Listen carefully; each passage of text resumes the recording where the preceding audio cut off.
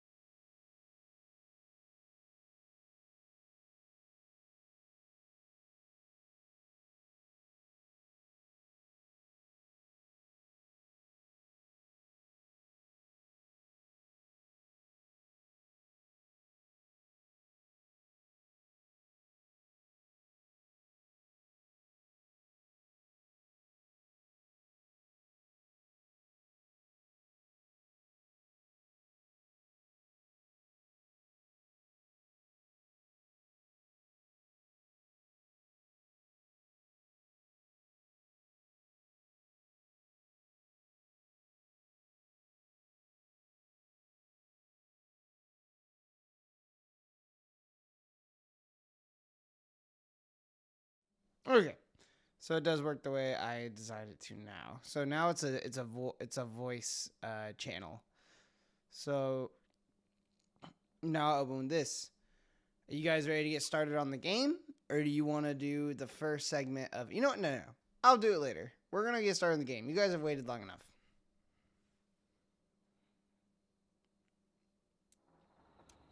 Ah, that's nostalgic.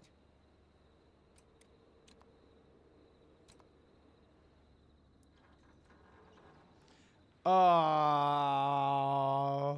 hi Ant-Man. Move LS, move camera with RS. I press R to pick up objects. Circle to drop objects.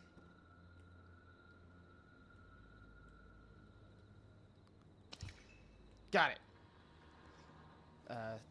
Triangle throw objects up to hold an object release.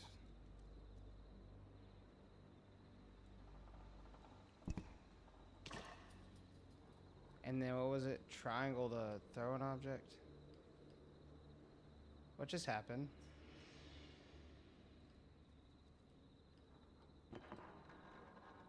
What the hell?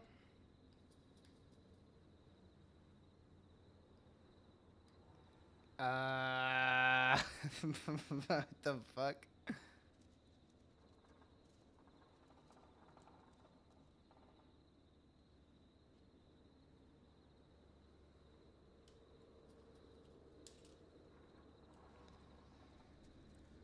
Uh,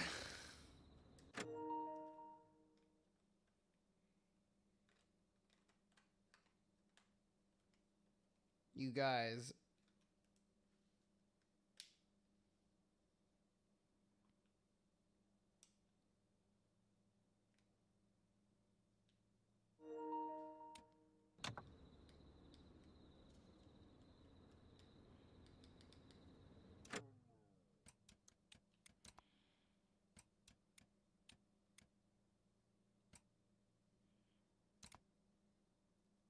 Something's wrong with my camera stick. I don't know why.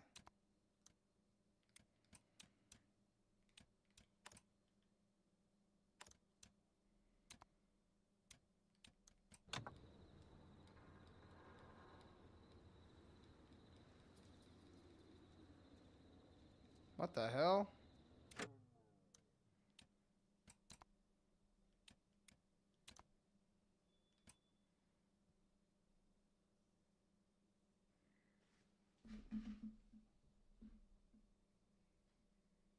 I am so confused.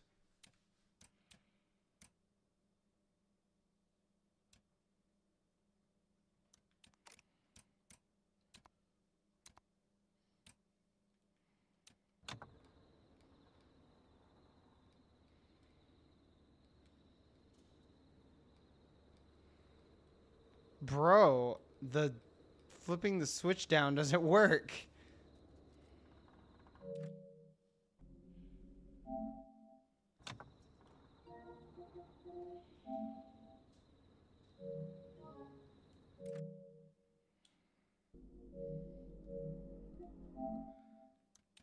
Flipping my switch doesn't work when I flip it down.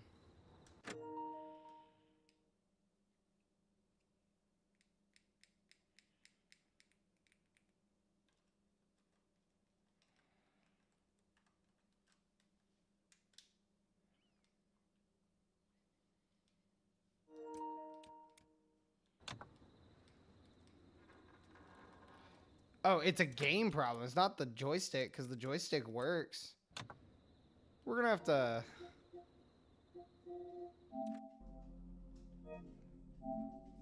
close the game. Reopen the game. The joystick works, because I can flick it down and it'll work in the menu, but then it won't affect the camera in the game.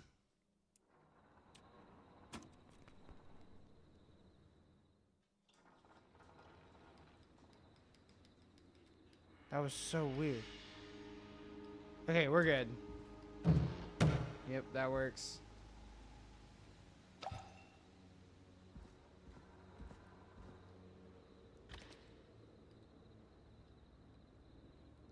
Hoorah.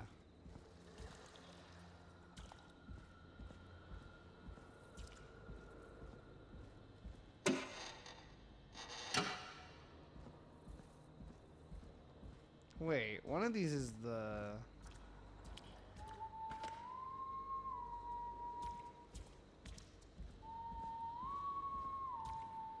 Ah, fuck.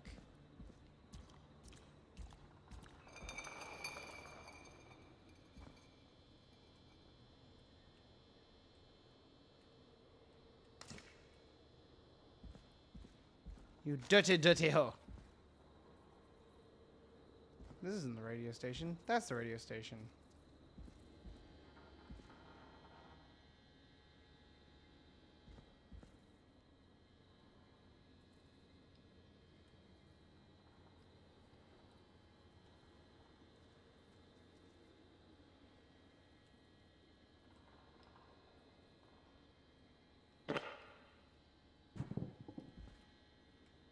Wait, what? Give it... Oh, I saw your message, dude. Absolutely, man. We can play together.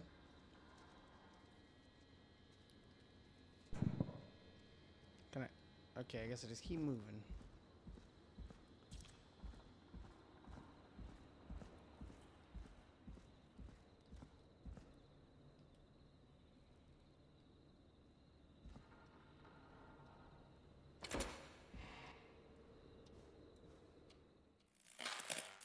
Dang.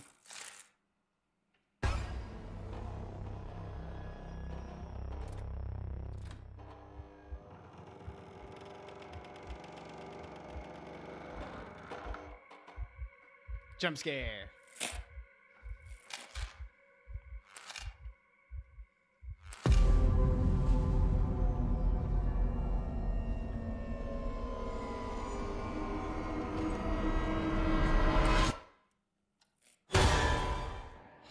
Yep. Remember that actually got me to scream last time.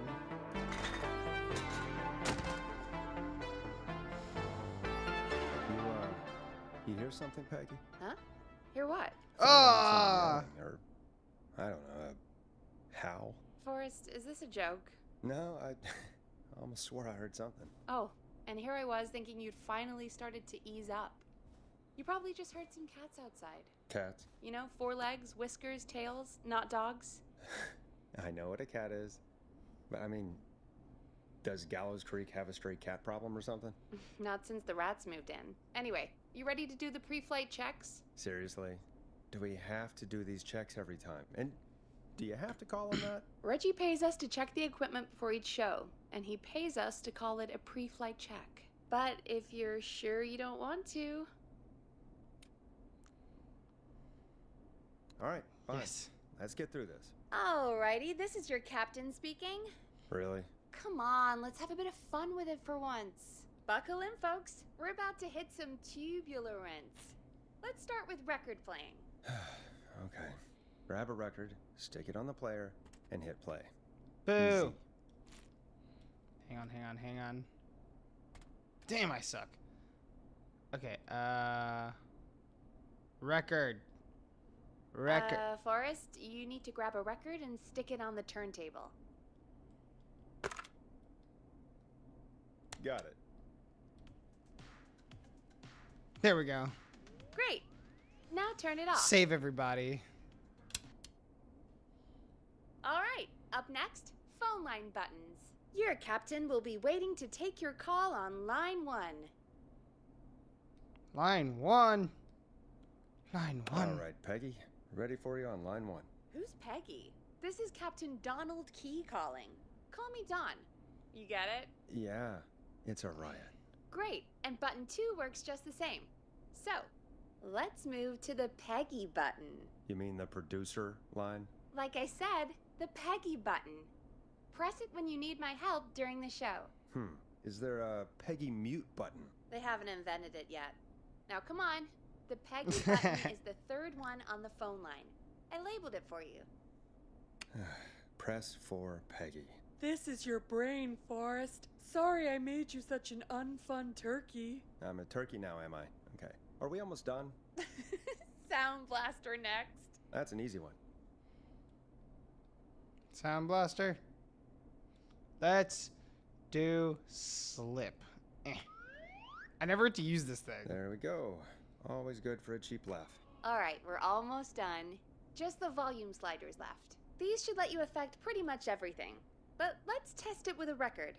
Play a record and change the volume with the music slider. All right. Seems to be all working. We done, Captain?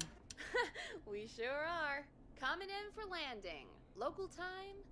Should not encourage you. I knew you had a fun side. It's my fun side that gets me in trouble. Let's get the show started. After your introduction, our Yes, first Cherry, you did. is Guess That Scream.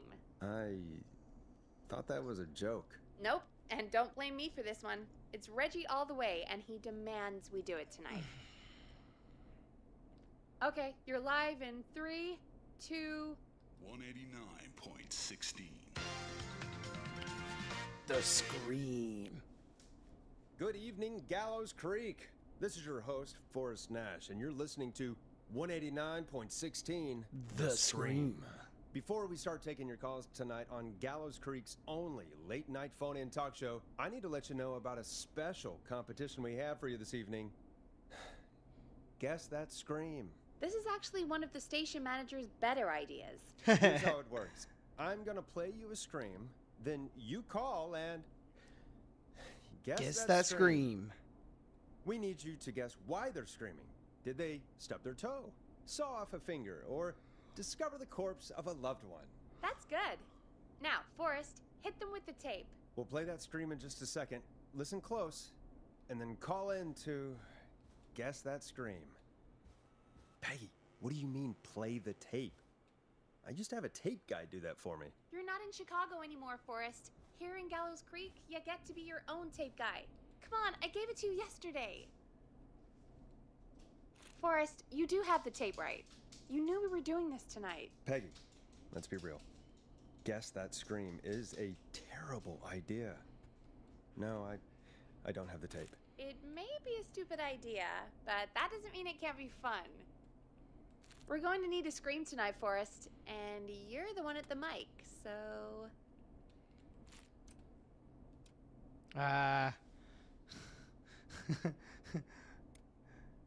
Really, Peggy? You want me to scream? You know this show depends on my golden voice, right? Come on, Forrest, just do it. Golden. It's enough dead air already. Just think of a scream and let it rip. Oh, God. Sorry about that. Yes! I'm back. Had to step away there for a second. Listen close, and then call in to Guess That Scream. Perturbed Yeti, falling from a cliff scream. Drowning.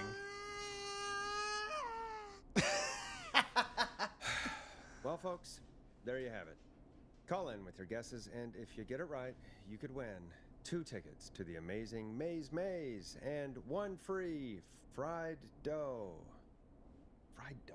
Just call in at 555-239-KFAM with your guess. Now, here's some music while you get dialing.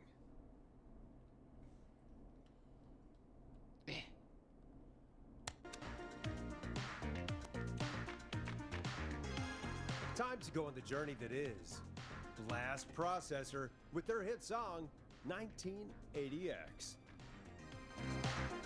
Oh, God, Forrest, that was amazing. Whoa, that's really cool. When you pause it, it goes... 1 second.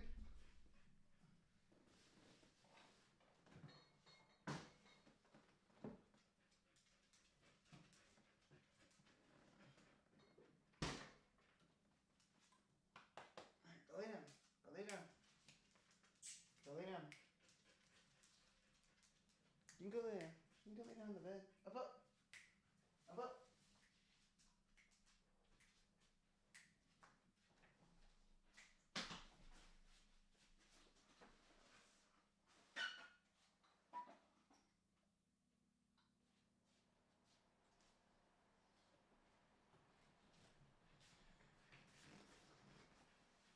And we're back. Let me put my little figurines back up on my monitor.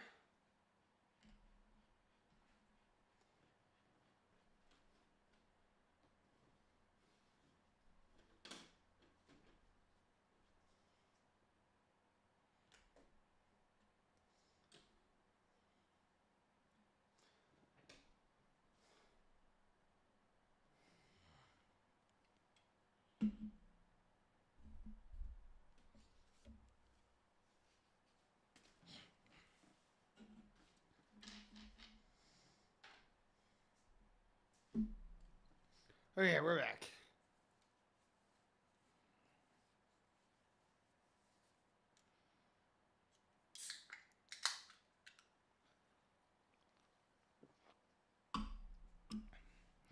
Paper ball baskets made from desk. 1. Oh, man. We're going to get 69 because that's funny. Okay.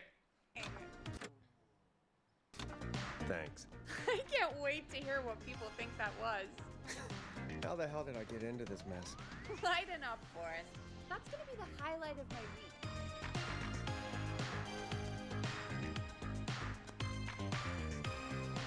Oh, Forrest, there's a call coming in. Okay, Forrest, shut the music off. Okay. Welcome to 189.16 The Scream, caller. You're talking to Forrest Nash. What's going on with you tonight? Forrest, thank God I made it through. My name is Leslie Harper. I'm the 911 operator and police dispatcher for Gallows Creek. Well, Leslie, I guess it must be a slow night for crime if you've got time to call in. What can we do for you? Slow night? Forrest, I found a body. I need help. Forrest, I recognize her voice. I'm pretty sure that actually is our 911 operator. I think this is real. Peggy, I'm not gonna be happy if this is a prank. I don't do prank segments on my shows. It's in my contract. Forrest, I really don't think this is a prank.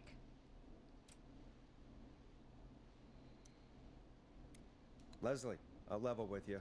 I find this hard to believe, but I'll hear you out. What exactly is going on? Sheriff Matthews is dead. What? Sheriff Matthews is dead? I couldn't get any response from the department. That's never happened before, so I came to the station and I found him. Oh, God. Poor Sheriff Matthews. Do you know what happened to him? Someone got him. No! Someone got up very He was close 2 days from and retirement. I really don't want to say what they did to him. Did he fight back? I don't know. I think he tried. He's surrounded by bullet casings. I think he tried to shoot at whoever it was, but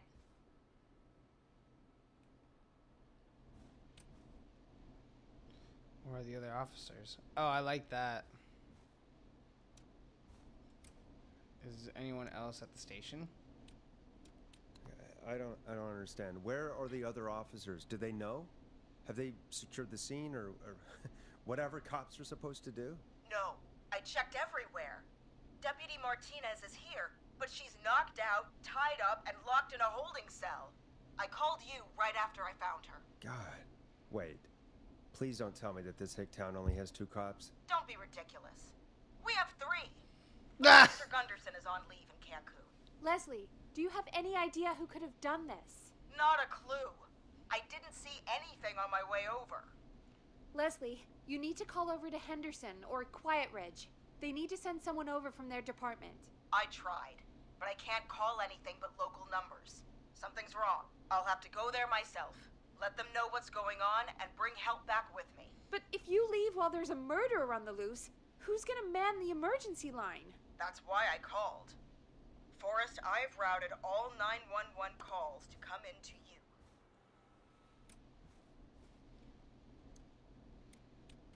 I'm a radio talk show host, Leslie. I talk to idiot people about their idiot ideas. I'm not a 911 operator. Why me? You're the only person with experience manning a phone line around here. You're the only person equipped for the job. Besides, there are lots of transferable skills between the two. It's like an interview. You ask questions to get information you yeah. can use. Keep people talking, you know? Guide the conversation and know when to jump in. You do know that I'm so good at interviews, they sent me from Chicago to Gallows Creek, right? So I've heard. But that doesn't matter. And besides, there are 2 of you. You can talk to each other, discuss ideas, work together. Hell, let's have some on-the-job training right now. I have an emergency. I need to get an unconscious Okay, Deputy let's go. Martinez out of that holding cell. It looks like whoever attacked her threw the keys into the cell after they locked the door. Is there any way you can reach the keys? No. There aren't any bars to the cell. And Perhaps the she door should let itself herself out only later. has a food tray slot. And that's too narrow for me to reach through. There's gotta be another way in. There's got to be another set of keys somewhere in that office. Those can't be the only ones. Of course. Yes, there must be another set. Where might Yes. another set be? Officer Maybe Matthews. Sheriff Matthews had a set of keys on him when he, you know. I couldn't see any at a glance, but I didn't really look up close. 1 second. Jesus. I forgot I think I might be sick. Sorry, Sheriff. I forgot how stressful this I'm is. just gonna turn you over and... Oh. Please don't stare at me. Presses the laugh button. That'd be terrible. Oh, wait. That might be them. I think I got the cell keys. Looks like Sheriff Matthews might have saved his deputy. Do the keys work? They do. Give me a minute to untie Deputy Martinez. I'll be right back. So far, so good, I suppose. How are you feeling, Forrest?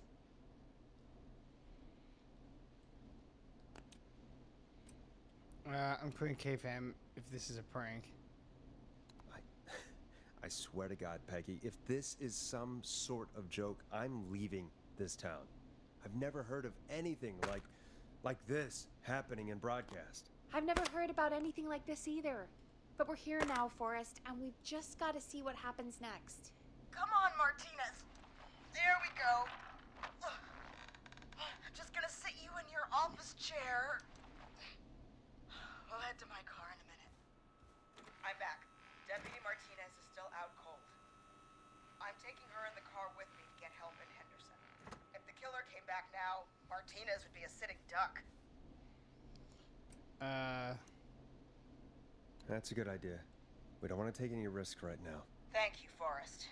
You and Peggy just worked together like you did earlier. You can do this. Now I'll be back as soon as What? My car! My car is on fire! What do you mean it's on fire? Okay. How the hell? Did it just go up in smoke? What happened? Wait. What? No way. This can't. Oh, Forrest, we have big trouble. What's happening? What's that noise? It sounds like whistling? Whistling? It can't be. Oh my god. I can see him, but he's dead, right? Right? But that mask, how the hell is he? Who, Leslie?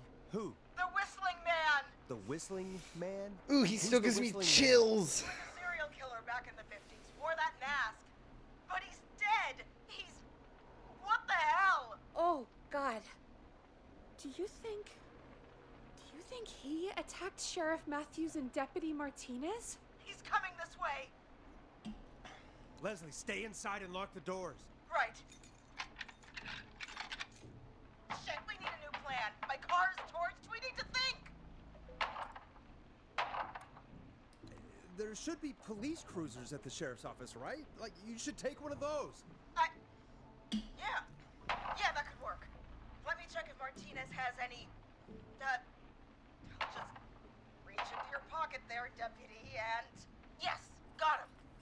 Keys for Squad Car 3. I saw that parked out front when I got here. Nice one, Forrest. Good thinking. But wait. How am I supposed to get us to the car? The Whistling Man is right there. The sheriff must have a gun, right? Can you see it? There was a gun next to him. Let me grab it. Shit. It's empty. He must have emptied it trying to defend himself. There must be a weapon lockup in the station, right? Could you grab something from there? I saw it earlier, but as you might have guessed, it was locked. But maybe one of these keys I got earlier will help. Let me see. Okay, salvaged it. No. Shit. No. I did not. Shit. None of the keys work. Are there any other weapons lying around that you could use? I didn't see anything earlier. Let me check Deputy Martinez's belt. Okay.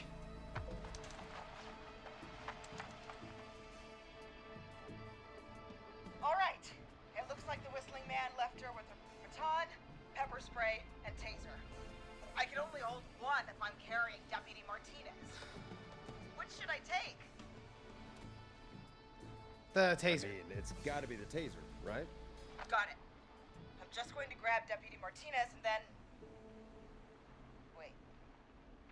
Do you hear that? Yes, but just to make sure we mean the same thing, what do you hear? The knocking stopped. Everything's gone really quiet. It's a trap. Be careful. I don't like it. Me neither. But it's an opening, and I've got to take it. Okay, Deputy Martinez, if you can hear me, it's time. Come on, Deputy Martinez, time to go. Just lean on me. Yep. There you go. Are you sure about this, Leslie? No time like the present, right? They're all close range. So, here we go. Again, you're hooked into dispatch now, so I should be able to radio you when I reach the car. If I reach it. Speak to you soon. Well, good luck. They're all close This is the range. part where the killer comes out of nowhere, isn't it? You know, I've got to say, this really wasn't what I expected when I came into work today. Well, they always say you have to be ready for everything in live radio.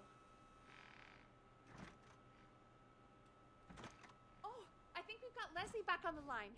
I'm putting the call through. Hello? Forrest? Peggy? This is Leslie. Are you there? Over. That's a big 10-4 there, good buddy. I'm guessing you made it to the car then? Sorry about the CB chat. Old habit. But yes, we made it to the car. Deputy Martinez in the passenger seat still out cold. Yes. I don't see the whistling Leslie. man anywhere, and I don't plan to wait for him. So I'm going to get us moving. Jesus! God damn it! Get back! Get away from her! Leslie, what's happening? The whistling! No! Get off her, you son of a bitch!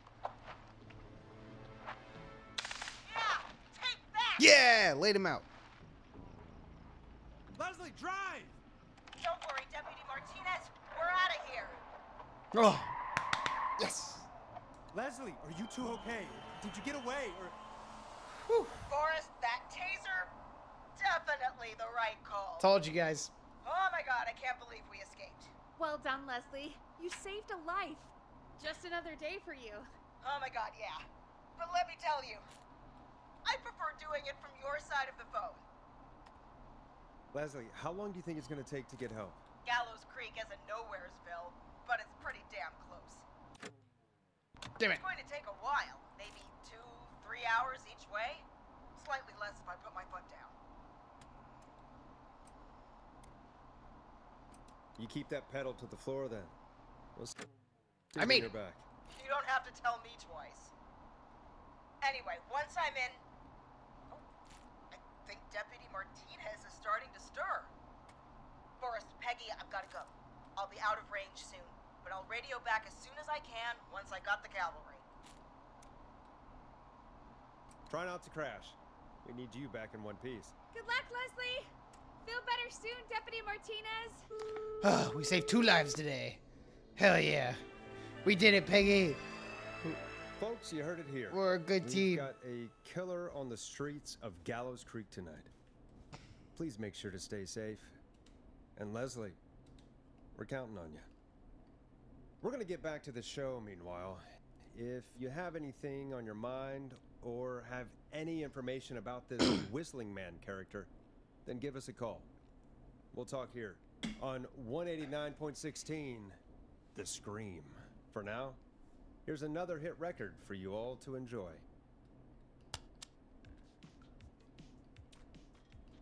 It's funky, it's groovy, it's Stab in the Twilight by Knife and Easy.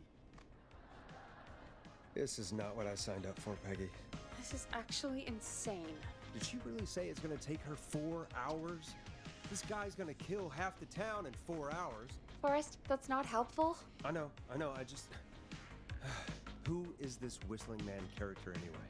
He was a serial killer back in the 50s. Edward Marshall Mooney. Went around in a freaky mask, whistling, and killed about a dozen folks in Gallows Creek. No reason for it. No motive. He just did it.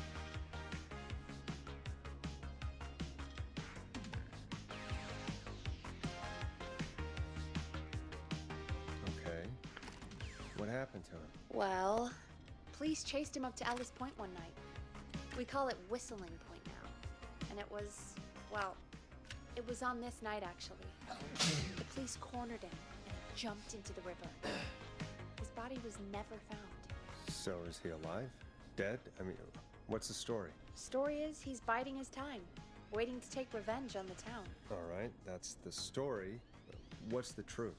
Other than we have a whistling killer on our hands tonight, I don't know.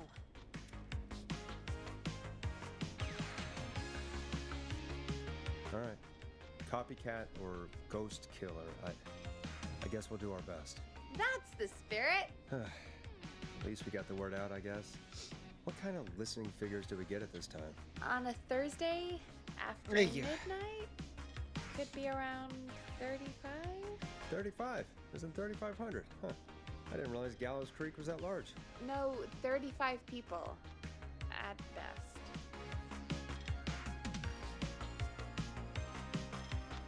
35 at best. 35, yeah. It's a school night. And what's the population of Gallows Creek? I don't know exactly. A little over 1,000? Oh. How many did you get before? You know. Before my career exploded and I ended up on a midnight hour talk show in the town of 1,000 people? Yeah. Before that. Around 5 for most shows on the low end. Big gas could pump that up to 10, 15, easy. 5,000 on the low end? We could only dream of that. 5 million. Million? Yeah, sometimes that's just the way it goes. At least the Whistling Man hasn't killed me yet, I guess. Yeah. I guess we're gonna learn a lot about perspective tonight, huh? Oh, we have a call coming in. Take it when you're ready. Time to turn the music off. For luck. Yeah. Yeah. Oh yeah, we're pumped now. Hello, caller. You're live on 189.16, The Scream. The Scream. Is everything, all right?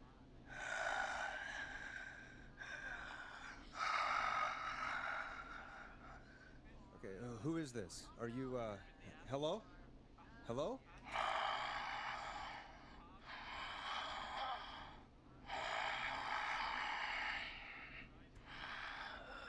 Okay, what's your name and why are you calling in?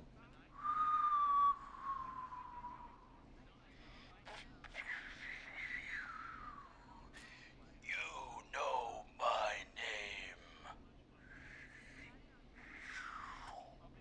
I've come back from the dead to kill again.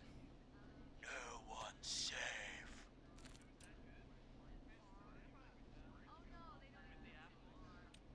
Do you accept requests? I've got a list of names I'd love to see in the obituaries. Maybe you must make a sacrifice to us. A sacrifice? To us? I mean, me. Got him. We want cheese. Whistling Man. Pretzels. I mean, I want cheese-dusted pretzels. Or I'll cut your face off. Goddamn kids. I'm cutting them off. Not yet. I want to deal with them. We also want a mega gulp. You're little shits, you know that? There's been death tonight. What the hell is wrong with you? Hey, suck it, old man. Gallows Hyper Blood. Woo! For anyone just tuning in, we do, in fact, have an actual killer out on the streets tonight. Anyway, this next one's dedicated to all of you staying inside with your doors and windows locked.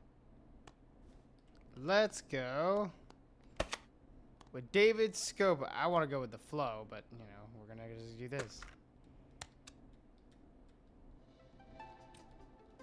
It's David Scopo with Moonlight. Peggy, the hell was that? Kids pretending to be a killer who right now is stalking the town? It's a thing. A thing? Ugh, kids around here. They pull pranks pretending to be him. By pretending to be this Whistling Man character? They think it's funny, but it's not. It's not funny at all. And there's no chance that our Whistling Man was just a prank. That Leslie... No, that's real. Christ. Let's stay positive. We still have a show to do. We already have another caller on the line. All right. Let's do this.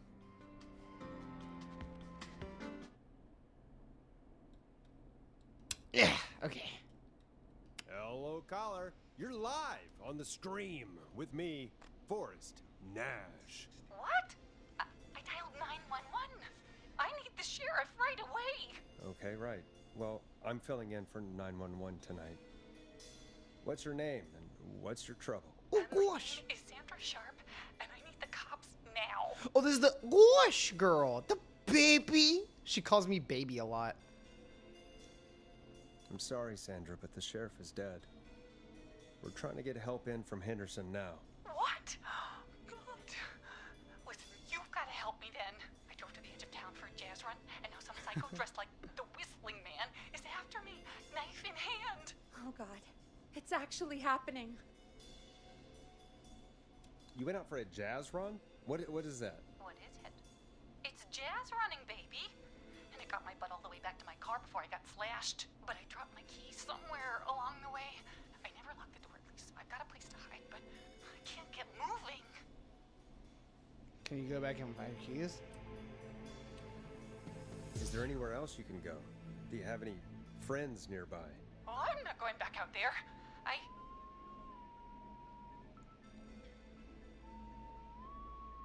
Oh, shoot. Oh, he's back.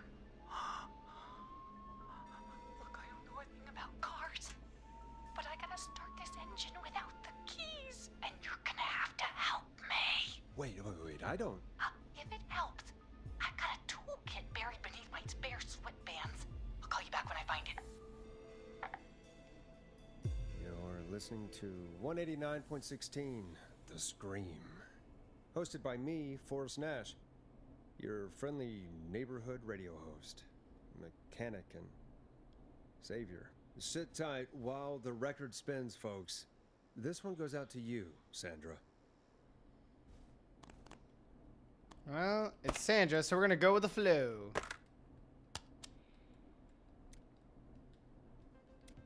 Now it's time to go with The Flow. And this is their hit, Crying for Help. Doesn't the station have a show about cars? The Tamora twins or something? Timberline Twins Talk Motors. Yeah. You know they're not even brothers. Really? They look the same, though. I know, but they're not even related. It's weird. I asked them about it once, and they got really sweaty and defensive. Anyway, go see what you can find. The offices are out the door and down the hall. They gotta keep their reality alive. Philip!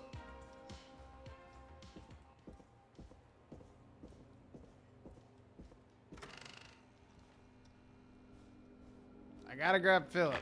Sorry, girl, but Philip. He's important. Good old Philip. I missed Philip. What do you guys think about Philip? Did y'all miss him too?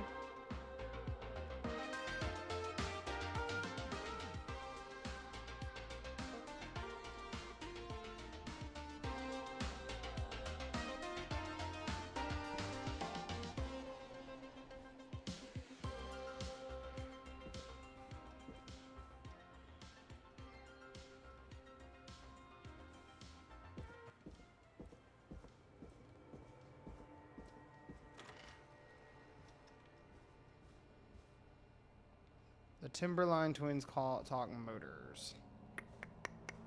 Timberline Twins.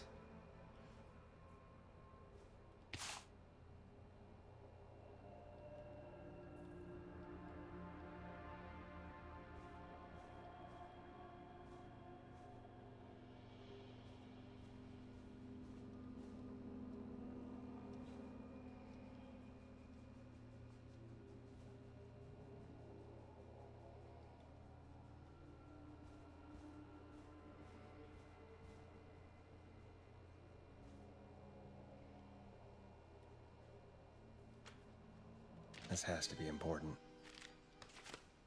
Twins, I've borrowed your car theft magazine. Those retros are sitting right.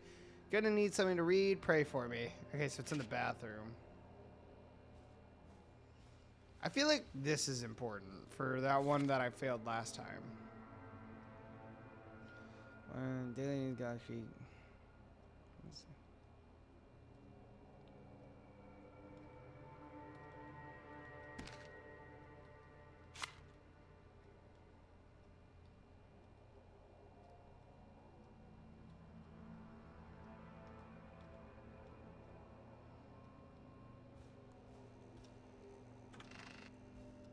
So many locked doors, so few keys.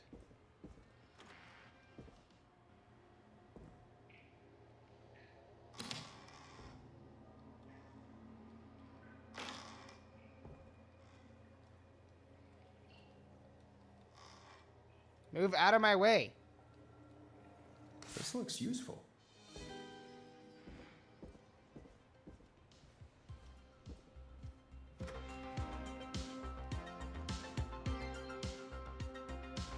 What could you, future cars, what could you be driving in 2000?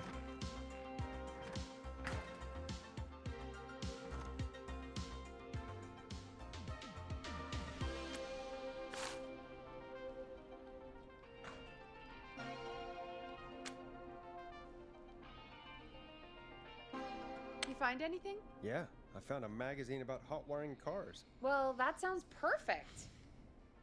Okay, Forrest, shut the music off.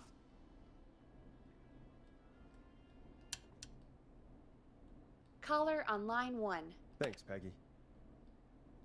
We're back with 189.16, The Scream. How are you holding up, Sandra? The creep's looking through the parking lot trying to find me. But I've got my tools, and I'm ready to get this hunk of junk moving. How do we start this baby? Use screwdriver's key. Alright, the ignition and twist clockwise. Put the screwdriver in the ignition and twist clockwise. Yes! Here goes, baby. Screwdriver's too fat to fit. What next? Move the steering column cover. Unscrew the steering column. All right. Just turn. Just turn. 1, 2, 1, 2. God, how long are these screws? Okay, cover's off. Okay, there's a bunch of wires down here all paired up, and oh God, my heart is pumping. Check the serial number with a strip.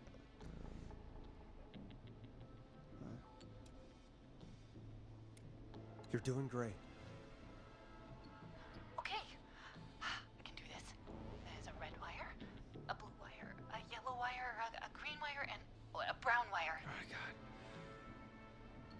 God. What's the number on the steering column? What's the serial number on the steering column? The number is 576-894-320. Or between 3 and blue. Red and blue.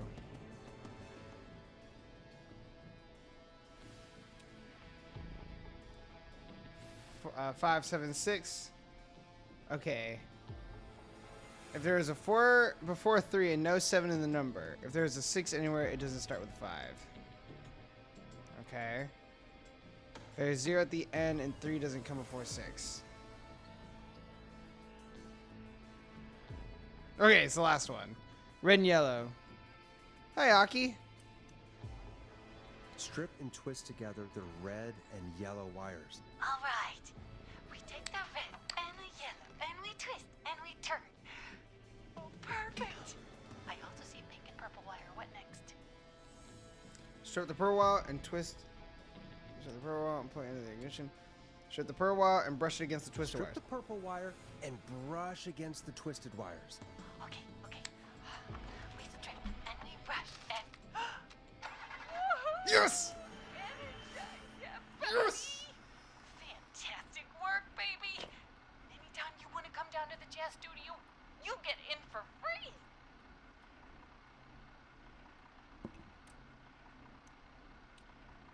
I'm glad you're safe, Sandra, but please lay off the jazz. Sorry, Forrest. My life is my own, especially after that. I'm happy to be me. I'm happy for you too, Sandra. And come on, Forrest. Just have fun with it. I don't think jazz should be that big of a part of anyone's personality. That's all. Forrest? Don't worry about him, baby. He'll learn one day. Anyway, gotta get home now. Thank you all again. Mwah! We did it, Forrest! We sure did. Here comes another hit track that we're excited to share with you. And remember, if you're also having car troubles, then tune in to Timberline Twins Talk Motors here on 189.16, Monday to Friday at 5. Take it away, Forrest. Ooh, I love this one. I like the way this record looks. Let Storm Riders take you on a rock and roll ride with the Glam Jam. I still can't believe this is happening. Right? Like Gallows Creek didn't already have enough to worry about? What do you mean? Gallows Creek is a miserable place to live. Really? Miserable?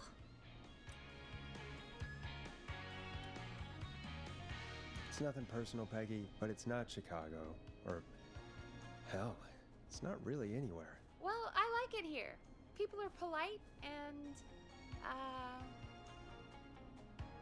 Stab happy? don't be awful, Forrest. Come on, there must be something you like about this place. Here, Philip, make yourself comfortable. I'm doing okay. I guess some folks have been okay. You're not terrible after a while. Not terrible after a while?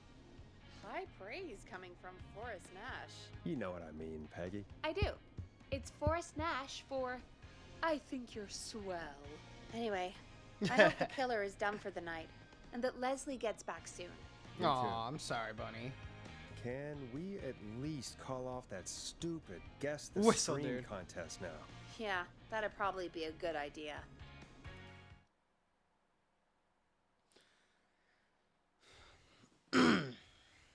Caller on line 1.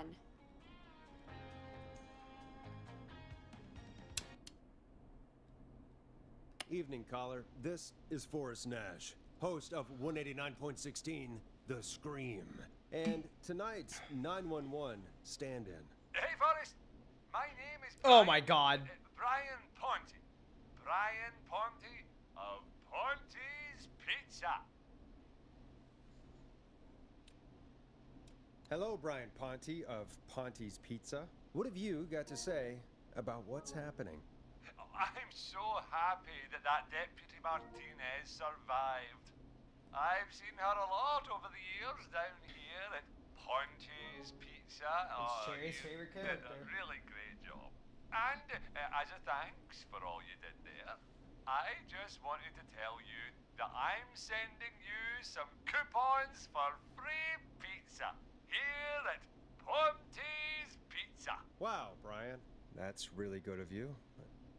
You really don't have to, though. Oh, it's the least I can do. And if you like it, well, you're in luck, because we're always running great deals that'll have you eating for pennies. Sounds great, bro. And let me tell you, the pizza we have is to die for. Oh, no. Poor choice of words tonight, I guess. Yeah, that didn't come out great. Yeah, that didn't come out great. I'm sorry, Forrest. Well, I just hope I didn't put you or anyone else off coming on down to Ponte's Pizza. We've got a great special this weekend. Our famous beer and pizza deal. Beer and Wait pizza. a minute. Come on down to Ponte's Pizza this weekend. You've just got to pay for one slice to get yourself. God damn it, you're just calling in to advertise your shop. Peggy, hang up on him. Done. Oh, real quick, before I forget, it's probably time we played a paid ad. Now, a word from our sponsors. You know how to play an ad, right? Sure.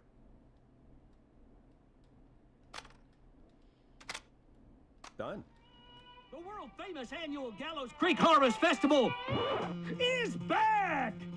We got it all out on Giblet Field. We got the Little Miss Harvest Pageant, Princess Harvest Pageant, Harvest Queen Pageant, Cotton Candy, Corn Dogs, Cornhole, Corn on the Cob, Crokinole, Country Music, Can Jam, Jams, Jellies, Jamborees, Juggling, Roller Rickies, Roller Disco Lessons, Praying.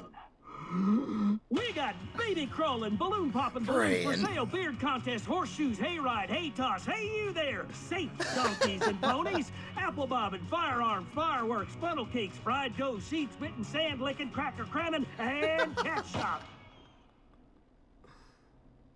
And fake tattoo, face painting, puppets, petting zoo, amazing maze, square dancing, story swapping, spelling bee, quilting bee, and sewing circle, pie eating, lawnmower racing, hot dog eating contest, flower contest, and of course our famous gourd measure-off. The festival is brought to you by Mayor Linda Cartwright, Praying. sponsored by Gallows and Sons Factory, and dedicated to the memory of Garrett Miley, tragically taken from us last festival. I can see why it's world famous. It's a highlight around here, Forrest. Oh, I am sorry to hear that, Peggy. All right, folks, welcome back to the show. We have a note from my producer. That's right. Come find me at the Harvest Festival.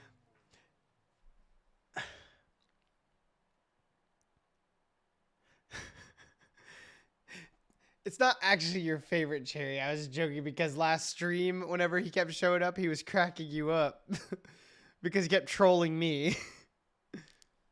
Festival tomorrow to grab your choice of a KFAM mug, sticker set, or poster. Let's see what our next caller would choose. Damn it. Welcome to The Scream with me, Forrest Nash. Yeah, Leslie. This is Maurice Russell from the Gallows Reporter. I'm at the office. This guy just broke in downstairs and... Wait. Forrest Nash? I want to speak to 911. Put Leslie on. What? God, another one? He sounds like Sullivan. Leslie left me in charge. I am 911. I am 911, at least for tonight, anyway. Damn it, son. I don't care who you are. Just put me on with Sheriff Matthews. Sheriff Matthews is dead. Ted? What happened? Did you witness the incident? Are you willing to do an interview for the reporter? I can cite you as an anonymous source, if that's a concern. We're live on the air. Anything we say can and will be broadcast. Live on... Damn it. All right. There's obviously a lot more going on than I know. Yeah, there's a lot happening tonight. You said someone broke Bye, in. Beast. That's nothing to get worked up about. Some idiot kid just broke in, dressed as the Whistling Man. Teens. They get worse every year. This punk wasn't even a disappointing twinkle in his daddy's eye when Edward Marshall Mooney stalked the town. But I was there. I covered it. Maurice, I don't know what's going on, but he's back. The Whistling Man is back. Don't be an ass, Nash. Every year this happens. They think it's funny. Not a big deal, old man. But they didn't live through the terror 30 years ago. Anyway, I know for a fact, Edward Marshall Mooney is dead. I don't know who I'm looking at on the security monitor. But if he killed Sheriff Matthews... Where are you now? I'm in the boardroom, upstairs. We got security cameras all around the building. You can watch them on any TV set here. And there's a set in the boardroom.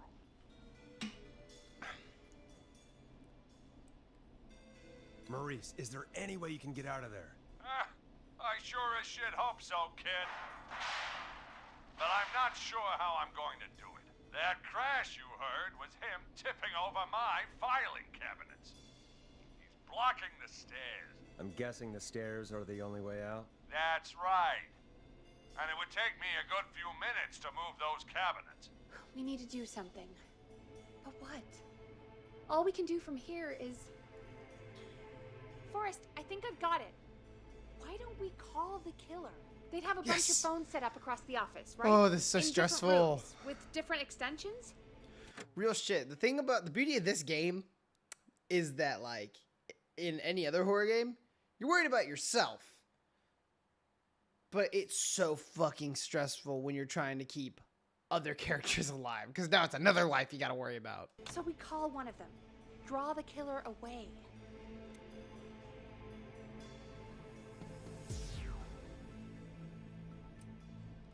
Cousin. To get an exclusive interview with the killer? Buy Maurice time. That could work. Exactly. It's worth a shot. I can hear you, you know. The son of a bitch hasn't killed me yet. Sorry, Maurice. Peggy and I were just trying to figure out...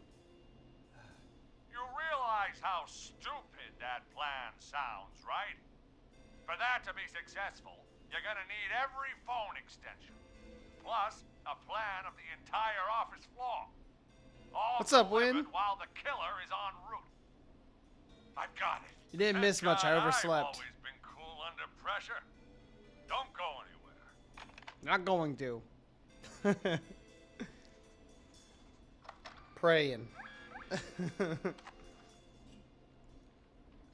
You don't think the killer got him, do you? Mr. Russell, I'm here. The freak's going to be here any second, too. Go check your fax machine.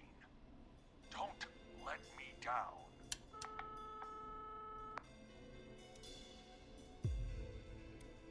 that was fast. How do you know our fax machine number? KFAM and the Gallows Reporter have a pretty long history. Tell me where the fax machine is again, Peggy? The fax machine's in the office on the other side of the hall. Thanks, Peggy. Be right back. Cherry, you're right. I have an understanding Okay. audience. Go to the office on the other end of the hall. Grab the fax from the machine. What's this Easy. room? I'm not getting in there tonight.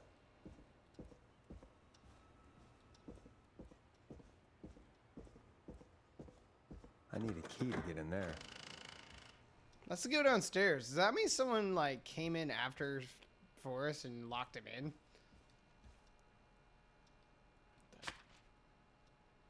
That's just scribble. I can't read that.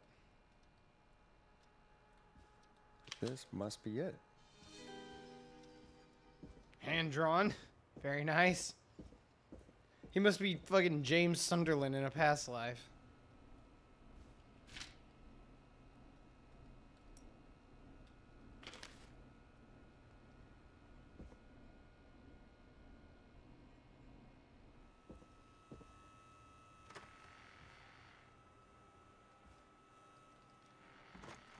Son of a bitch.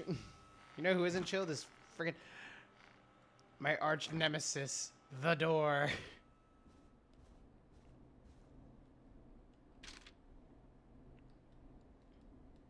Hey, did you get the fax? Yes, I have. I lost Mr. it. Russell, you still with us? I am. You get my fax? Yeah, I got it right here. Good. I knew you could at least manage that. Okay, folks, we're back on the Fuck line you. with Maurice. Let's see if we can help him avoid the Whistling Man. Here's the situation. The Whistling Man searched every room in the hall leading up to the boardroom. Okay. Now, he's in the office next door. Oh shit. It's now or never. This plan of yours better work. I'm ready on my end, Forrest. Again, we want to draw the killer away by dialing an extension number, and then move Maurice somewhere safe. So, what extension should I call? Okay.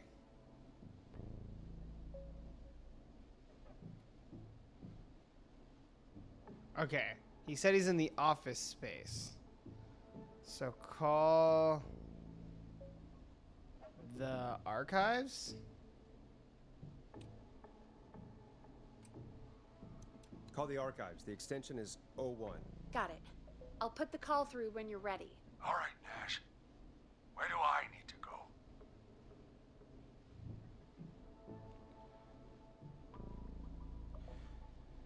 Hang on, where did he say he was?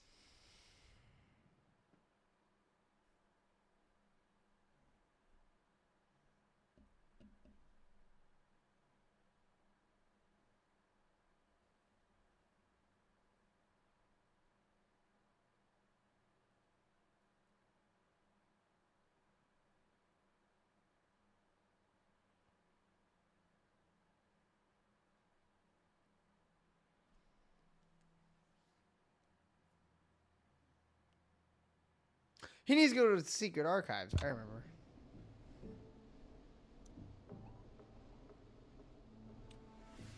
On second thought, let's dial another room. Let's dial another. Boy, we're wasting time. He's right, Forrest. I can get another number ready, but we probably won't get to change our minds again. Where do you want me to call? Call. Call the editor's office. The extension is 03. Got it. I'll put the call through when you're ready. All right, Nash. Where do I need to go? You're moving to the archives. Yeah. That makes sense. There we go. Go somewhere he's already That makes more been. sense. Not bad, Nash. I'm ready to place the call. Are you ready, Mr. Russell? Don't have much choice, do I? Make the call. Yes, sir. Calling now.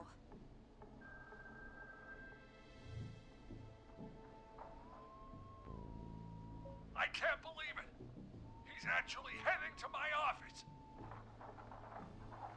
It was all Peggy's idea. Credit goes to her. Don't mention it. The coast is clear. I'm shutting off the TV so he won't see me on the security cameras. Then, making my move. I'll call when I get there. Do you think he'll make it okay? I'm sure he'll be fine. But now, what do? We gotta find some way for him to get past that barricade. What do you mean? I don't think calling the Whistling Man is gonna buy Maurice enough time to move those cabinets. We gotta think of something else. Yeah. Maybe we could... Oh! Call incoming. You ready? Ready as I'll ever be. Put him through. Alrighty. Mr. Russell, are you there? I am. I don't think he saw me. Gotta give you credit for that, but I'm not out of the woods yet. Right. Let's review where we are. So, the only way out is by the stairs, which the Whistling Man has blocked with furniture. Exactly. I can move the furniture out of the way, Okay. but not quickly or quietly. Could you lock him There in we a go. room? That'd probably buy you time enough, right? Maybe. But the damn fire regulations say every door in the office has to unlock from the inside. He'd be able to get out just as soon as... Wait. No. I got it. The secret archive through my office, where we keep our most sensitive records. Ooh, a secret archive? Reggie would love that. What have you got back there? Juicy secrets about outer space? Now's not the time, Peggy. Peggy, I don't think now's the time to be playing around like that. You're right. Sorry, Forrest. Kids, we're in the big time now. I've got it all figured out. The secret archive. There's no lock on the inside of that room, only the outside. You can't break out. If we can get him in there, and I lock him in... We can catch the son of a gun. Exactly. Oh my god. Forrest, we might be able to end the nightmare right here. Yes. So should I call the secret archive then? You can't. The archive is a room for secrets, not gossip, so we don't have a phone in there. Oh, we're gonna need to change it up then. Any ideas, Forrest? Maybe we could use a radio. There's no radio in the secret archives. Are there no radios at your offices? I don't have one in my office, but What is it? our sports reporter, Hopkins, he has a little portable radio he never turns off when he's here. That might be what we need then. Is his portable radio still there? There you go. It should be. It's what he calls his work radio. It should be here in the archives, actually. Let me just take a peek around. Great job, Forrest. Looks like you picked the perfect Yes, place. I did. Thank God. For praying. He hadn't found it yet. Let's congratulate ourselves later. I found the radio. It's right where I thought it would be. It's all coming together. I'm just gonna turn it on quickly, make sure it's still got some juice. Maurice, turn the volume down. We don't want that thing blasting just yet. Yeah, I knew that, Nash. I was just doing that when you yelled at me. Sure. The radio works. If I make it out alive, Hopkins might just get that day off he wanted. He's earned it. Let's do it for Hopkins, Forrest. Wait. Ah, God damn it. If I can't have this stupid thing turned up, how am I supposed to draw the killer? I can't be in the room when it's on, or I'm dead. You just... Oh, that's a good point. But wait, we're the radio. We can just be quiet until you're ready. If you can do that, then... Yeah, sure. 189.16. I know that's your station number. But a good editor always double checks. Can you confirm that? 189.16, The Scream. Gallows Creek's best and only phone-in talk show with me, Forrest Nash. And me, Peggy. Peggy. Jesus Christ. I've got the radio Fuck on you. silent. I tuned it. Now, I just need to get to my office. Sounds like we need to make another call, Forrest. Where should we send the killer? Okay, so when you get to the editor's office, so call the archive. No, call the.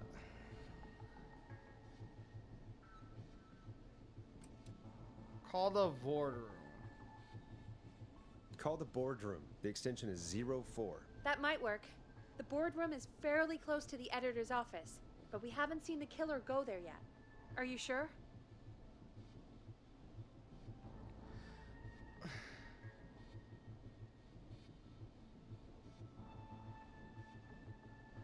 I'm sure. Make the call. Okay, calling the boardroom now. It's a gamble. I can send him to the kitchen. He's right next to the kitchen. He's on the move. I'll call you guys from my office in a second. Looks like we're almost through this nightmare. Any idea what you'll say to draw the killer in? I'm gonna do my best impersonation of Maurice. I think that'll draw the killer in. What's your Mr. Russell impression? I think I gave that masked freak a slip.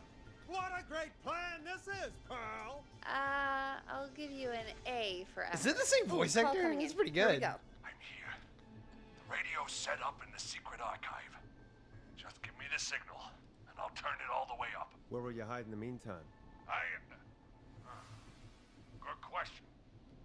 It's under my desk, but you can see under it. I've got a big cabinet, but that'll take me a second to get into. Anywhere else? Not really. There's the secret archive itself, but that's where the killer's going. I could try the cubicles, but they're pretty far away.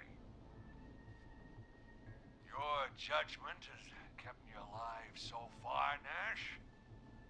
What do you reckon? Do the cabinet. Hide in your cabinet. All right. Well, this is it. I'm going to go turn the radio up to full blast now. Don't say anything until I've had time to hide. You got it? We know the plan. You can trust us. Here we go.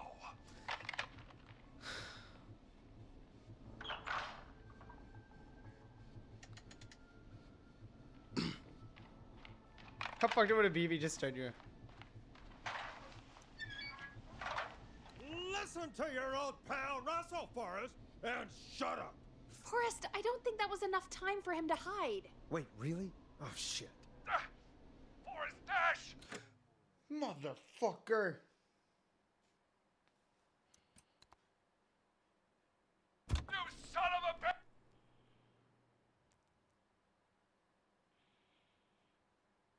We're gonna try that again. Hide in your cabinet. All right. Well, this is it. I'm going to go turn the radio up to full blast now. Don't say I anything panicked to put until I've had time to hide. You got it? We know the plan. You can trust us. Here we go.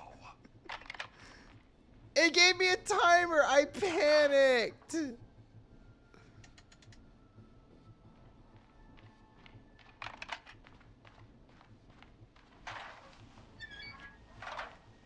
I think it should be safe now, Forrest. That's it! No more hiding! I'm a That was the tough old game. man. That was cheeky. I've been on the beat longer than you've been alive! Come on down, Whistling Man! Come and get a knuckle sandwich! That was the game's fault. It gave me a timer. I panicked.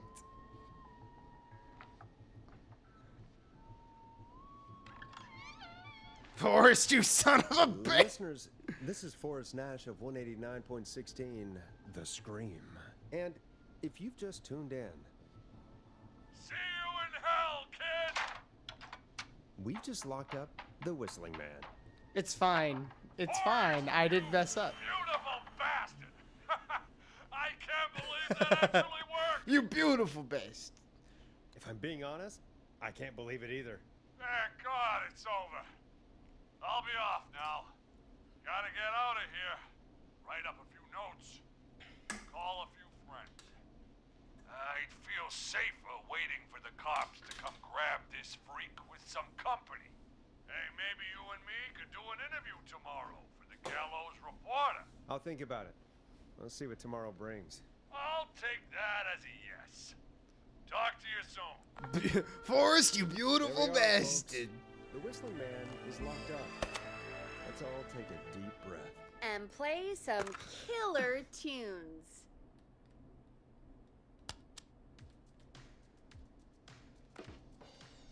That's for you, Peggy. Looks like the night should be pretty easy from here on out. Right? Thank God that's over.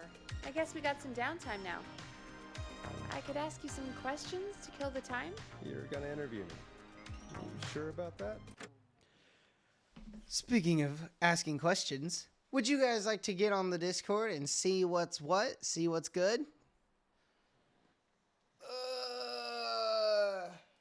Ask me a couple of questions.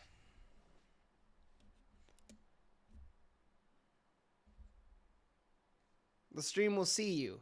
I won't be able to, we'll hear you. It won't be able to see you, by the way. So that's the good news. If you want to come on in and say hi on stream, you absolutely can come on down and say hi on stream. So.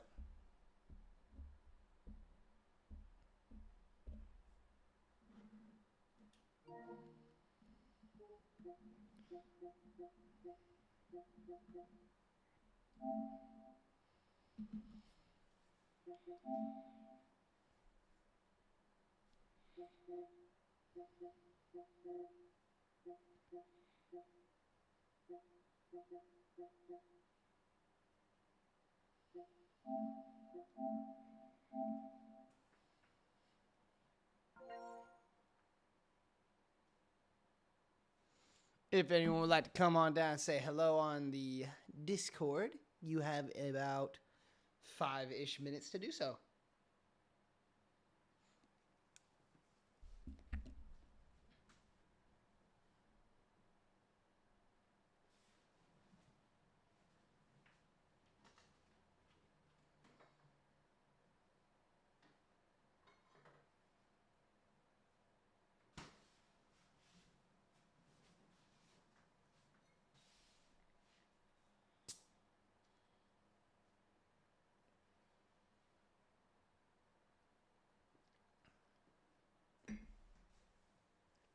Sounds like nobody can tonight. Not yet.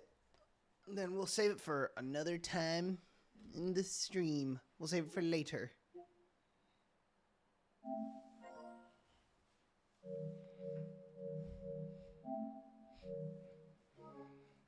You're not so scary. Besides, we've been working together like a week now, and you're still all shrouded in mystery.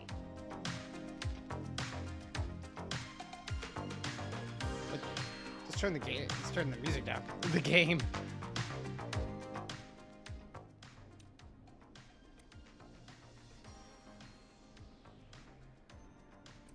All right, shoot. What do you want to know? Question 1. Tell me about your family. What?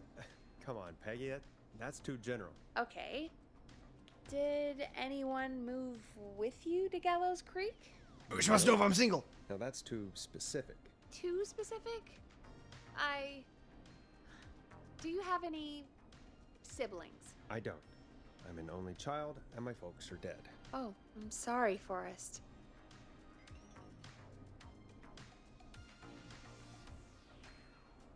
You're sorry. Why? Did you do it? Of course not. I'm just messing with you. Anyway, what about you? Any siblings? Your mom and pop still around? I thought I was asking the questions. You are. I'm just making conversation now. Oh. Well, my folks went the same way as yours. Huh. What a coincidence. Yeah. My dad walked out when I was about 13. He'd been a wreck for a while. Then he got himself into a wreck, and, well, that was Dad. Mom didn't take it well. She remarried pretty quick after that. She wanted to forget Dad so bad, she even made me take my stepdad's last name. So I'm Peggy Weaver now. Anyway, Mr. Weaver got sick one day, and my mom didn't last long after he went. I'm sorry to hear that, Peg. Don't call me Peg. Yeah, sorry. I was just trying to be... It's okay, I know. I'm sorry. I'm defensive about that name. Any siblings? Funny you mention that now. No. Not Hi, how's the anymore. void? I had a sister. You see Umber while you were there? I haven't seen her since before my dad. Hold on. Someone just rang the door buzzer. What on earth could someone want at this hour? I don't know. Do you want to go check it out? Me? You sure you don't want to go? I can't leave the booth while we're on air. One of Reggie's K-Fam regulations. I'll pass you the key to the stairs. Gee, thanks, Peggy. Come on, Forrest, don't be a puss. The buzzer's on the front door. See you in a bit. Excuse me. Wait, isn't this the part where I get Okay. locked outside? Down to the first floor, then check the door. Yes, because that's the right idea. Unlock the door going up to where we are. Wow, that was ominous. A tape.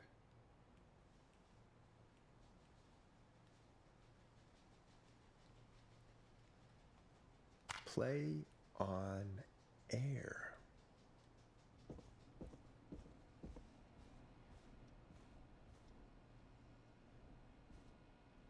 Dang.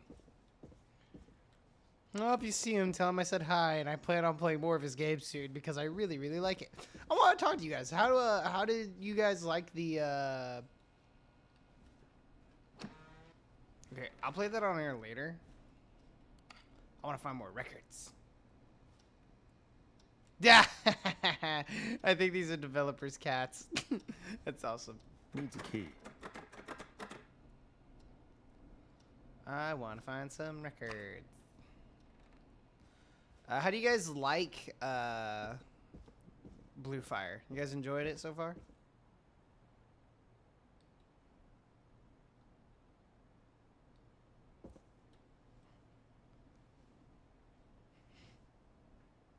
Good job on the new job.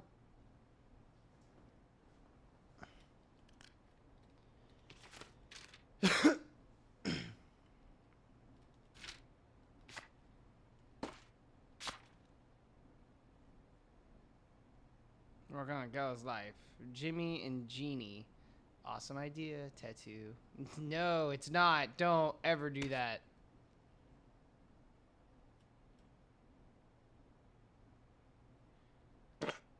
Interns do it for free.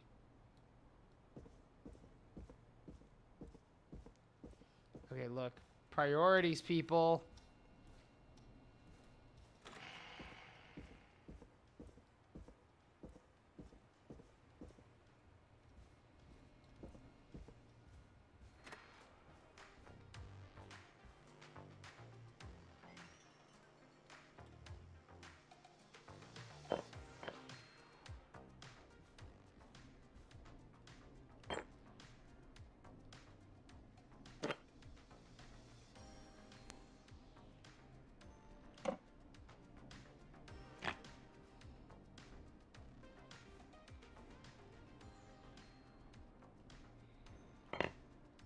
Interns do it for free. There we go.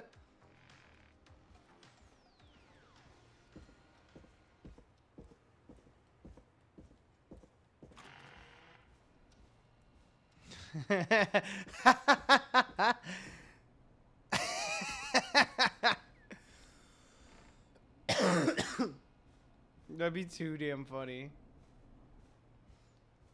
She's like the Family Guy death pose. Damn, she's got some good taste in movies. This poor intern. That's a shitty spot. Oh, that's her chair. It's a fucking box with a couch cushion. Y'all couldn't even give her one of these? Y'all suck. What's up here? Aw. What the fuck's the point of an emergency exit that's padlocked?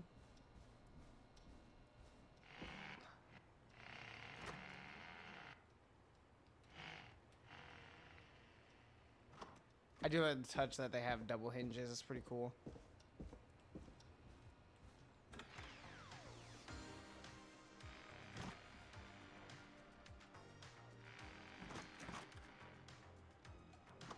There you go.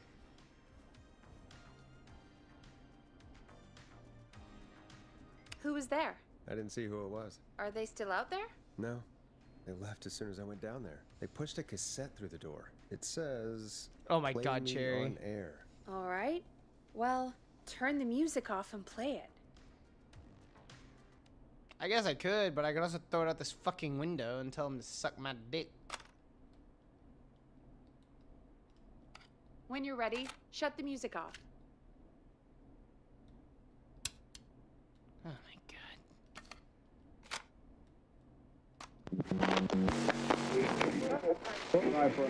Hello, Gallows Creek. Time to Pay the price. Time to pay for lives. Time to sit there. I will punish you. I'm going to enjoy this. I did not enjoy that. What the hell was that? Oh, Forrest, we're still on air. Say something. Folks, Folks, the tape you just heard was passed through our door only moments ago. I don't know how or why that came through our door with the killer locked up, but be careful, Gallows Creek. Stay home and stay safe. Give us a call if you need help. You can get us on 911. Shit!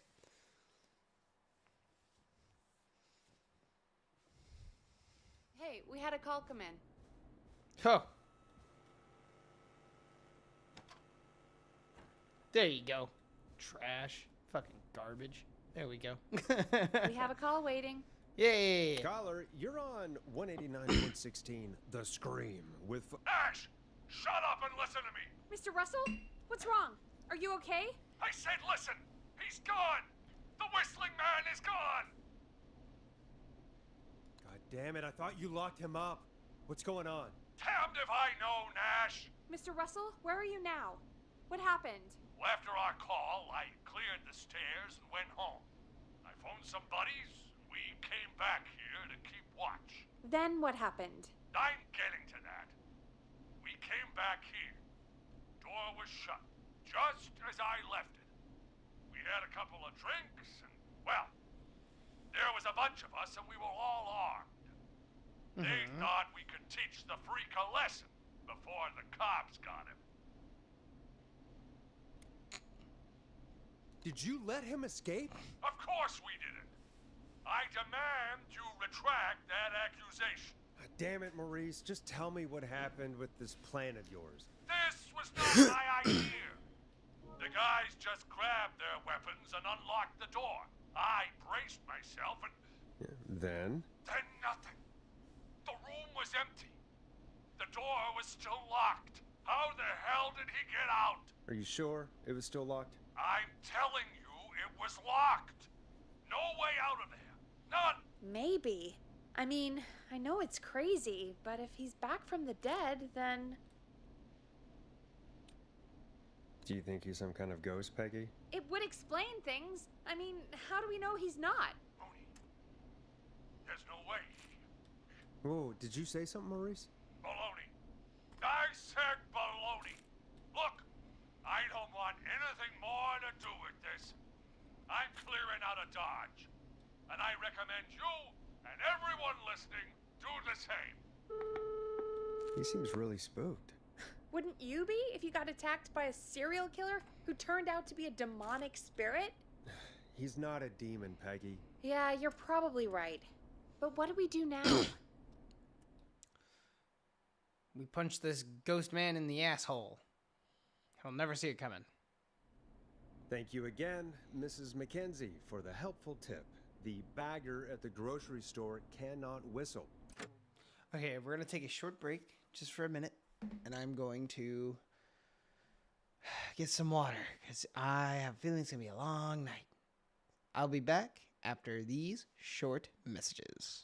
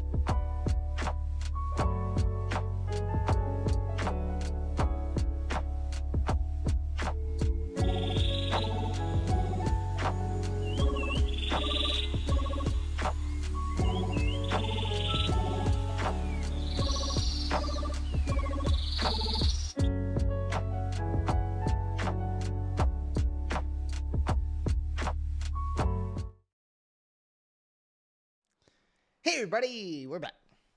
Just a fun little reminder of what we used to be. Remember when the channel looked like this? Remember when it looked like this?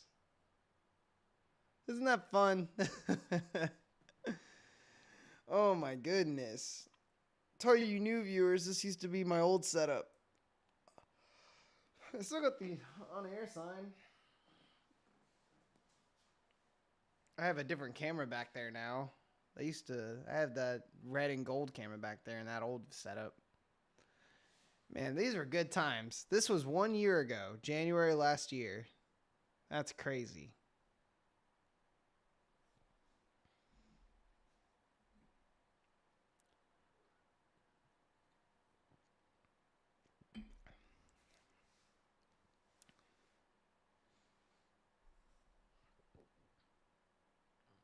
Ain't those some good times?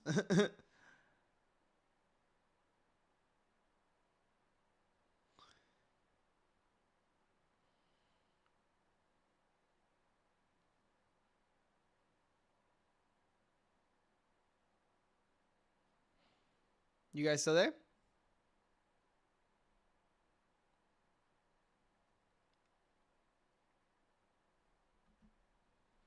Here, let's check this out. Let's pretend that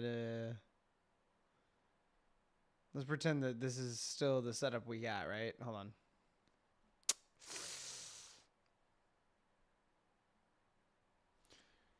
Hey everybody, it's me, Zonical Moth, with my plug-in microphone. Back in the good old days when I still used a microphone that plugged directly into the computer.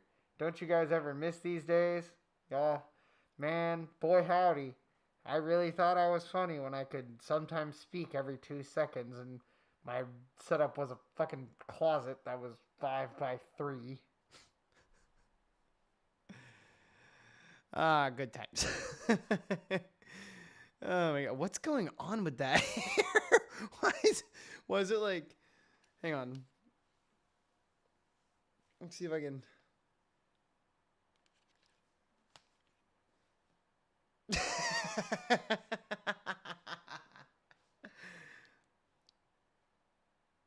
I'm fucking beautiful.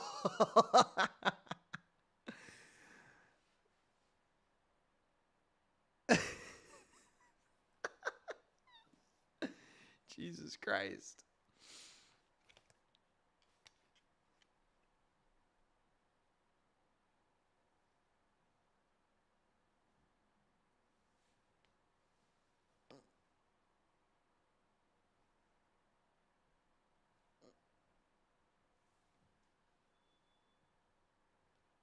Oh God.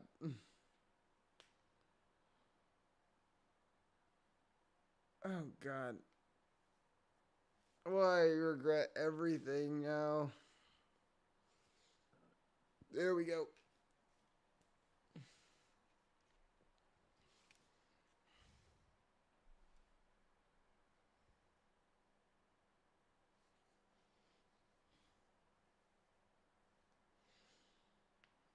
There we go.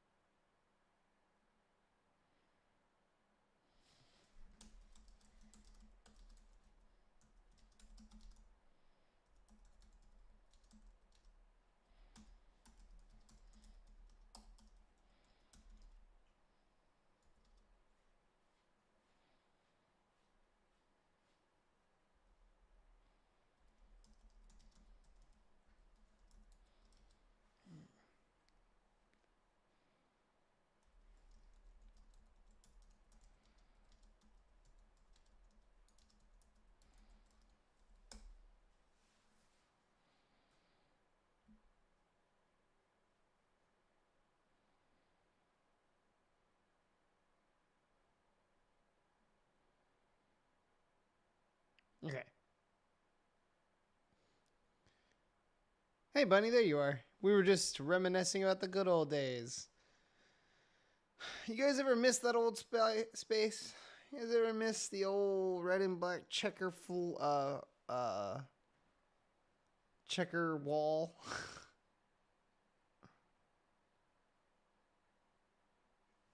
Them's the days right there. I keep pointing, circling with my mouse like you guys can see it. But these were the days, weren't they? God, that closet got so fucking hot. That old space was terrible. It was so cold in the winter, and it was so fucking hot in the summer. This room's air conditioned. It's ugh. And I had to have an extension cord run into that room to get power into there because that room didn't have outlets. So like that room had one outlet powering the entire room. It had a single light in the wall.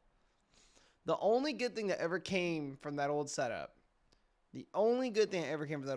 was sound was great. Like if I had a decent mic at that point, which I didn't get a good microphone till right before. I had this mic before I moved into this room. But man, that was a good time. And then I disappeared for like a whole month and a half, and people were blowing up my message board wondering where I went. I had a big reveal, which was that I moved rooms. It was great.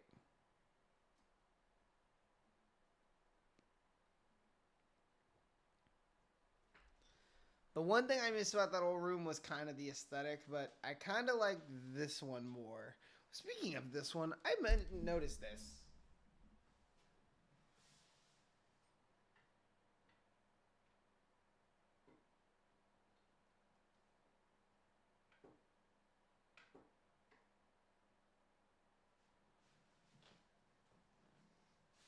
Someone fucked with my hockey mask. I don't know why, but Jason was like tilted.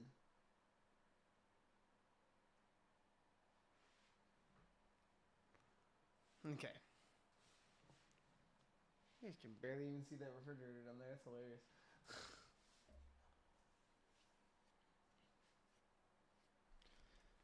Yeah, those were the days. I mean, this room's way better. Like it's not even a competition. Like, this room's fucking huge.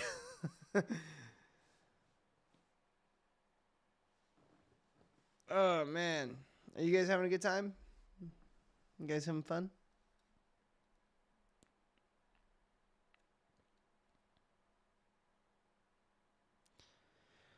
All right, just.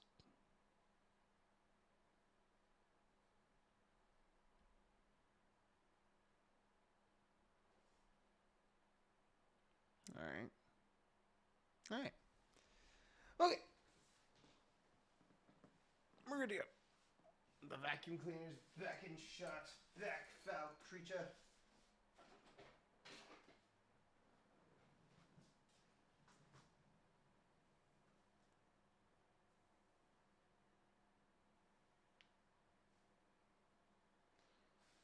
Okay. Let's get started. Back, foul creature. Okay.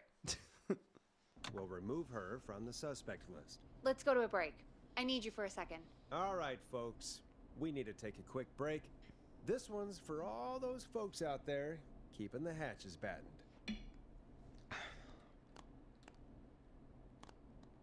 Let's do this one.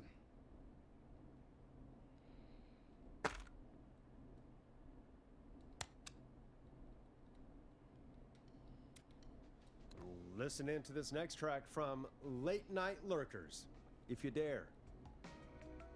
All right, Peggy, what's up? I pushed a cassette under my door. Go play it.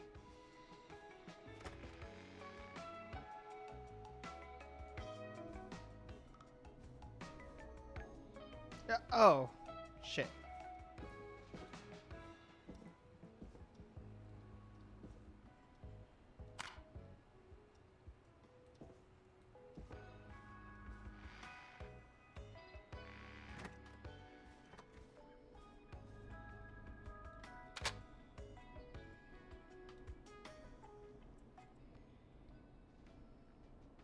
Or try your call again.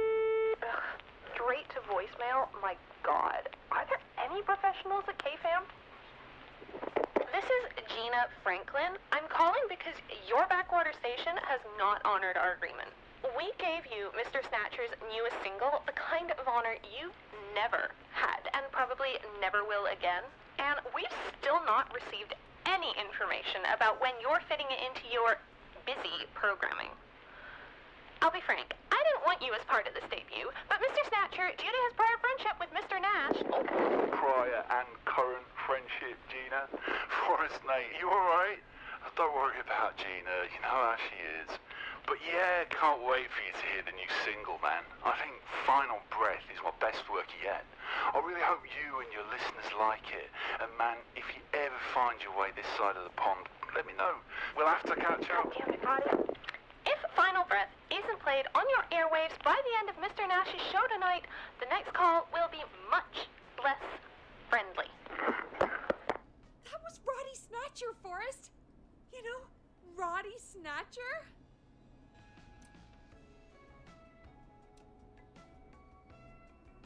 That used to be a big deal, Peggy. I knew lots of people. I love Roddy. I Will Always Find You was my song. I wish we still had it in rotation. Oh my God, I can't believe you know Roddy Snatcher. And I can't believe you didn't tell me he sent you his new single. We have to play Final Breath. Where is it? I don't know. They mailed it to KFAM, not to me. Then it's gotta be downstairs at reception. Man, I can't believe Barbara didn't say anything. I mean, well, if that fiasco last Friday about the missing Knife and Easy track is any indication, folks at KFAM aren't against hoarding station music for personal use. I think we're still missing a few tracks, actually. Well, go get Roddy's song before Gina sues the pants off us. Okay, Jesus. Why is there a thingy red? Hey, did you get it? No, not yet. Any ideas where it might be? Oh. If it got mailed to the station, it's probably still at reception. Check around there. Thanks.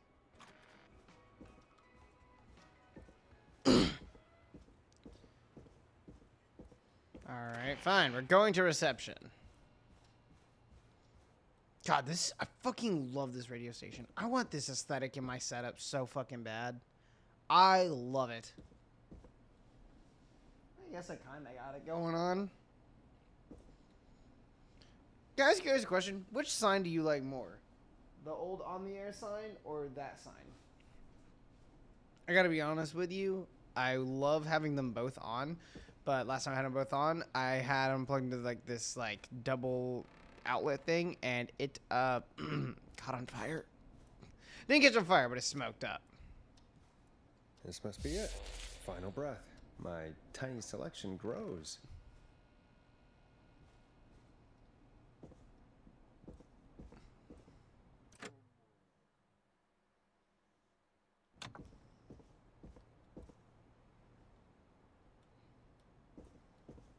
There's any more hidden around up here?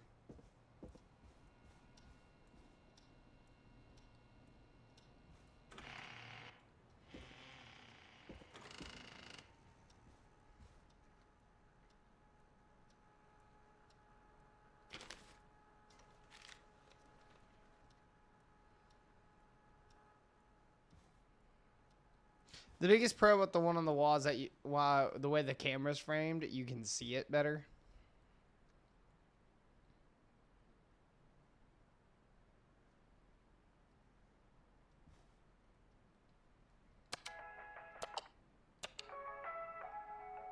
Oh, that's cute.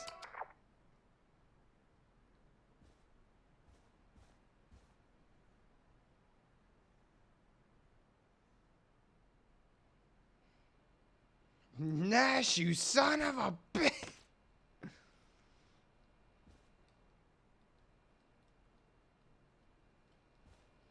I'm looking for any more records. Wait, I can't interact with any of these, but I can interact with this one.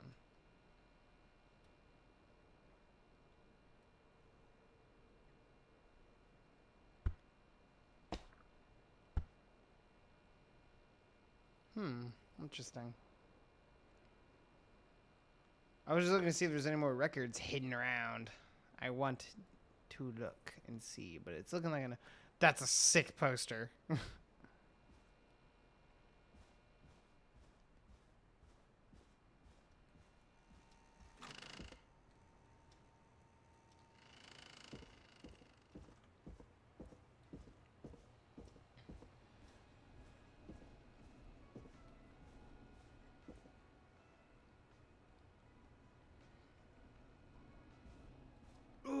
do I get this one?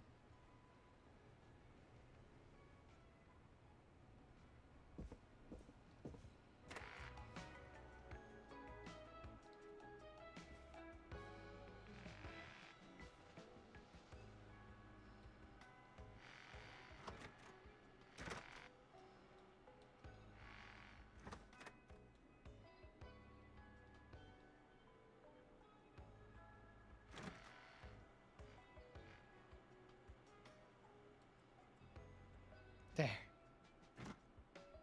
Jesus.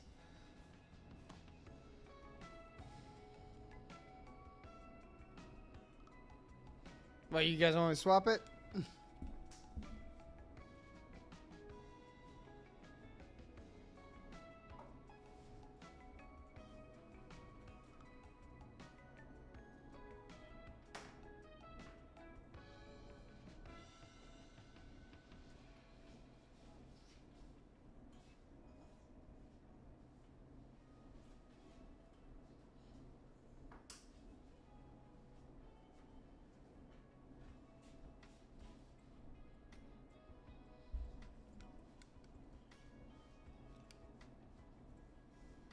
All right. Hey, did you get it? Got it. Let's get this on the air. Gallows Creek. I'm pleased to say we're in for a much-needed treat. Up next, courtesy of the British sensation himself, is a track you won't hear everywhere. Here's Final Breath by Roddy Snatcher.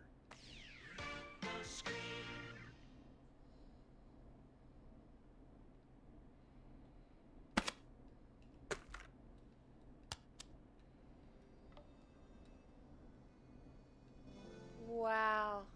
God, Roddy's the best. He is.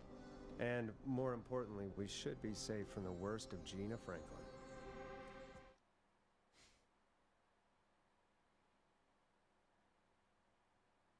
Well, the block I was using is smoked. Peggy, you just talked through the whole song. Oh, whoops. It's okay. I can just play it on loop later. Oh, shoot. I just noticed we have a caller waiting. I really hope it's nothing serious.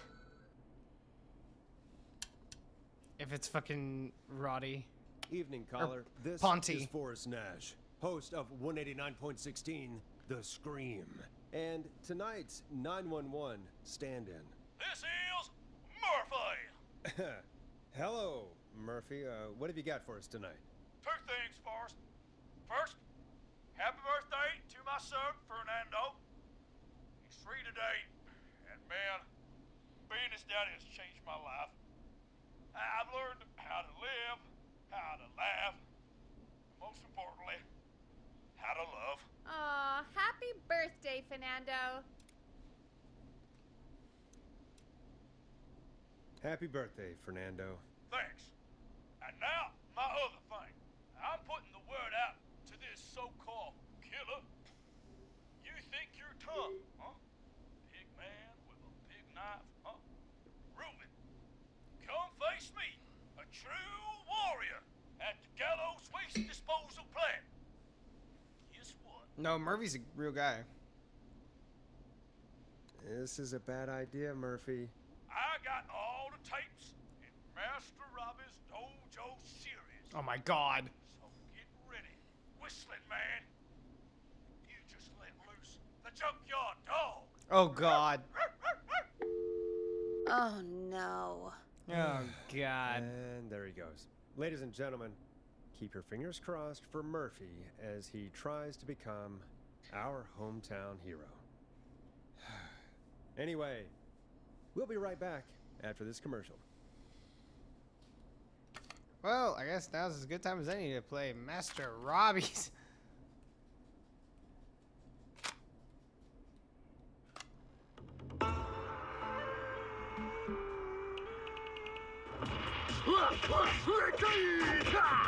Do you seek ancient wisdom? Do you want to double your power? Are you ready to unlock your inner warrior for only $24.99? Then step into Master Robbie's deadly dojo of Kung Ra Te. and receive direct by video warrior instruction from me, Master Robbie. You will learn the 4 qualities of an ultimate conqueror. The power of the alligator, the discipline of the tarantula, the speed of the tuna, the poise of the scorpion, and the wisdom of the bullfrog. Using classified techniques, I'll unlock your inner chi after only 5 30-minute video sessions.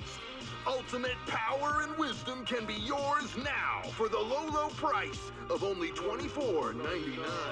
Just call 555-7861 USA to take your first step to becoming a champion.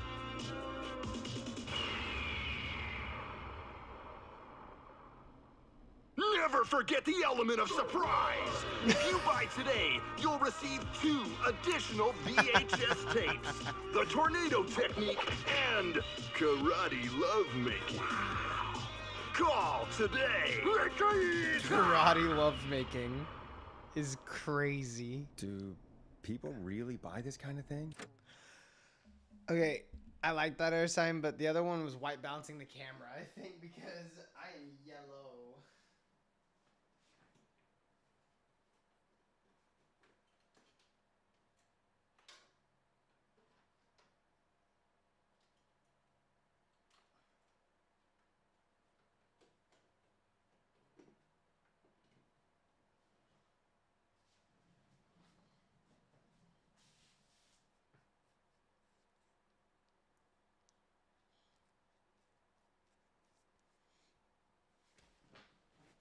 Karate lovemaking. That was crazy. That was so funny. It was like, never forget the element of surprise. That shit is wild. Don't pretend like you're not interested. I mean, I wouldn't buy them, but I might watch them, I guess. Yeah, I bet karate lovemaking sure is something. Is Forrest Nash at a loss for words? Let's just get to the show. Don't make me report you to What a HR, deal. Peggy. Only $24.99, and I'm not just saying that because they're paying for the airtime. Just ask Murphy. But unless they pay us more, then it's time to get the show moving along with our next caller. We got a caller. You know what to do. Hello, caller. You're live on the Scream with me, Forrest Nash. Oh my god. Who's there? Who is this? It's fucking Ponty. Hello. Are you still with us? Forrest? He called me?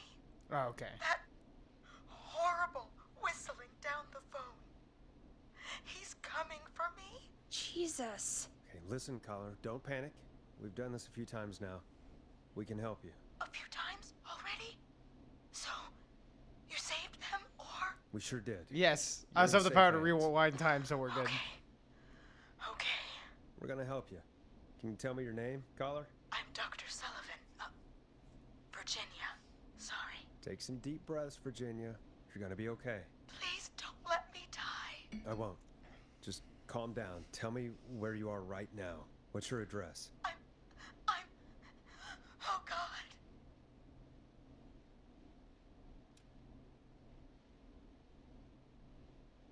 Maybe you can hide in your house? He'll find me. I know he'll find me. Is there a neighbor you can call for help? No. Everyone's away tonight. What are the chances? Just a fraternity down the street. You live by a frat house. Yes, they're having a party. And takeout coming in all night. Lawn covered in beer cans. They're getting wasted. And I'm about to get... Oh, God. Virginia, what's the name of the frat? Oh, God. I can't think. I can't. Any idea what the frat might be, Peggy? If I knew where she was, I might know, but... Wait, the takeout! If we can get takeout to the frat, we can get a message to them to go and help. Virginia, who did they order takeout from? I don't know. Frat party, yeah. Try to remember. Come on, Virginia. Try to remember. I can't do this. Well, folks, seems like our Virginia hung up. while we try to figure out what takeout to order, here's some music for your own midnight snacks.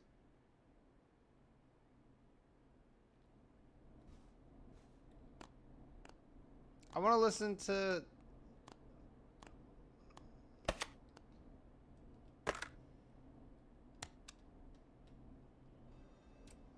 I know him.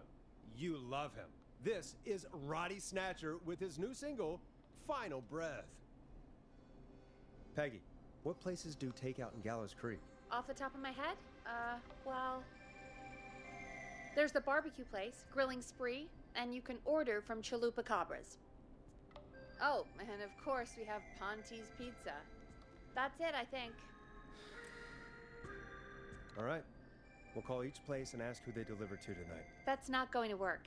Takeout client privilege. What? There was a lot of competition back in the day. Things got ugly. It's a long story, but what we can do is this. We figure out where the frat boys ordered from, call the takeout pretending to be from the frat, place an order, and include a note asking them to call the station. There's no other way, is there? Not that I can see. Well, let's not I waste any hate this time town. here. Is crazy. That's the spirit. Although I'm Got any slowly suggestions in decorating your this waiter place. book? Check the offices for anything food related, and maybe the kitchen downstairs. You'll need a key for that. I'll just slide it under my door now. Thanks, Peggy. God, where to start? What would make me order from somewhere if I were a partying frat boy? We have a food critic, right? Chad or Brad or...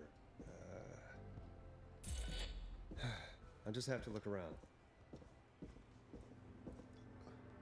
Oh, God. Am I insane, or did you guys see something too?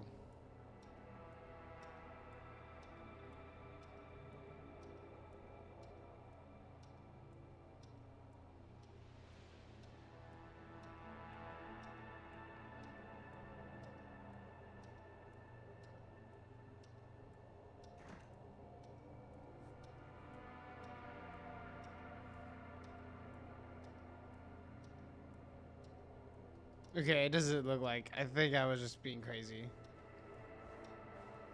I'll just slide it under my door. It's crazy.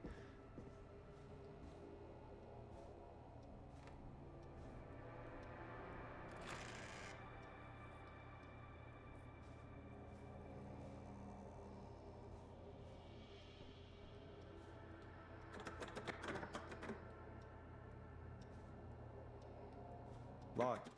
For now.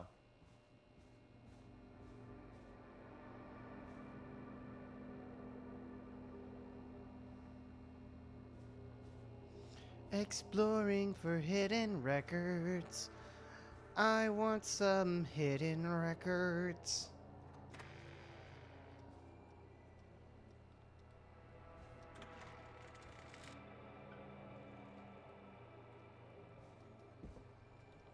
God, this is a sick break room.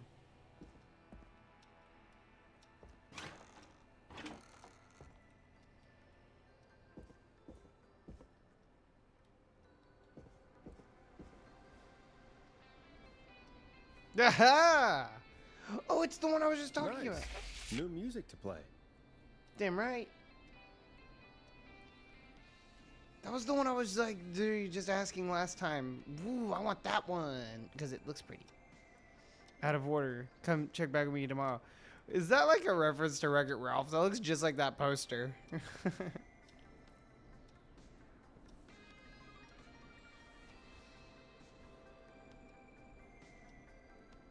Dude, this place is so fucking lit.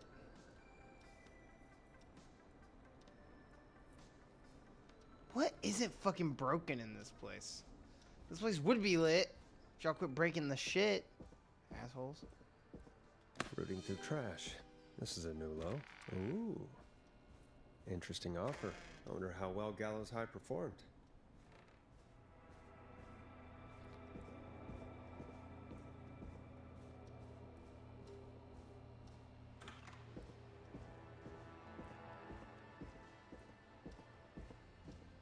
Yeah, I got this one.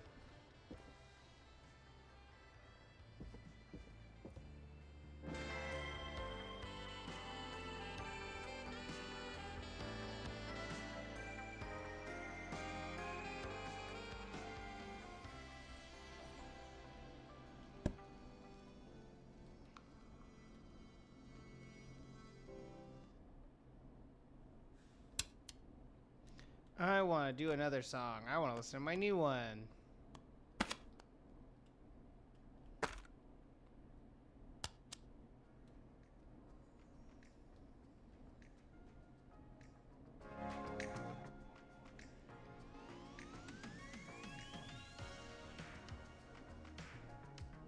Now that is flavor. Hey, find anything useful? Yes, I have. That's great. Are you ready to get back on the line? Let's make the call. Okay, Forrest, shut the music off.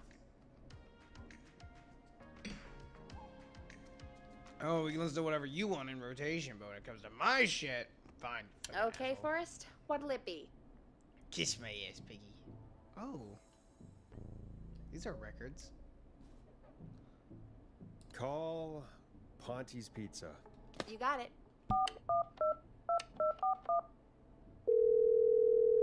Ponte's Pizza is on the line. Ponte's Pizza. May I take your order?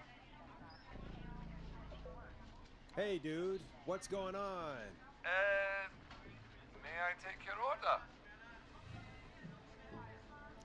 For every point that Gallo High wins, but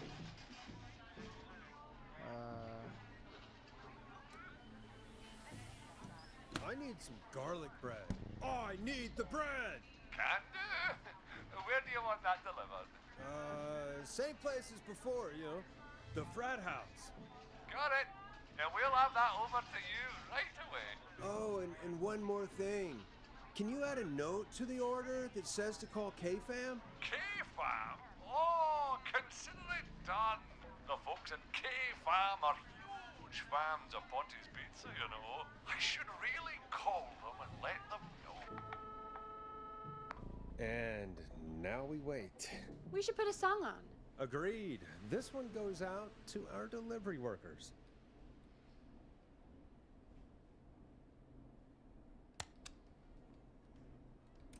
This is I'm Coming to Get Ya by Vice. One of the best tunes this year. damn right. It's my favorite. I'm so stressed about doing the kids thing again. The Which fucking of the takeout places would you order nerd from? kid. To save Virginia? No, where would you actually eat? Oh, I mean, they're all pretty equal.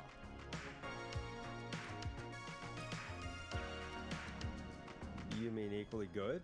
Yeah, not Ponte. He's not Ponte. Right. So between Grilling Spree and Chalupa Cobbers. I mean, it depends. Do I want a plate full of meat, or do I want really, really good nachos? It can change depending on the day, you know? Yeah, fair enough. Maybe I... Hold that thought, Forrest. We've got a call coming in.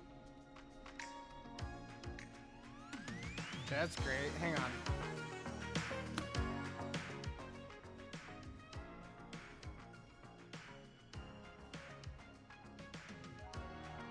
I want to put this somewhere funny.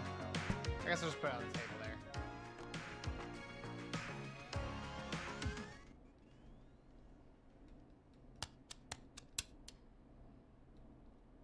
Hello, caller. You're live on the Scream with me, Forrest Nash. Hey, this is Fratman Plunker. We got some Plunker. bowling bread and a note to call this number. Yes. Plunker, this is Forrest Nash from 189.16, The Scream. And Is this Goose? Oh man, it's totally you, isn't it, Goose?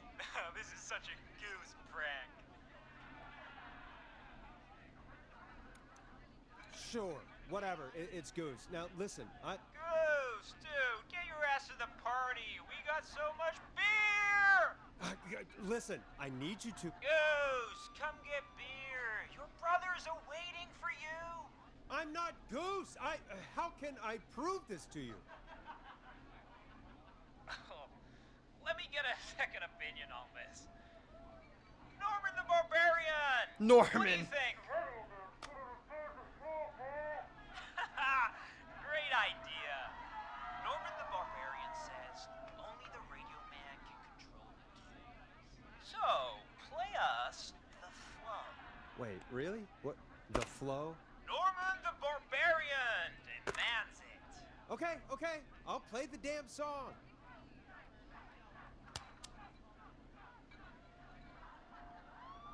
Oh, shit. Okay, Radio Man. You got my attention. What is it? Thank God. Listen, you've got to get over to your neighbor's house. All of you. Just Say no more. Plunker's moving the house. Forrest, line 2. Plunker's the shit. hello. You're live on 189.16, The Scream. Forrest, it's the killer. He's at the door. Grace.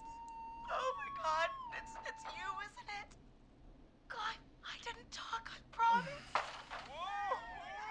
Woo! That's right. Damn right it has Plunker. He's gone and... Oh, is that you, Radio Man? Don't worry, we brought the beer. Good times are here. I could use a drink. Thank you, Forrest. That's how Forrest rolls. You're welcome, Virginia. And thank you to Plunker and his fraternity brothers. Some heroes wear capes. Some wear sheets as togas. Damn right. Hey, Forrest, did you hear what Virginia said earlier? What was that all about? Clive, I didn't talk. Do you know Oh, what she okay. meant? Bye, Shane. There's a janitor here at the station named Clive, but your guess is as good as mine. All right, folks. Seems we may have a lead. If any of you know a suspicious Clive, then please call in. It could save lives. In the meantime, looks like we have another caller. Oh, fuck, I think this is the kid. Hello, caller. You're live on The Scream with me, Forrest Nash. It's great to speak with you, Forrest. That's As Ponty. a local small business owner, It's I Ponty. find this all horrifying. A killer roaming the streets of our fair town? Ooh, terrible.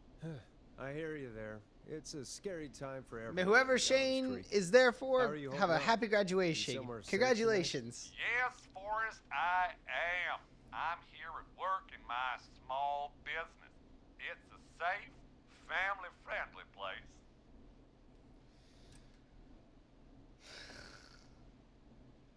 Oh, what small business do you own? Oh, well, I'm not really big on promotion, but since you asked, it's Ponty's Pizza! The best and only pizza place in town! Come on down and get yourself a cracking deal on our 2-for-1 God damn it, Ponty, no! No free ads! I mean, I guess we can't be that mad at him. Calling Ponty's did save Virginia. I can be mad, Peggy. That sort of thing just... I can be mad. Look, he's gone now. We already have somebody else on the line. Just take a deep breath and let's keep going. Evening, caller. This is Forrest Nash, host of 189.16, The Scream. And tonight's 911 stand-in. Hi.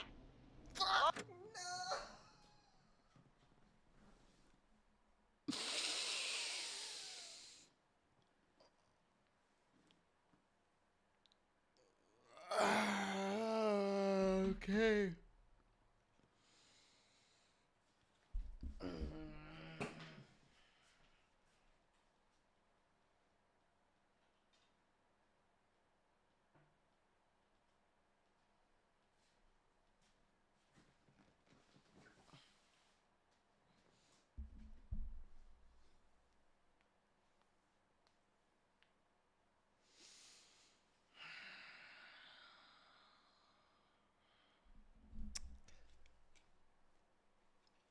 Okay, putting on some glasses because I need brain power.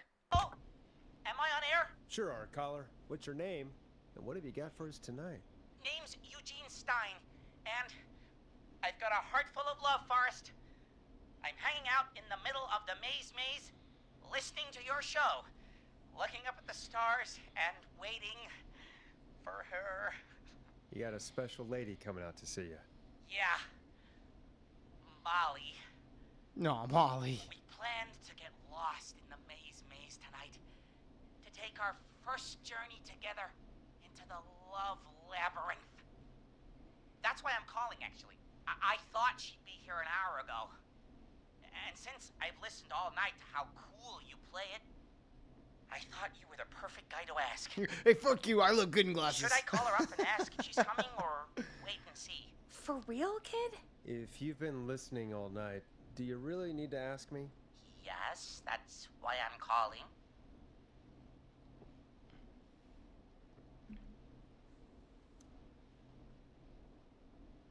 Eugene, you really need to go home to your parents. My parents are dead, actually. But, Oh, jeez. yeah, I guess it's not the night. Hang on. I hear some rustling. After all. Molly! I'm in the middle! It'll take a little while to get here, but, thanks again, Forrest. It's been good talking. Wait a second. Molly can't whistle. No, this is supposed to be the best night of my life! Not the worst. Do you know a way out? Eugene, do you know the way out? It wouldn't be the maze if he could just remember the way, Forrest. She's right! Listen, Eugene, breathe, hide, and call back in a minute. We'll get you out. I'll do it for Molly. But please, hurry. I don't want to kill this kid again, bro.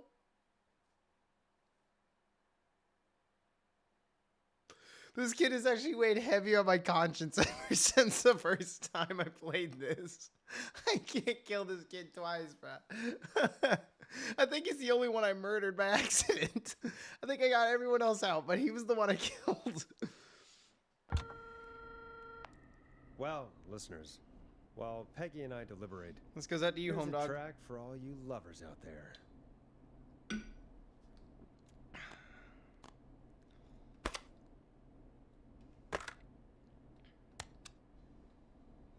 Hope you enjoyed this one as much as I do. How the hell am I supposed to get him through the maze? You know Barbara, our receptionist? She's a maze fanatic. Shame she isn't here. I was supposed to go with her last week, but she changed her mind. Thanks, Cherry. I can feel your confidence. Why'd she change her mind? Why'd she change her mind? She went with that jerk Brad instead. Does everyone in Gallows Creek go on dates in the maze? A lot of folks do. There's something nice about getting lost, I guess. And besides, there's not much else to do here. Maybe we should call Barbara then, if she's so big on the maze. We could, but I don't actually know her number. But she probably has maze stuff somewhere. Go and see what you can find. That'll hopefully be enough. Yeah, fuck you guys. I look great in glasses. Which one is Barbara again? Barbara, you know, Barbara. I mean it? Question mark. Forrest, I've seen you speak to her. Help me out, Peggy. She's the receptionist. Sits at reception. Fuck my life. Never does any work because she's talking to Brad all day. Ring any bells? Right, yeah. Sorry, I guess it's just the stress of... No excuses. Just go and find something to help us. What is this?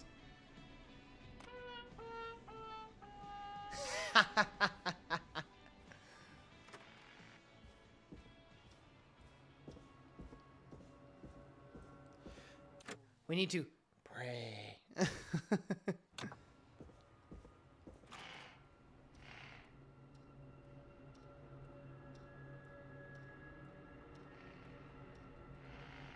I wasn't talking to you, Bunny.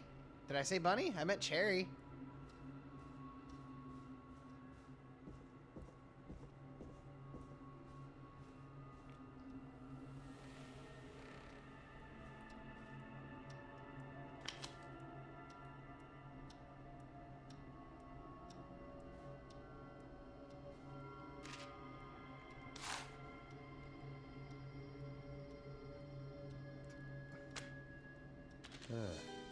Looks like Brad broke her heart. Barb, I don't know Wonder how... what she'd have done with all that maze stuff. Oh, sorry, Bunny. Barb, I don't know how to say this, but I think you should see other people. I think you should say it. We should see other people. I hope we can still be friends, though. Brad, P.S. You owe me $5 for the festival tickets. Oh, what a dick.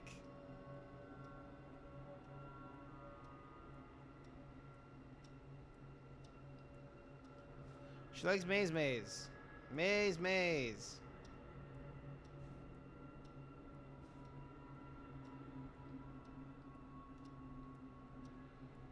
I like this chair.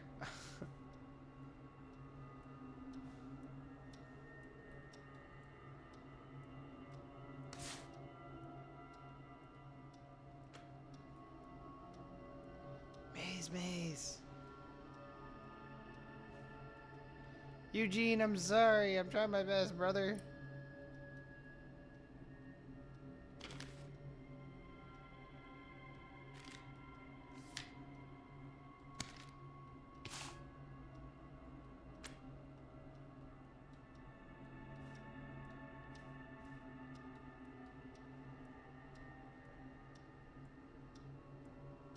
Am I an idiot? I swear to God, am I an idiot?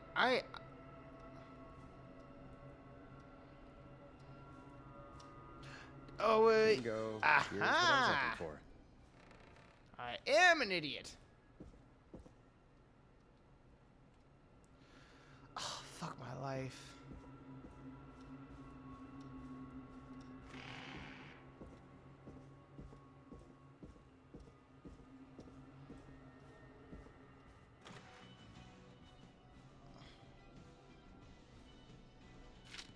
Oh, fuck my life.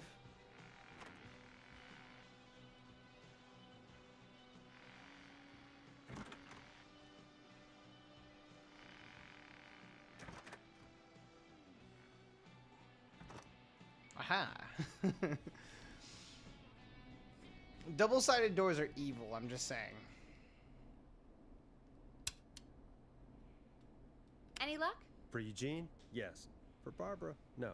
Brad canceled the date, so Barbara left her tickets and a map for the Maze behind. Ugh, Barbara can do better than... Never mind. Let's save the kid. Eugene called while you were away. He's on line 1. Okay. How is he calling us? It's 1987. Welcome back to when it... Wait. Let's check something before I make an ass of myself. We're smart.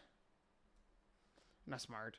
Were cell phones a thing in 1987?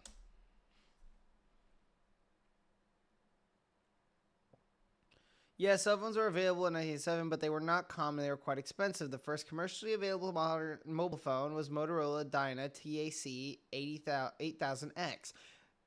It was released in 1984. In 1987, Nokia also released its first mobile phone, the CityMan 900. So this kid's loaded. I guess his parents died and left him inheritance, so he blew it on a phone. 9.16, The Scream. I hope you lovers like that track. And I hope we can help our lover in the Maze. Eugene, you're back on air. Yes! I'm lost, Forrest. I just ran and I don't know where I am. I don't want to do this. I'm fucking gonna kill him again. I'm at a crossroad, facing a tractor statue. There are hay bales painted gold on my right. Hay bales on his right. He needs to go left. Go left.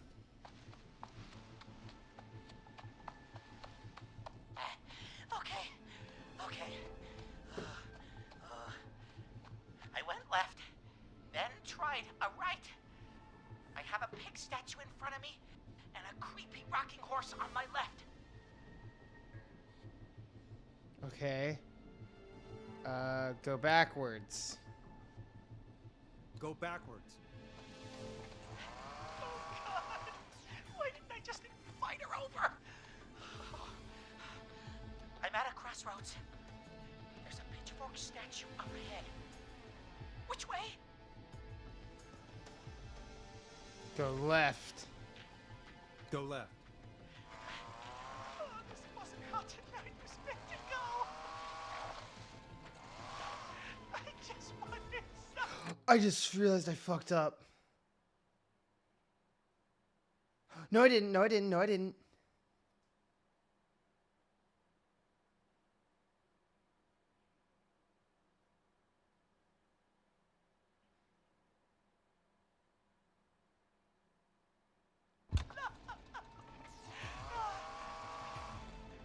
There's a tiny barn in front of me and a scarecrow behind me.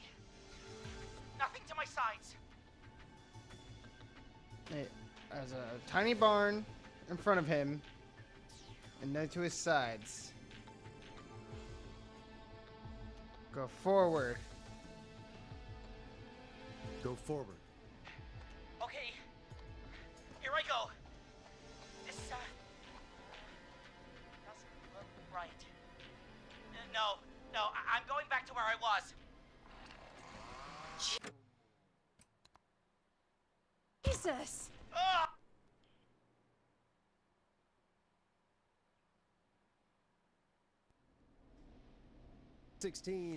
I'm not failing this fucking kid. Hi, Fuse. Thank you for coming. The Scream. I hope you lovers like that track. And I hope we can help our lover in the Maze Maze. Eugene, you're back on air. I don't fucking understand.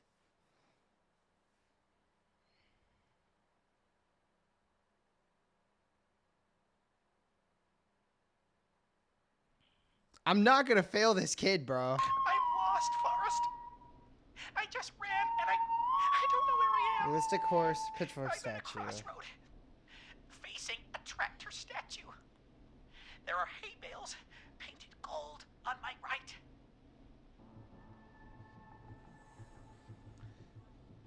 I was right at first.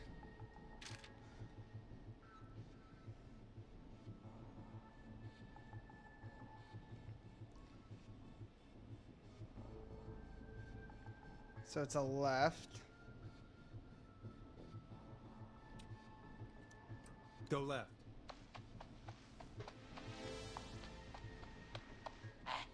Okay. I went left, then tried a right. I have a pig statue in front of me and a creepy rocking horse on my left. Okay.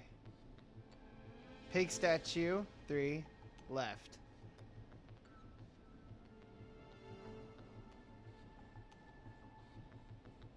If he goes right, he'll go back to where he came from, right?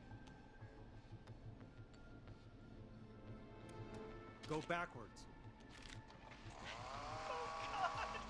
Why didn't I just fight her over? That's right. I'm at a crossroads. There's a pitchfork statue up ahead. Which way? What did he say was in front of him?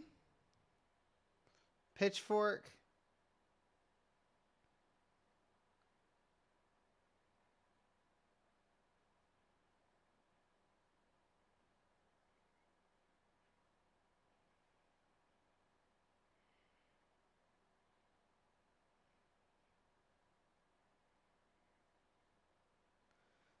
What?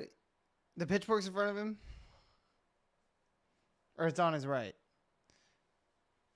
Did you guys catch if it's in front of him or to his sides?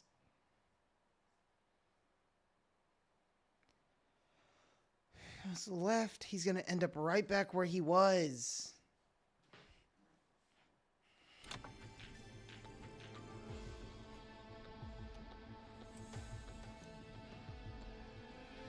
Go left. Oh, this wasn't how tonight was meant to go. I just wanted some love.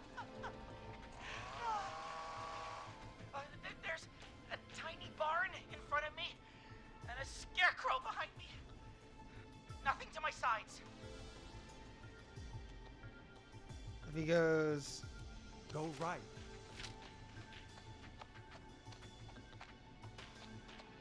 That's it. I can't run much more. I just passed a cordon silo. Didn't see anything else.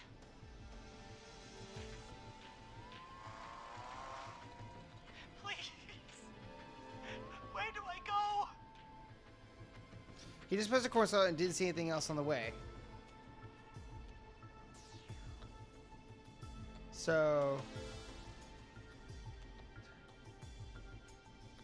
keep going. Go forward.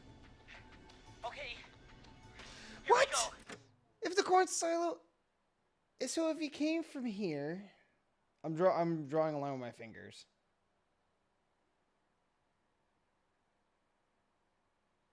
Oh, he had to go right. Okay. I'm not failing this kid, guys. I don't give a fuck. I'll load this as many times as I have to. I'm not failing this kid. I'm not. 16, the screen. This is way too fucking complicated. I hope you lovers like that track. And I hope we can help our lover in the maze, Eugene. You're back on air. Fuck anyone who thinks I'm lost, Forrest. I just ran and I don't know where I am. There's nothing shameful about saving a child's life. I'm at a crossroad, facing a tractor statue. There are hay bales painted. I'm a hero. On my right. If you had the power to rewind time to save a life, you wouldn't. You guys are the assholes. Except for you, Bunny. And maybe Fuse, if you agree with me. He's at a crossroad facing a tractor gold statue and a hay bale to his right. He needs to go left. Right? Yes. Go left.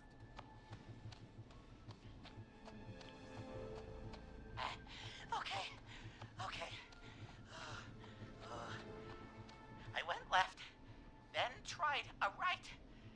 There was a big statue in front of me, and a creepy rocking horse on my left. Go backwards. Go backwards. Oh God! Why didn't I just fight her over? Okay, before you guys give me shit, read this map and do it yourself.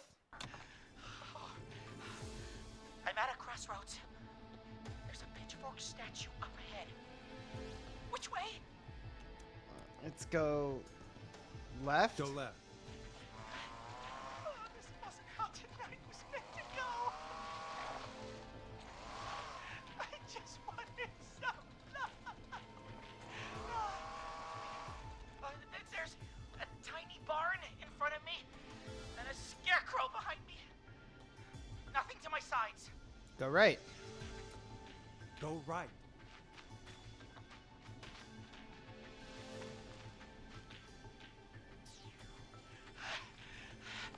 I can't run much more. I just passed This is hard. a cordon silo. Didn't see anything else. If he didn't pass that and he just passed the corn silo, he has to take a right. Please. Where do I go? Go right.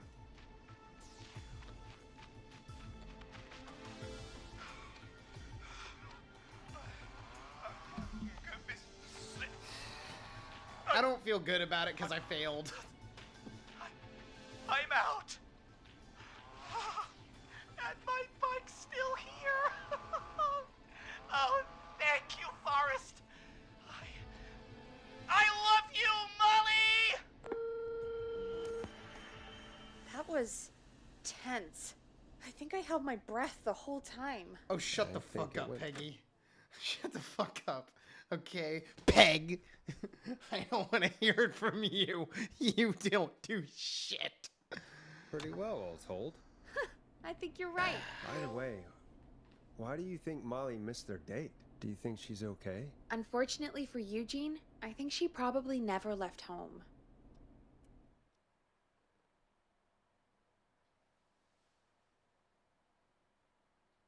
Thank you for calling in, Mr. Walton. We'll make sure to add the town librarian to our list of suspicious Clives. Remember, report a Clive to stay alive. Next caller is up, Forrest, so take it away. I'll do that in a minute. Hang on. Gotta stick this somewhere. Gotta stick it on the wall. Nope. Okay. Can I... suppose I should take this call. Yeah, I guess so. There you go. Caller, you're through to Forrest Nash on 189.16, The Scream. Hey, wonderful show tonight, Forrest. Suck my dick. I know who you are. I don't know about wonderful, but, thanks. What's your name, caller? You can call me Dawn. Could you play my tune, Forrest? Your tune. Sure. Long Ride Home. That old song. Sure. We got it. I think I played it the other day. Thanks. It'll be good to hear it again. All right, folks. Coming up is that old classic. Forrest, I don't think you're gonna find that song. What do you mean? I played it a few nights ago. I know, but, we don't have it anymore. What are you talking about? I threw it away. You threw it in the trash? No, I threw it out the window earlier today. And why did you throw it out the window earlier today? Brad was annoying me all afternoon. He played it on repeat because he knows I don't like it. So I grabbed it and threw it right out of one of the office windows. Not my finest hour, but I can only take so much. I'm sorry Brad was being a dick. Thanks, Forrest. Let's just play a different song. We've got more important things to think about anyway. Gotcha. Okay, folks. Here comes some unrequested music. Sorry about that, Dawn. Maybe try again tomorrow night. Sorry.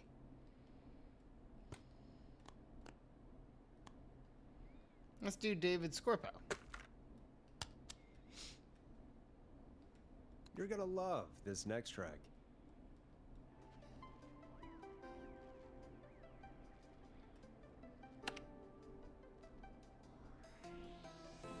Of all the songs to request, why did it have to be that one? Gee, Peggy, what did the barn finds ever do to you? Wrote that song, for one. It gets real old when you're forced to listen to it on repeat for years. Why couldn't they just request Roddy? Oh, Forrest, scrap the song. We have another caller. Sorry to cut the music short, folks. Callers take priority tonight. Welcome to 189.16, The Scream. This is Forrest Nash. Forrest! Murphy! Oh, thank God. It's me again. Murphy! Mr. Dojo! Hey, how'd it go, Mr. Dojo? Oh, the killer got me, man. How'd it go, Mr. Dojo? Why did I ever trust a guy named Master Robbie? I don't know. Why did you? I warned you not to. Hindsight is 20/20. Give the stream a like if you haven't already. Forrest, we need to do something.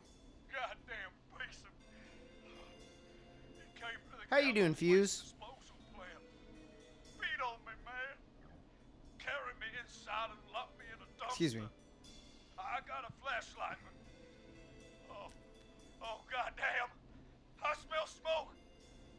I think he started a fire. Hold on, Murphy. We'll call for help right now. You gotta hurry, man.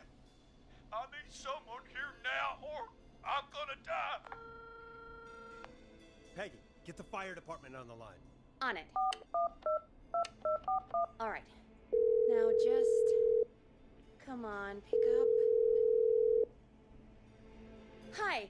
Yes, I'd like to report a fire over at the Gallows Waste Disposal Plant. It's an emergency. What do you mean it's not operational? Why is there no backup vehicle?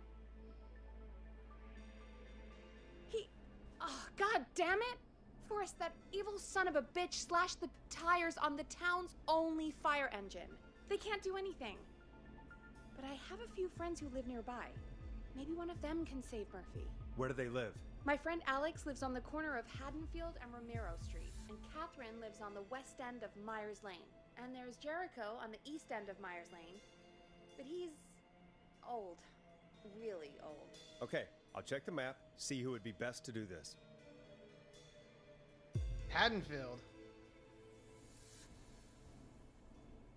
All right, Forrest, who should I call? Who can help Murphy? Which one did she say lived in Haddonfield?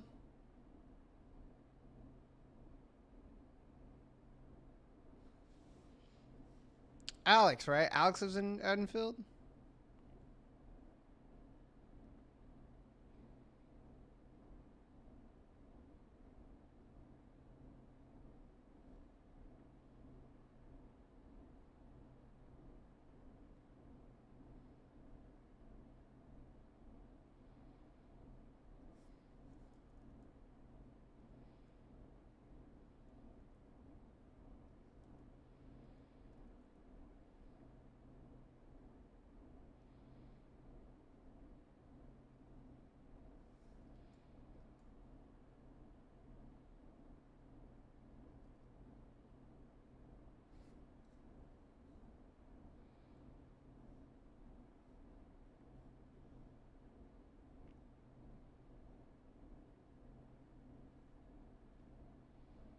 I know it's gonna be the one in Haddonfield, but I don't know which one lives in Haddonfield.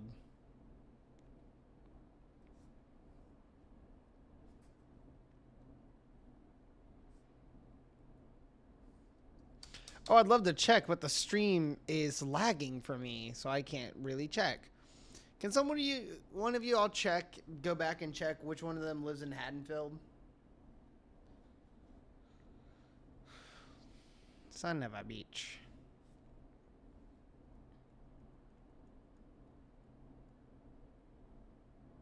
Here we go, here we go.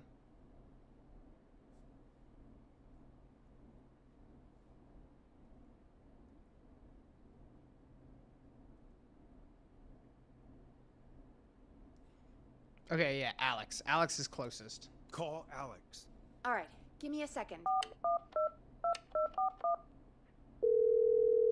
I was able to finally go back and check. It lagged like a mother, but we're good. You 5 beautiful They're on the people. way. They'll call from the plant. You can direct them from there. Well, let's hope they get there in time. No, I got it. I checked it. I'm good. I was able to finally go back and look. Forrest, I'm getting a call. Jesus. Are you sure you can't? What's happening, Peggy?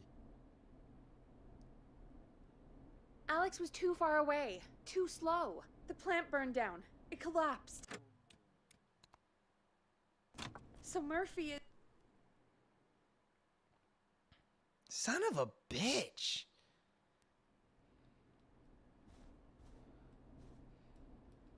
All right, Forrest, who should I call? Who can help Murphy? I guess Catherine. Call Catherine. All right, give me a second. I'm getting a good ending tonight. That's all I came here to do. I came here for redemption. Alex, you son of a bitch. He lives right there. They're on the way. They'll call from the plant. You can direct them from there. Well, let's hope they get there in time.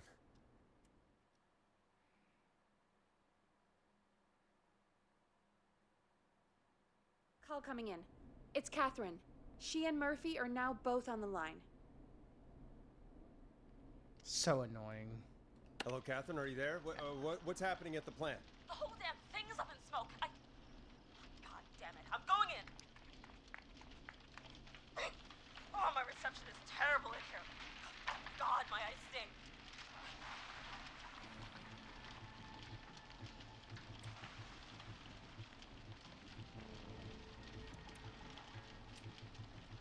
Go to waste disposal. Got it. Okay, I'm here. Oh, Forrest? Son of a bitch! Fuck! I panicked. I need to calm down. At the plant. The whole damn thing is up in smoke. God damn it. I'm going in. Oh, my reception is terrible in here. God, my eyes sting. Murphy, can you see anything at all? Yeah, I got a little flashlight. Looks like old cans, bottles, and newspaper. Recycling. What does it say on the newspaper? It's the Henderson headline. What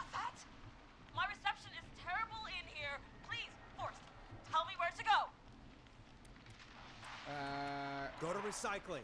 Recycling. Yes, it is. Come on, Catherine. Alex failed us. Fuck you, I'm trying my best. I can go shredding or crushing. Which way? Murphy, do you know what part of the plant you're in? I'm in a dumpster, man. What do you want from me?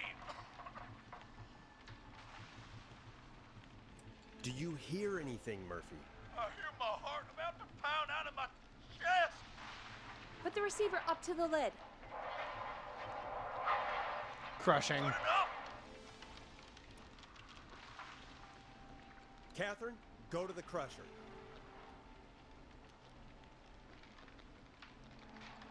I'm trying my best. Super loud. I was better at this a year ago. There are 3 dumpsters here. One for Gallows Creek Council, Henderson Disposal, and Quiet Ridge Municipal. Henderson. Open the Henderson container.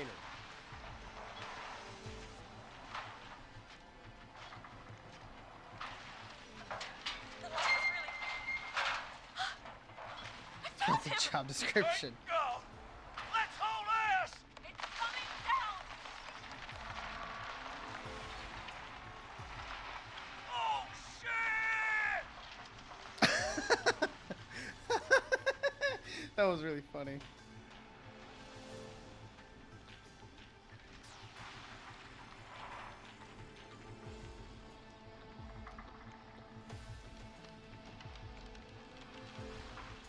We made it. Oh man, you saved my life. Thank you. Thank you. And I swear to you, now, I'm gonna raise Fernando to be like you. And I'm getting my money back from Master Robbie.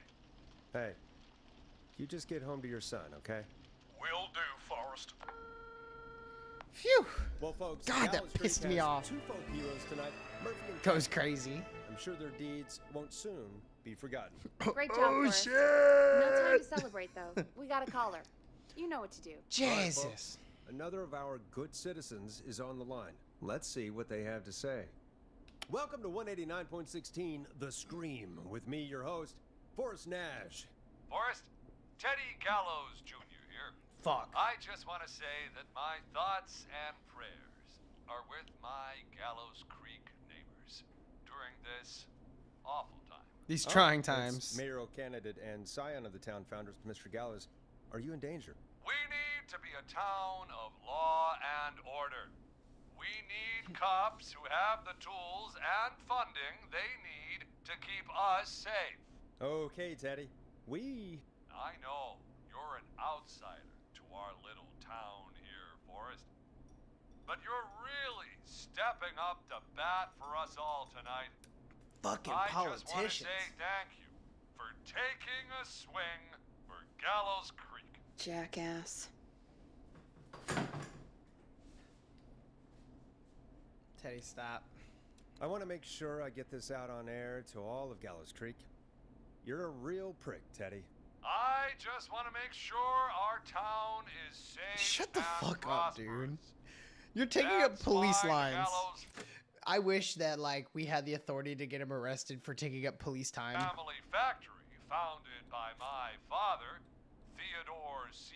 Gallows, God rest his soul, which employs over 200. Teddy, unless you've got an emergency, I'm cutting you off. You know what? I do have a problem. A problem that's ruining our town. You know what it is? Women. He definitely has that vibe.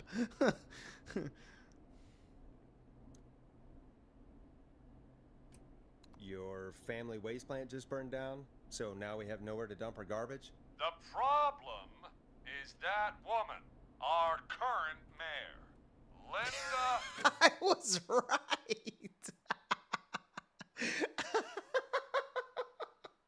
Cartwright. Oh, here we go. She just isn't one of us. Linda Cartwright is un-American, unstable, and You're not better than anyone, Teddy. Just because you inherited half the town. your producer sounds a little unstable too. Don't you dare speak to me that way. Cut him off, Peggy. I can guarantee this kind of thing will not happen when I take office. The moral decay of...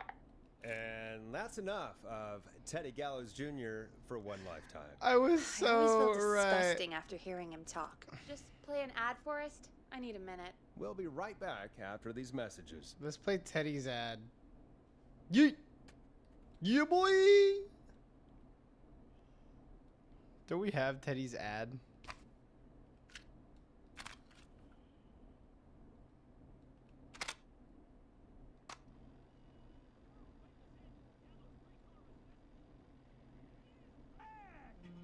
We got it all out on Giblet Field. We got the Little Miss Harvest Pageant, Princess Harvest Pageant, Harvest Queen Pageant, Cotton Candy, Corn Dogs, Cornhole, Corn on the Cob, Crokinole, Country Music, Can Jam, Jams, Jellies, Jamborees, Juggling, Roller Rickies, Roller Disco Lessons, Praying.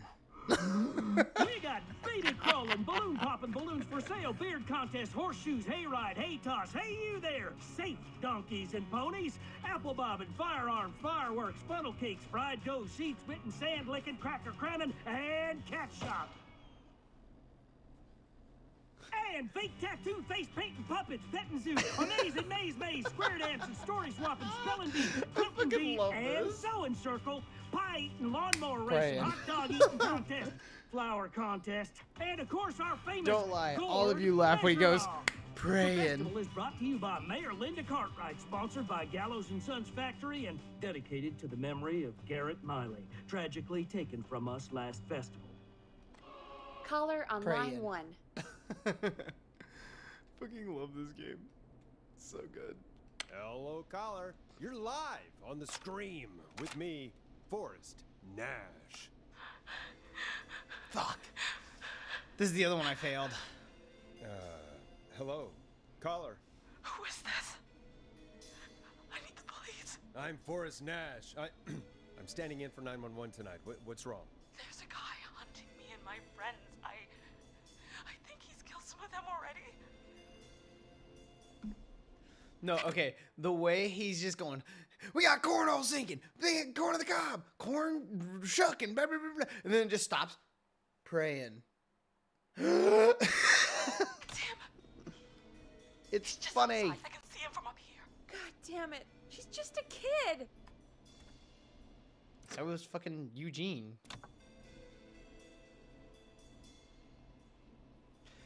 Yes, I did. I got one of the kids killed. I got like an 85% on this one. Where are you? Can you run? Where are you? Are you somewhere safe? Oh my god, oh my god. Stay with me, kid. Focus. I can't do this. Yes, you can. Focus. Tell me, what's your name? I got one of the girls killed. I'm gonna save all the girls. And the boys. And pretty much everybody. Sweetie, you can do it. What's your name? Carrie.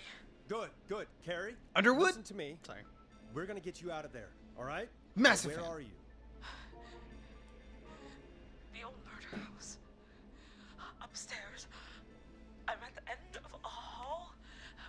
There's a bathroom, a couple bedrooms, a closet. Oh, he's coming. Why the fuck are you Where there? should I go?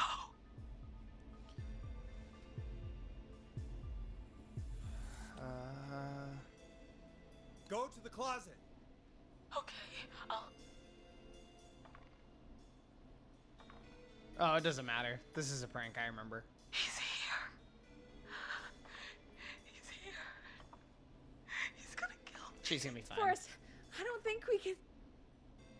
Run! It doesn't matter. I remember this.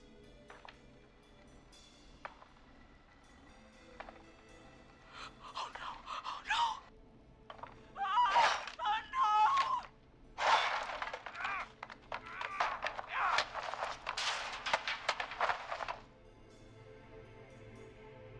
Forrest! Yeah, I remembered. What? Okay, what the hell is going on here? Oh, who's on the phone, Carrie? The cops? It's just a joke, jeez. Wait. Jeez. Jimmy, that wasn't funny, you sicko! Of course I called the cops, but some guy just answered instead. What guy? Forrest Nash. What the hell are you all doing?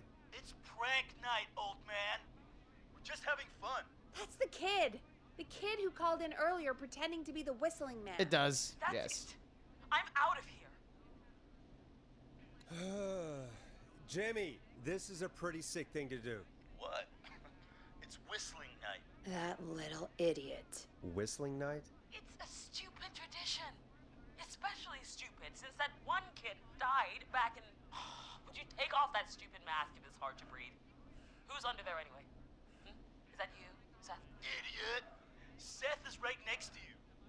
That's, wait. Oh no. Who are you? Oh no, man!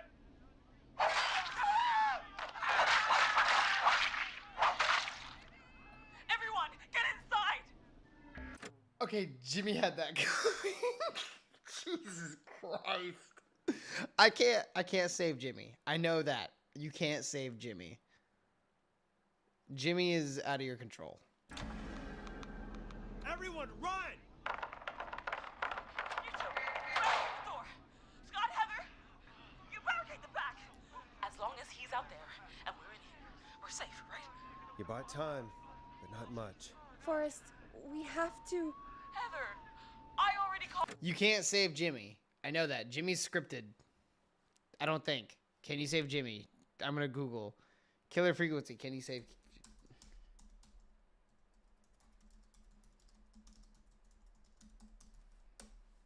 No, Jimmy cannot be saved in Killer Frequency. He is one of the characters like Sheriff Matthews who is predetermined to die regardless of your choices. You can save the other characters like Scott, Peggy, and the teens, but not Jimmy. Okay, cool. Called the cops. Forrest picked up. He's the best we're gonna get. Who is with you, Carrie? My friend, we drove out to the old murder house and...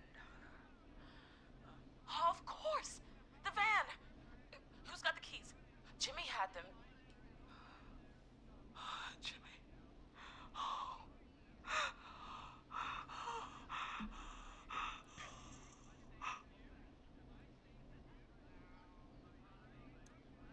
I'm sorry about Jimmy. Thank you. This is crazy, Forrest. We'll figure something out. Between all of you, there's gotta be a way to beat this. Just sit tight, okay? Heather, shut up. This one goes for you, If we do Jimmy. that, we're gonna get killed. Jeannie? Jeannie McPherson? Our intern, Jeannie? Yes. She's my best friend and the smartest one out of all of us. She stayed in tonight. I love Forrest, kids because they're always like, She's the smartest one. I'm the cutest one. I'm the strongest. like, shut the fuck up, bro. Like, y'all are all equally stupid. We'll see what we can come up with. It's hilarious. And, what? It's always high You're not schoolers. any good at... And, no, Chad. Out of all of us, you're not the one to... Everything okay? No, we're figuring out a plan, but everyone's volunteering to do things they're just bad at. Yes. I think we can figure out what to do, but I don't think we can agree on who should do what. I think you'll have to be the tiebreaker, or else these idiots are gonna get us killed. But What are we doing? Shut up, you. Does that sound Forrest, nearly I'll as call you good? back. But I don't know anything about your friends. These damn kids never learn. Breathe, Peggy. It's okay. They do this kind of thing every year, Forrest. People get hurt. All right, folks. We're gonna work out a way to save Carrie and her friends. This next one goes out to all the trapped kids out there. 189.16.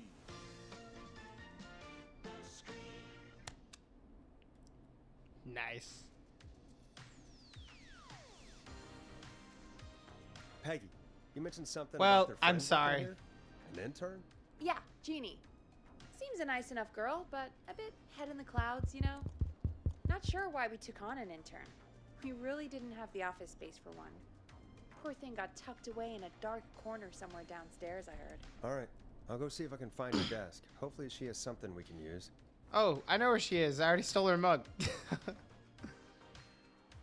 Peggy said her desk is downstairs. Like I said, before, so I've been there. We stole her shit.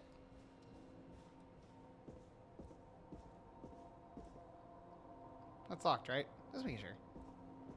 Jeez, they really tucked Jeannie away.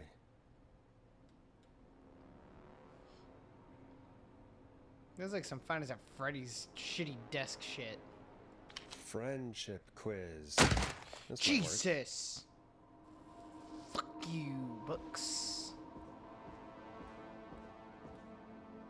Not cool, dude. Campers. That wasn't cool, dudes. It scared the shit out of me. Here's what's gonna happen. You're gonna leave me alone. You're gonna leave these poor kids alone. And you're gonna let them go on their way. Otherwise, I'm gonna have to ask you to just get on the fucking island. Anyway. Hey, I'm sorry. you find anything that'll help us out? Yeah, I found a friendship quiz with all these kids on it. If you think that'll help, then good enough. Carrie's on line 1. Whenever you're ready. Yeah. Time to turn the music off. This Don't is tell Forrest me Nash what to back again do. with an unlucky caller on this unlucky night. Carrie, are you there? Yes, we've got a plan, but we can't agree on who should do what. You want me to be the tiebreaker? Exactly. I'm ready. What's the first step? Okay, first things first. We'll need a spotter, someone who can keep an eye on the killer. We'll need someone on the roof. It's gonna be a hard climb. We're deciding between Heather, Kyle, and Hot David. Heather, Kyle, Hot David. It's Heather. Heather's got this. Yes, Heather, he picked you. Now please, stop talking about all your cheerleading trophies. Part 2. The Whistling Man padlocked the gate back to the road. Before we drive out of here, we need someone to pick the lock. Seth, Jennifer, and Scott all want to do it. Most likely a trip while running out of home. Most likely end up in a car crash. Most likely end up in prison. Seth. Seth. Seth, what are you talking about? I don't know that smashing into windows is really... Oh God, fine. Anyway. Ooh! That brings us to That didn't part count. 3. That didn't count. I didn't kill anybody. I read most likely end up in prison, not most likely escape. That's my bad. Caller on this unlucky night. Carrie, are you there?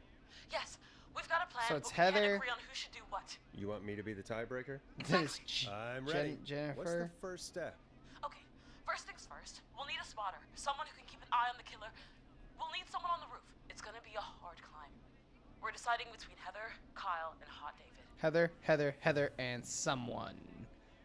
Heather? Heather's got this. Yes, Heather, he picked you.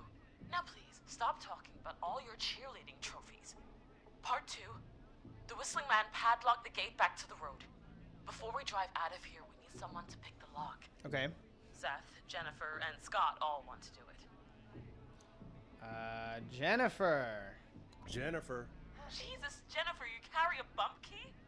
Why didn't you say so earlier? Of course Anyway, she does. that brings us to part 3. Getting the van keys.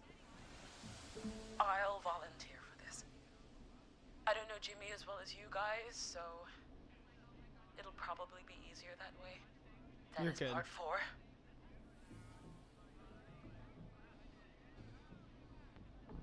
This is a very detailed plan. I'm impressed. Yeah, it's weirdly easier to think when you're about to die. You're doing great. What's the next part? Part 4, we need someone to lead the Whistling Man away. We need a fast runner. For this one, we're trying to decide between... Who was it again? Hot David, Cynthia, and Scott. Most likely to end up in prison. Most likely to become an Olympic athlete. Okay, so Hot David and Heather. Most likely to end up in a car. Most likely to triple. I guess Heather. But Heather's busy. Heather.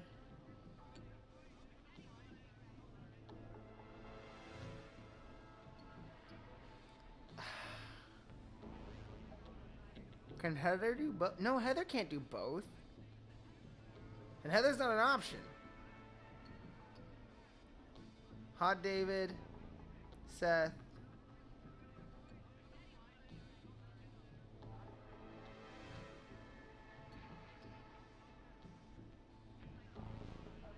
I'm gonna go with Hot David. Hot David. Yeah, you spend a lot of time running shirtless. You got this, Hot David. Sweet. Okay, no flirting. Let's recap. Focus on We the get plan. Eyes on the roof. Young The lady. runner distracts the killer while we grab the van keys and pick the lock on the gate. Now the tricky part. The getaway. Seth isn't good at What's the anything, plan it there? seems. Well, we can't all outrun the Whistling Man. But he thinks we're just a bunch of stupid teens. So, let's use that against him. Part 5. We trick the killer into a trap. Someone can pretend to be injured. Who would make the most believable bait? Who you got? We got Lisa, Tammy, and Cynthia.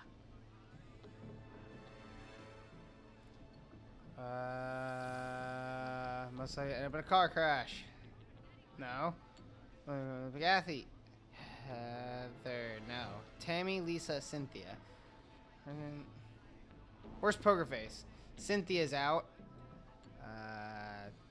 Tammy and Lisa. On Everest. No. So, Cynthia's out. Most likely to win an Oscar. It's Lisa. But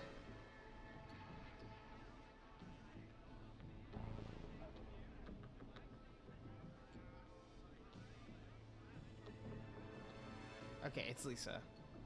Lisa. You're right, Lisa. Having to smile at rude customers is perfect practice. That should take care of the killer. And then it's time to get out of here. Sorry, I keep Finally, playing with my part 6, teeth. We need someone who can drive us through the woods and back to Gallows Creek alive. Who's our getaway driver? Should it be... Who have we got? Chad, Scott, Cynthia, whatever. Forrest, you know what to do. Okay. Who's the best at go-karts? Chad, Cynthia. Scott. Scott. I know we all love watching American Skid. Yes, yeah. Just do what they did in the movie. Thanks, Forrest. We'll just take a few seconds for ourselves, and then it's go time. Sounds good. Oh my god. Talk to you in a sec. Good luck, Carrie. I'm scared. I hope I picked right. That actually sounded like a pretty good plan. I think the Poker Face one is the one I'm most worried about. Impressive as hell, right? Damn straight.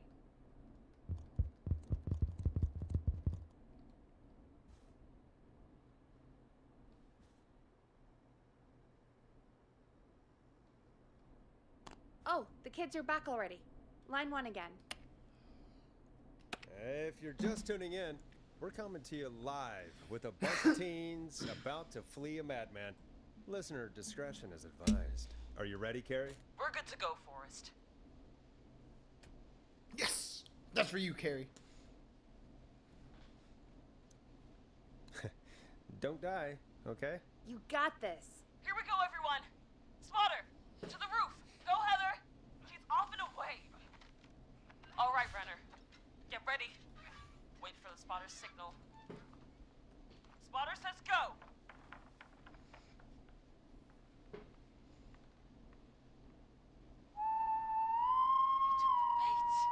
Lockpicker, go! I'll get the keys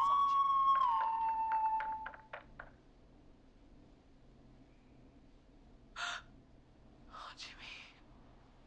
Oh, Jimmy. Oh, his face is... The keys, Carrie. You need to get the van keys. His face is lying next to him, Forrest. He got cut.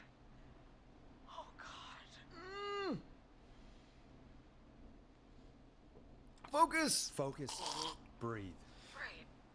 The van keys. His face is laying next to him? Jesus! Got him. It's Jennifer got the gate unlocked.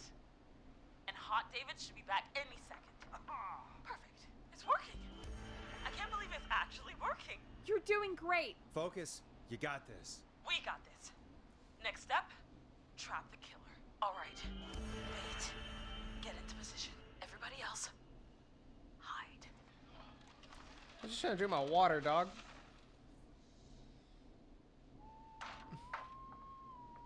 Okay, performer. Now, act like your life depends on it. Oh. There he is. He's buying it.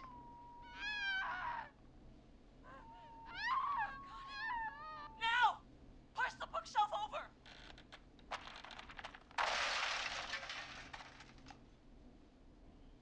Oh my god! He went through the floor! Spotter! You need to climb down now! We gotta go! She's coming down. And yes! Heather! Quick, everyone to the van. Driver, take the keys.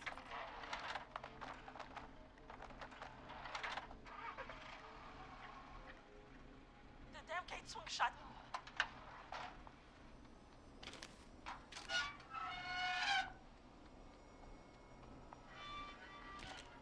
Huh?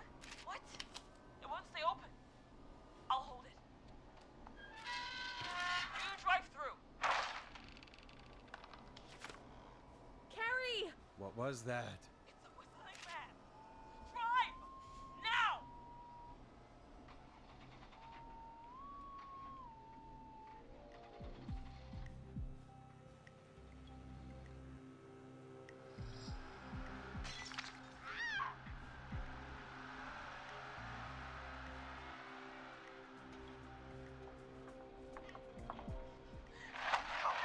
Let me go! Just go! Just drive! Oh my god. Please, no! No!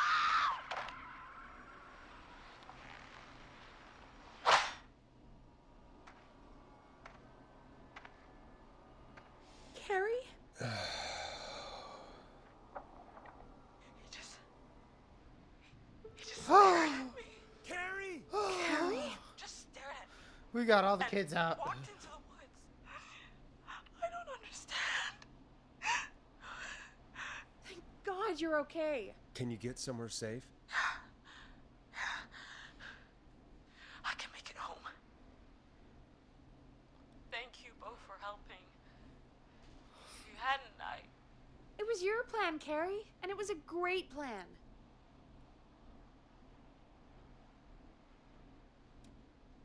Don't forget Jeannie. Her friendship quiz saved the day. told you she was the best. I need to get home. Breathe, Carrie. You're okay now. I'll call you when I'm somewhere safe. Talk to you then. I might return her mug for that. Folks, that was Later, though. that was a lot. Our thoughts go out to the parents whose kids won't make it home tonight. For any kids listening in, please stay inside and stay safe. And parents, hug your kids extra tight tonight. Here's a song for the girl walking home in the dark.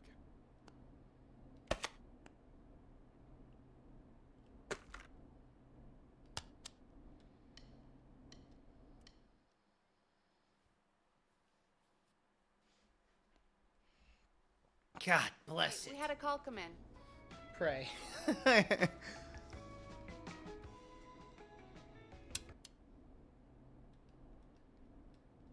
Forrest Nash here. Listeners, we've got another caller live on 189.16, The Scream. What's on your mind, caller? Hey, Forrest. I just wanted to phone in and say that I think I speak for everyone when I say that you're providing a real service Roller's for Blade, Gallows Creek dude. tonight. It's cool what you're doing, Roller man. Ricky. I'm just doing my job, friend. Anyway, tell me about yourself. What's your name? Are you keeping safe tonight? Yeah, man, I'm good, thanks. I'm at my roller rink, trying to get everything ready for the Harvest Festival tomorrow. I had a guy from Starling Security here earlier installing the Starling 4000 system, so I'm a little behind. As for my name, my friends call me Roller Ricky, and I now consider you a friend, my man. Yeah, my man. What's going on? I'm a hero now. Got tired of torturing kids on television, so now I run a life-saving radio show. You know, trying to repent for sins and all that. Sorry, this makes me think of Chris McLean a little bit. You talk a lot. No self-promotion. We're friends now, huh? Well, that's kind of you to say. Thanks. Yeah, man. Sounds like roller skating is more than just a job to you. So is this vocational? I wasn't always Roller Ricky. Once upon a time, believe it or not, I used to go by just Ricky. Yeah, back then, things were pretty rough. I used to roll with a bad crowd. Not all bad, but there was this one guy. Anyway, some bad stuff went down. I harbored a lot of guilt for a long time and turned to the bottle. I didn't really talk about it or even know how to talk. It's just how it was. That bottle took the best years of my life. You guys like my Chris McLean impression? So I thought. It's never too late, Roller Ricky. How did you turn things around? I joined a support group. I opened up about my problems, and sharing that burden just took so much weight off. It's a long story from there, but I found roller disco. I learned how to have fun again, cutting loose and making shapes. Now whenever I get down, I get down. I'm finally free from it all, man. It's important just to talk to somebody. That's the first step. Ain't that right, Max? Max! Aw, hello, Max.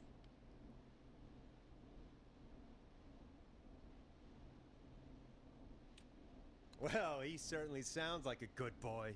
Max is my emotional support dog. Him's a good boy. He's a rescue dog, but I Speaking always of say good he's dogs, the one that rescues me. she's crashed on the Best dog bed. a guy could ask for. Of course, the first thing I did was teach him how to skate. He's better than me now, a real pro. Max can skate. Yeah, man. At first they said it couldn't be done, and then they said it shouldn't be done. But Maxie loves the rink, man. Is that another train, Maxie? Maxie loves trains, man. He's even got that special how to greet them.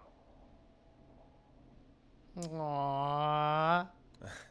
Sounds like you two make a great pair. That's cute. Maxie appreciates all the positivity you're throwing out, my man. You know, I'm actually hosting free skating lessons tomorrow at the festival. I think it's a great opportunity to give back to the community. Man, all this talk of skating's got me itching for a boogie. Before I switch my radio off for the night, could I request a song for us? You sure can, brother. Something I can groove to, you know, something funky. Absolutely, It'll be me my and brother. Maxie's final boogie breakdown tonight. Then I think we'll take it down a level. I can do that. Thanks again for calling. You and Max, be safe now, okay? Bye, Maxie. You got it, man. Peace. Well, folks, Funky. this next one goes out to Roller Ricky. Funky, and Max. funky. Enjoy. Let's go funky. We're gonna go with this one's kind of funky. Gimme. There we go. The Storm Riders.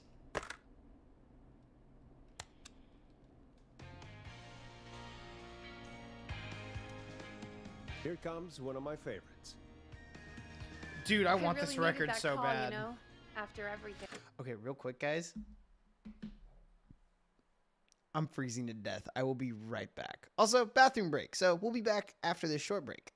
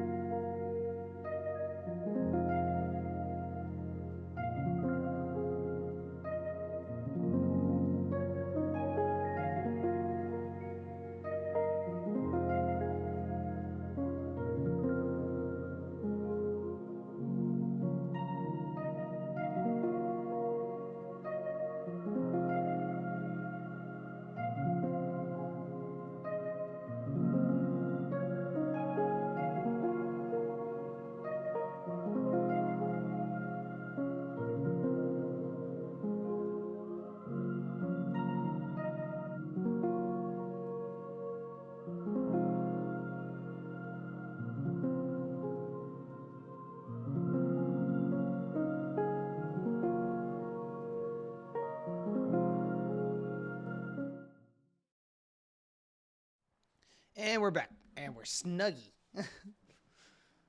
Alrighty. Okay, I'm actually not going to wear the hood. I'm actually not that cold, but I'm cold enough that I need a hoodie. Gotta represent my boys back in Cape San Blas. That's in Florida, by the way, if no one's ever been there. It's a beautiful place. Beautiful town. Very quiet, very remote. Luckily, someday we are packing and then hanging around the town a bit before. Oh, that sounds fun. Bring me something from there. Like a, I don't know, a hat. Yeah, I get that. He talked a bit much for my taste, but it is inspiring to... Though I will take a sticker for realsies. I mean, I collect stickers and put them on my iPad, so. hear somebody come back from the brink like that. You can find a sticker, Yeah, I'll take one. That's what I meant. You were thinking about Max on skates, weren't you? Well, would you look at that? Another caller on the line. What are the odds? Better take it. My room's cold. Big difference. I have hardwood floors. I used to Okay, have carpet, Forrest, but I don't shut the anymore. music off. Shut up, Peggy.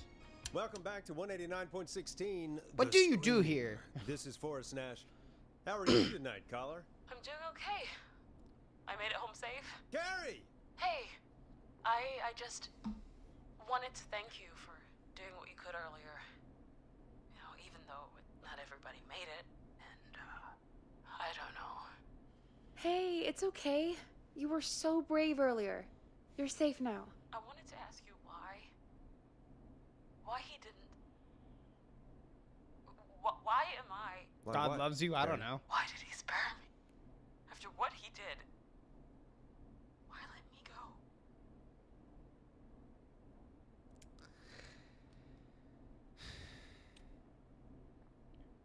Maybe he only wanted to hurt the pranksters. Maybe.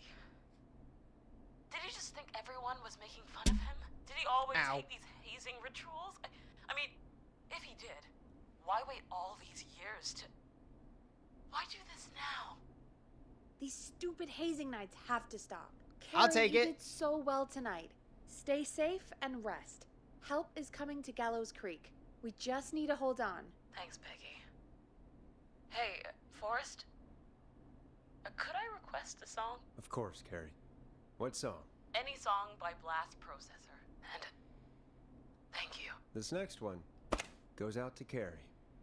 Damn right. Here you go, baby girl.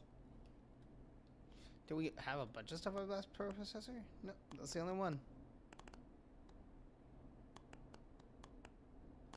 Alright, cool. I love the sound it makes when you go through the records. Hey, you know what? Side note, just a side note, a small one, just a small one. Wrong camera. This one. This desk. There's this shelf back here. Should I do something with it? Something different?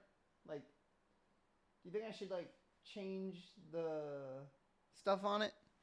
Because I'm about to do some spring cleaning around in here and like move some stuff around, like small little things, just redecorate a bit to keep it fresh. Do you think I should put some new stuff on the thing? Do you guys dig the bar look? Do you think I should change it? You know, got the bar look up there. I got the mangas and stuff down there. And the books. Got the masks. But I mean, if you guys think I should do some interesting, change a look, change a vibe a little. I was thinking about putting maybe some signs up or something. I don't know. Just give me what you guys think. I would like to hear. You're the ones who look at it all the time. Carrie just said has really got me thinking. About what? The whistling man left her alone. Why? There must be a reason. When it comes to masked whistling killers, I don't think a reason is a key part of their process. Well, it's something to consider. I need to take a break.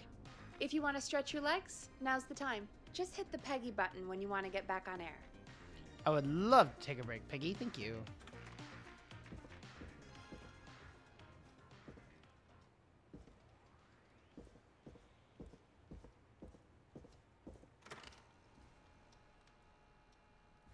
Anything here I might need? Garbage.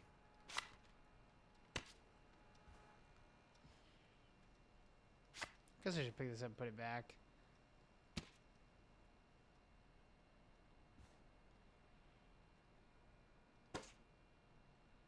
Oh, these are neat.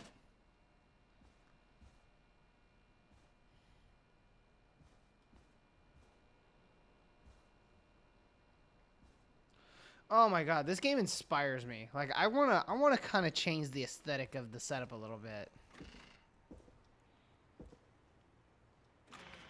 This looks fucking awesome.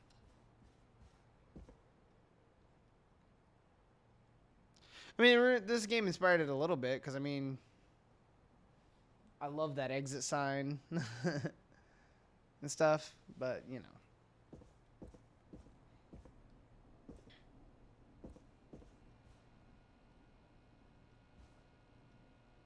Okay, they could put some new wallpaper up, I will say. Oh, come on, guys.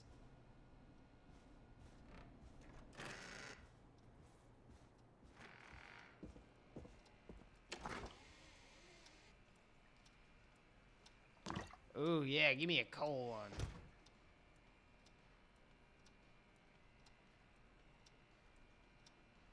$18.93. Oh, that's pretty cool.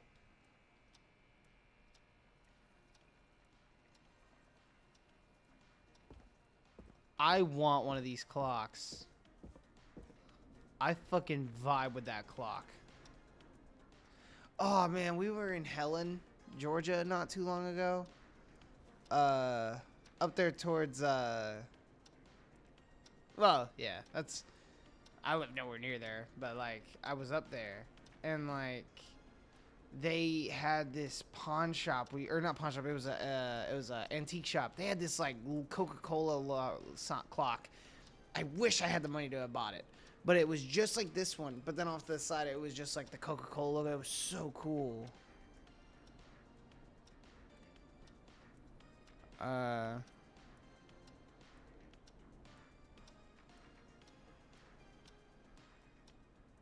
Oh, it was so cool. Bunny knows the clock I was talking about. I wanted that thing so fucking bad. It was like $100, but oh, I wish I bought it before I came home.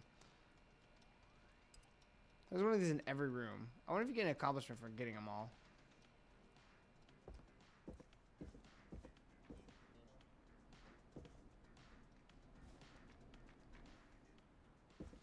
I mean, I love this room, but like, man, it'd be so cool. Oh, hi, Beast. What's going on, man? I've managed not to kill anyone, and when I did kind of fail, I just kind of went back and tried again.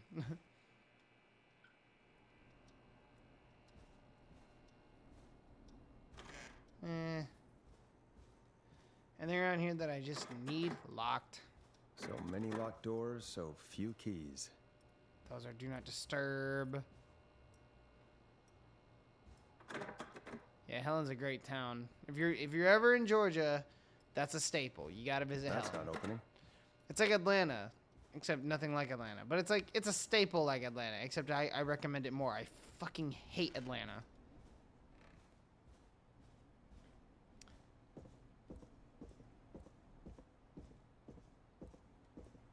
Ah, cool. I need to play that game.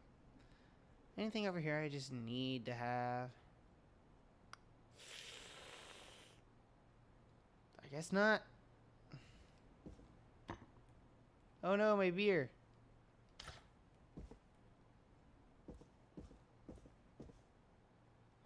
It's fun. It's nice to know we have a mouse problem.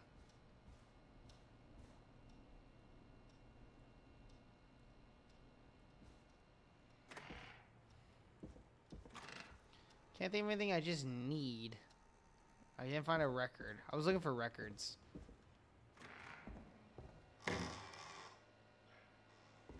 Oh, that's sick.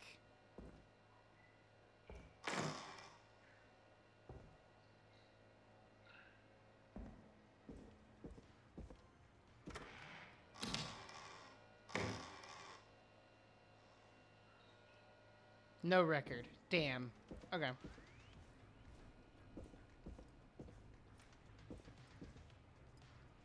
Okay. Oh my god, I can open drawers. I didn't know that.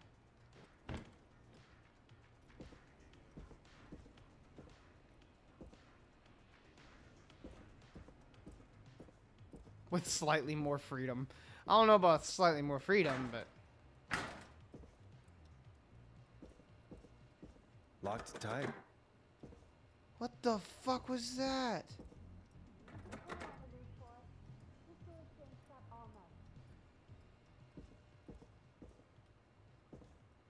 Oh, thanks.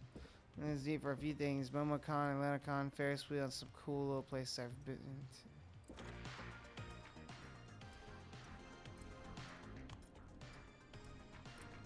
God, this guy's still going?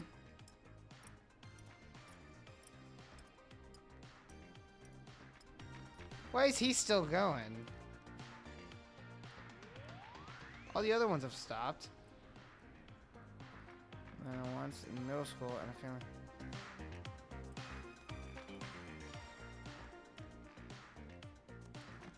There we go.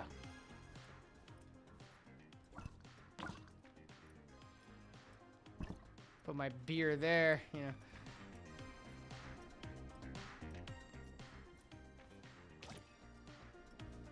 No, but I am gonna. My beer! My beer! Come on. There we go.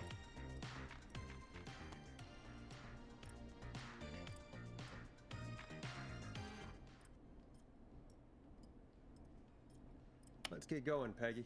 Alrighty, we could run another segment or... Scratch that, Forrest. We have a caller.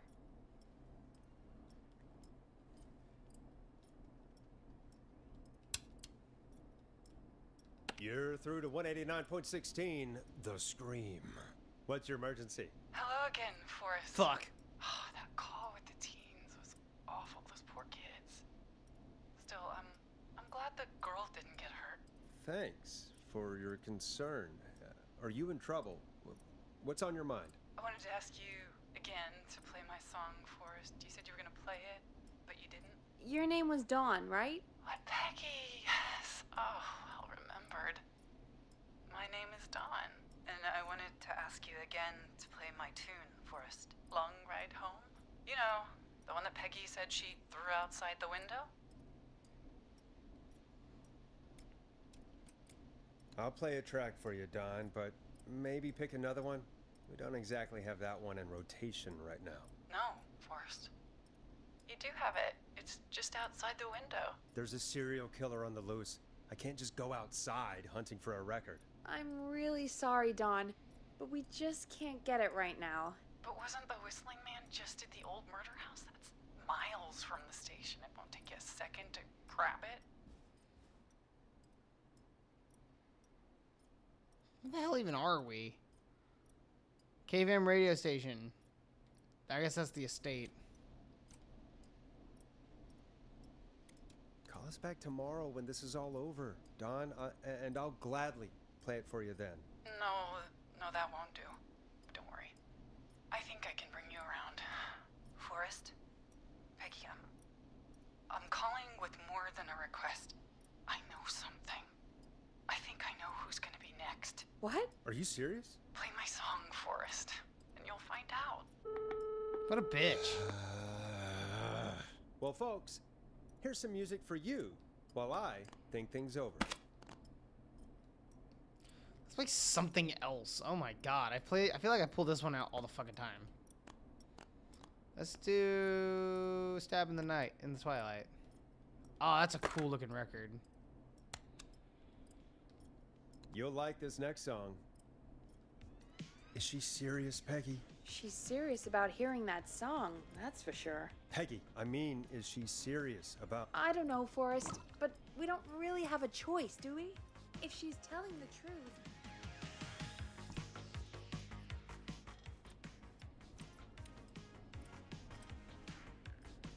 All right, I'll do it. You're a good man, Forrest. I'll slide you the key to the fire door. I'm a punk. Wait. Our fire door has to be unlocked? Yeah, you know, I never thought about it, but yeah. We should talk to Reggie about that later. Anyway, I'll hold the fort down while Reggie's a you're out. fucking idiot. Maybe I'll even get a caller. That could be exciting. 189.16, The Screw. With me, Peggy. Peggy, you're great. The Pegster. Pegaroony. Peggy on the ready. What if I can unlock this door? I want to go up here. Fuck. I remember, I get fucking locked out. It was scary the first time, and I'm not worried about it this time because I know I won't actually get murked.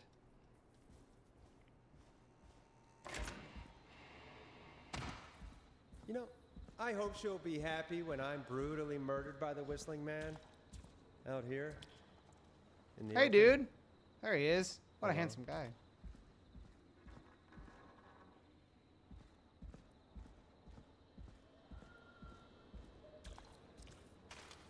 Here it is.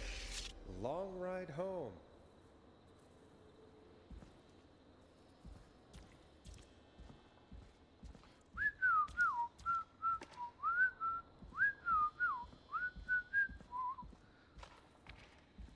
Of course, it locks behind me. And of course, the key doesn't work on this side. Fantastic. Maybe there's another way back in through the basement. A door, elevator, or something. Yeah, something like that.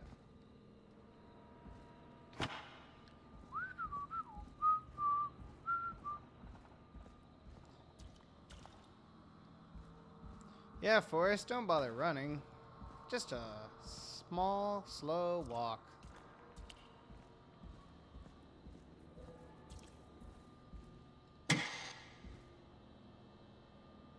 $70.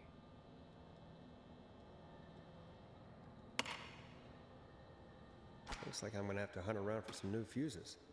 Yeah, because, you know, when those are just sitting around in a dark alleyway, you know? It's cute.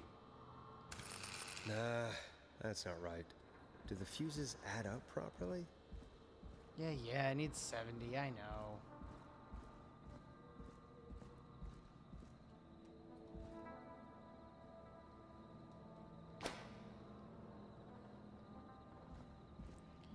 That makes 55.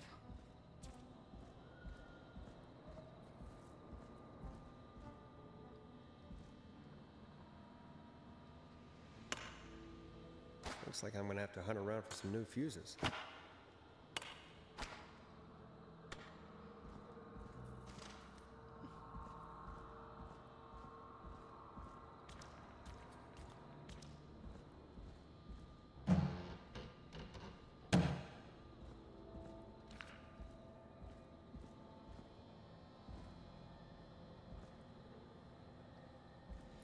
Peggeroni!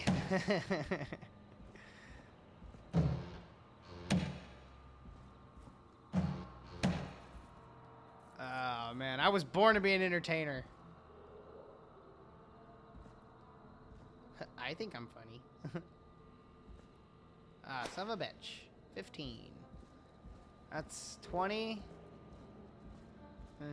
Oh, there's another one. Okay. Noted.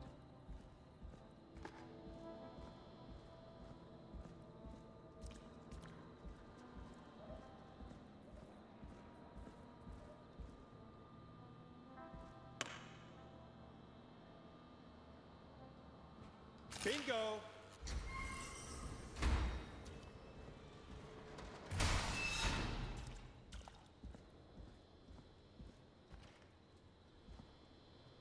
I know shit. I could probably survive that fall. Oh, dude. What? Survive? You're fine. That's like 3 feet. Then another 3 feet. You'll be fine. Looks like the janitor's closet. What did Peggy say his name was? Clive?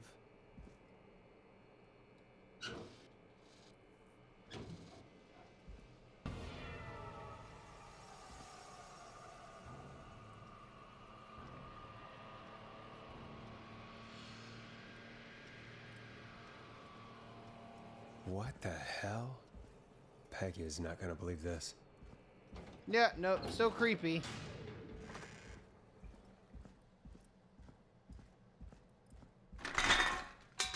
Fuck you. I wonder how the show's going. God, please let this be the last locked door. Yeah, that worked the way I wanted it to.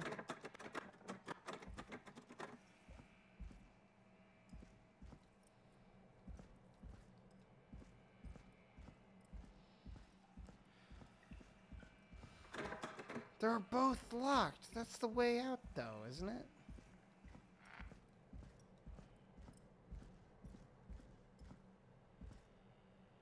There's probably something in the janitor's closet I didn't see before. That's really fucking creepy, man. Ah, there's the beautiful key. I should be able to get back to the studio now.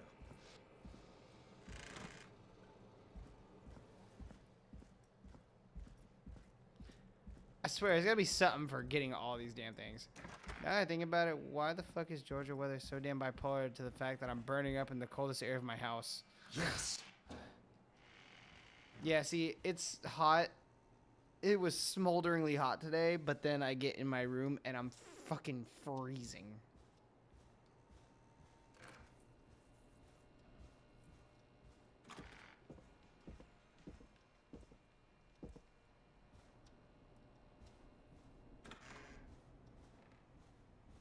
God, I have such a fucking love-hate relationship with this game. It's mostly love. It's mostly love.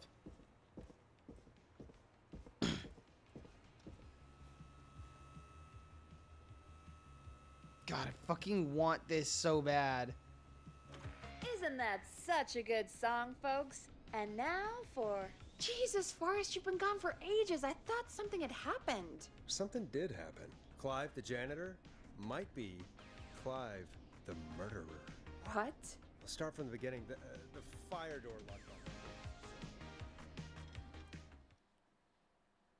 Yeah, Peggy, thanks for telling me that the fucking thing locks behind me. By the way, thanks, Peg. Why did you heave that thing all the way up here? Because the basement's creepy as hell, and I don't like standing around down there. Fair. All right, let's run through this again. We have a creepy board you found in a creepy basement made by our creepy janitor who you think is the creepy whistling man. Yep. And on the creepy board are the names Chuck Brody, Kim Walker, Rebecca Allen, and Aunt Williams. Correct. And you think one of these The people hoarding will be the continues. whistling man's, Clive's, next target. That's right. And we've got to find him. Okay, there are good night, 4 locations Cherry. listed there, too. Sorry, good night, The Cherry. hospital- Let me try again. Thank you so much for being here, Cherry. You're awesome. And thank you so much for doing the thumbnail. You were just fucking spectacular. You're very much needed in this community. Oh, shit. You're very much a necessary part of this community as much as everyone else. But you really do a lot. So you're awesome, and I really appreciate you. The power station, the gas station, and the trailer park.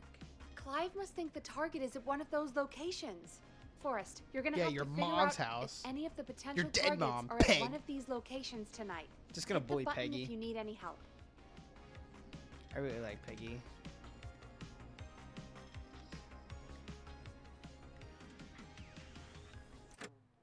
I was not paying attention. How's it going? It's not going well. I could use some help. Okay, let's review the basics. We need to work out who the next target is. There's 4 locations, right? And 4 people. We need to figure out if anyone is at any of the 4 locations tonight. And if they are, we can call them and warn them. There must be some connections between the notes. That makes sense. Great. Need any more help? I got it. Okay, so Chuck Brody Athletics Club, Rebecca Allen Car Club. Jesus. Okay, turn that music down.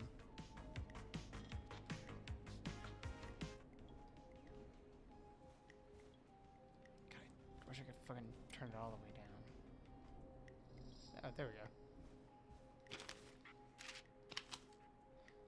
So, oh god, let me turn it to face the light so I can read it. Keith Walker, Marie Campbell, Drama and Theater Club. Okay. But anyway, so it's Kim Walker, Improv Club, Rebecca Allen, Aunt William, and Chuck Brody.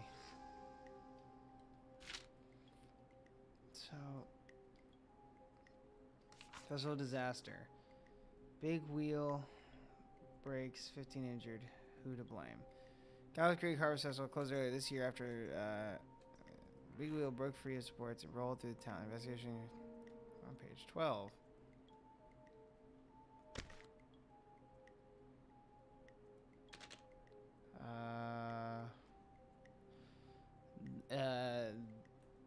That's crazy.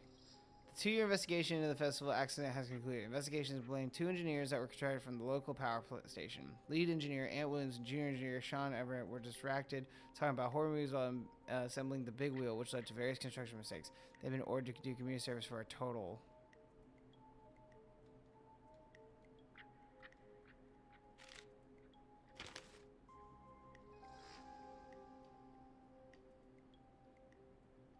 Ant Williams. Actually, prosecution hires 20 new staff in the record year, 12 of which were conscious. Yeah, that's pretty high. Food for thought.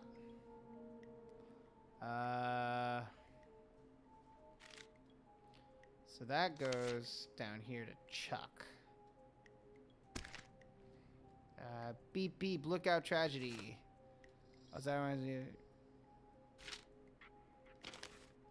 We will see. I have no idea what's going on with my life tomorrow. I know I have a kid's softball game to go to. My niece is playing her last game of the season tomorrow morning. I'm going to that. But after that, I don't know. Beep, beep, look out. Tragedy. 5 dead, 16 injured after brakes fail on bus. Tragedy struck Gallows Creek yesterday afternoon after a bus failed to stop and crashed into a fuel tanker. Deceased have been identified at Gallows Creek locals Mr. D. Rudd and Miss M. Houghton. Jesus. Mr. P. Stein, Miss K. Stein, and Miss J. Mildred.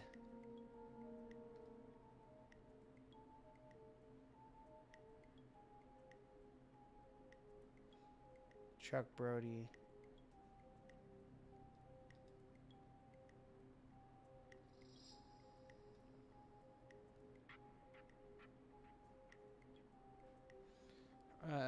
Deceased as Mr. D. Rudd.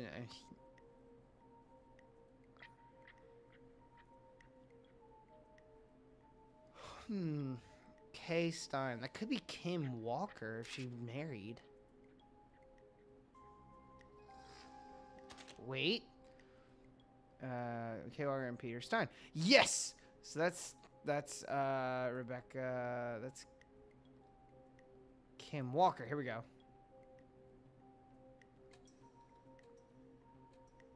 She married, which means that she's one of the deceased. So she's out of the running. She's already passed away. Oh, that's that poor kid that I helped earlier. That's his dad and mom. Bless his heart.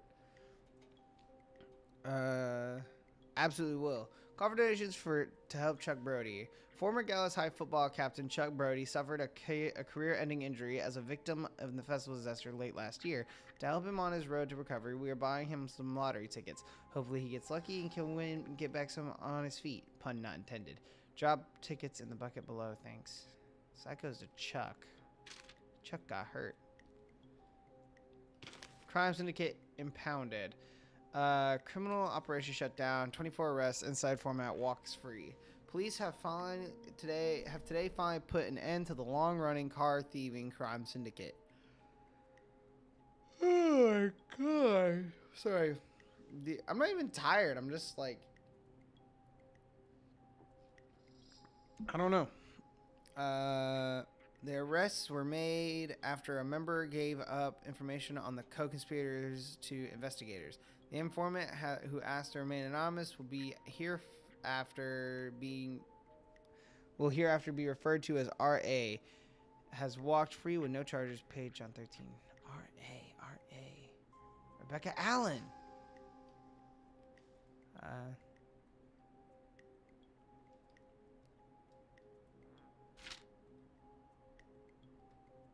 A local legend takes to Manhattan. Infamous author of Tell All book, Diary of Car Thief, moves to Gallows Creek for a new life in a big city. She stole our cars, then stole our time and money, said the reviewer, said Jim Randy last year. More on page 15. That is definitely Rebecca as well. Uh-huh. 12-hour gas station bought by ex-lottery winner. Ah, Christine Gas Repair has been sold to a man who won the lottery 14 years ago. The new owner claims it will keep me busy on an evening. He has asked to remain anonymous. That's definitely Brody. Oscar Game Day. Yep, that's Brody. Trailer for sale, cheap. Sale price. I'm sick of being a local celebrity. People who are so mean to me. I stole a few cars. Who cares? I'll buy a new one. I'm selling my trailer and leaving town as soon as possible. I just want to get out of here. Please buy it.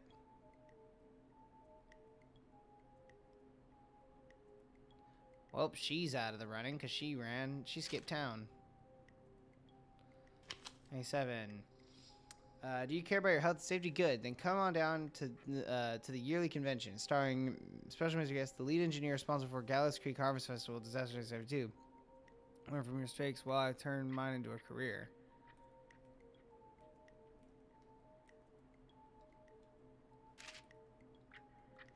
Is your car safe? Check out these foreign citizens. Look out for some behavior of mobile car thefts.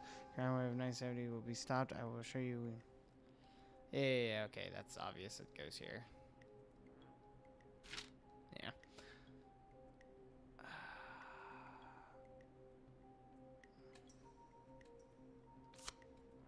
He's still alive, and he's still in town. She's passed away. She skipped town, and he's fucking... I don't know. So these two are out of the running. She's in the trailer park, but she's not anymore. She's out of the running.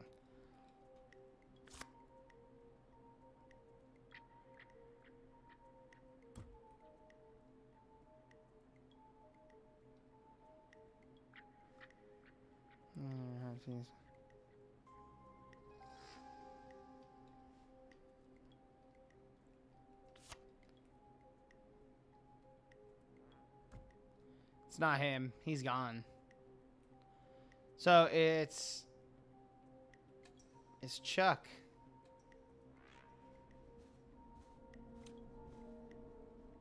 I'm good now. Thanks, Peggy. No problem. Man, I'm smart. I know who it is. How's it going? I'm ready, Peggy. Are you sure? We've only got one shot at this. I'm sure. Let's do this. Okay. Name first. Who do you think the target is? Chuck Brody. Chuck Brody. And where will I find them? The gas station. The gas station. Okay, I'm dialing. One moment. I'm a fucking genius.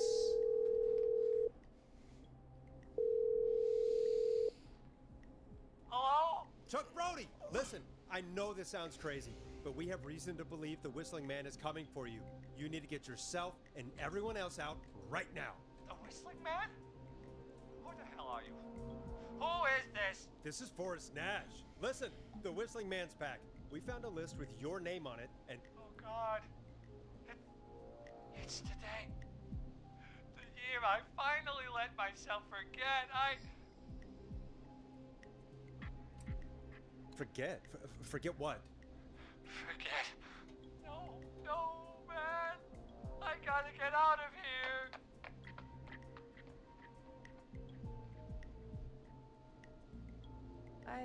I think he ran off. Well, fingers crossed that Chuck... Jeez!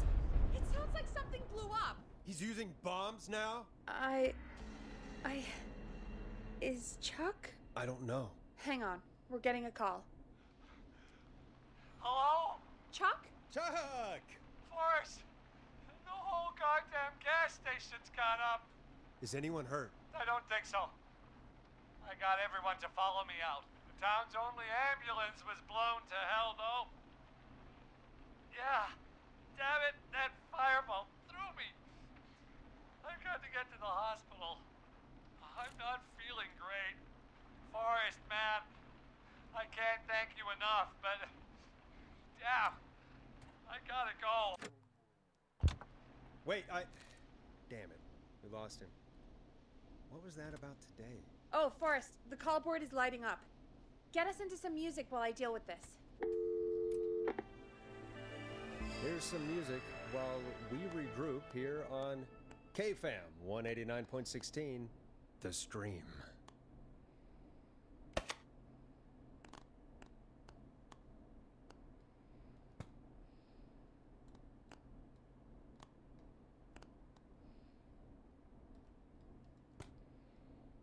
There's gotta be more in the basement to show us who Clive is targeting. And if that's the case, we can get ahead of him. Stop the killings before they can happen. Forrest, we need to go back down. By we, you mean me, right? Yep. Like I said, I need to handle all these calls. Maybe start with that creepy mannequin room you mentioned before. I still have a lot of questions about those, by the way. Me too. Peggy hates this song. I'm not gonna do that to her, my girl. We're gonna go with Final Breath again.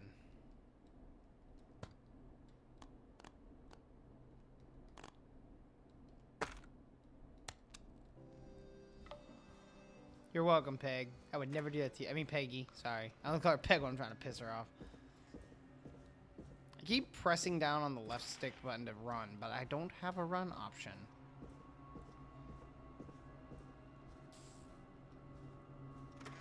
How's everybody feeling at home? Anyone tired?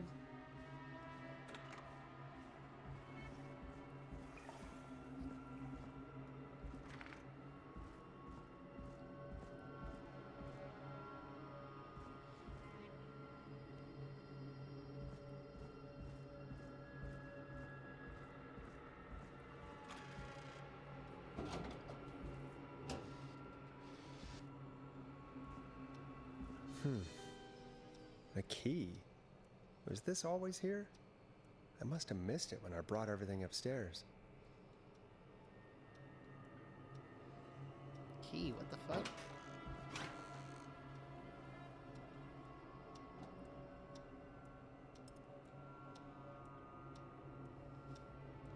What key? What is he talking about?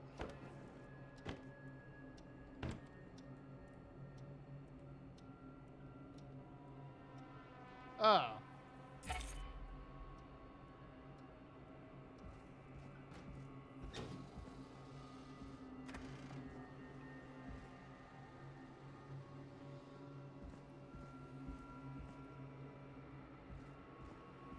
God, Forrest, you could fucking close that.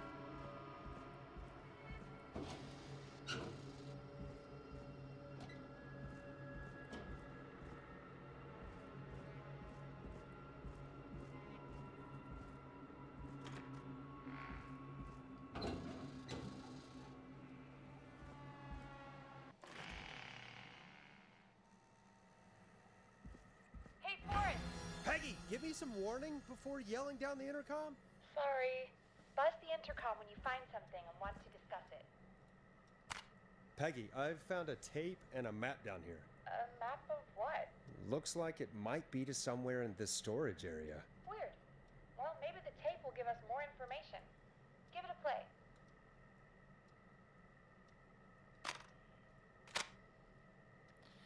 Now I ask you guys this. As the viewers, do you want me to keep playing for tonight? Or do you want to break it off here and we'll do a part 2 tomorrow night? You guys' call, really. I'm good either way.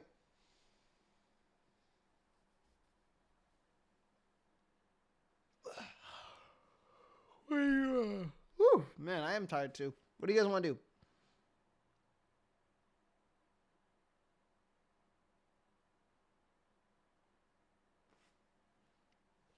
Because I can play tomorrow night too.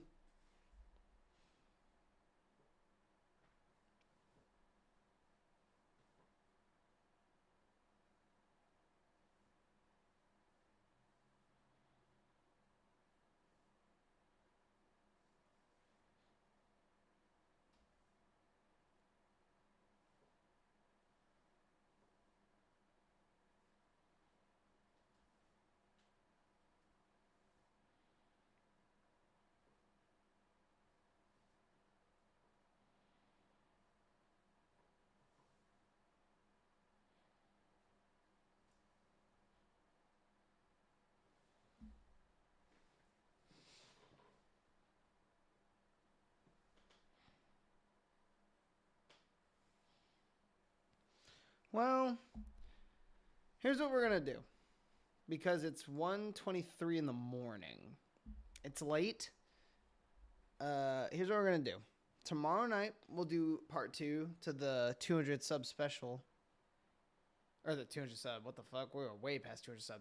I'm tripping. The 2-year special. 200 sub special was the TAC playthrough. We're going to continue with the 2-year special.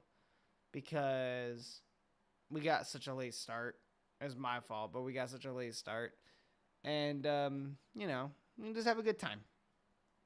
Because I'm not in a crazy rush to finish the game. We're making great time. And, like, I know there's, like, another 2 hours or so left. I think.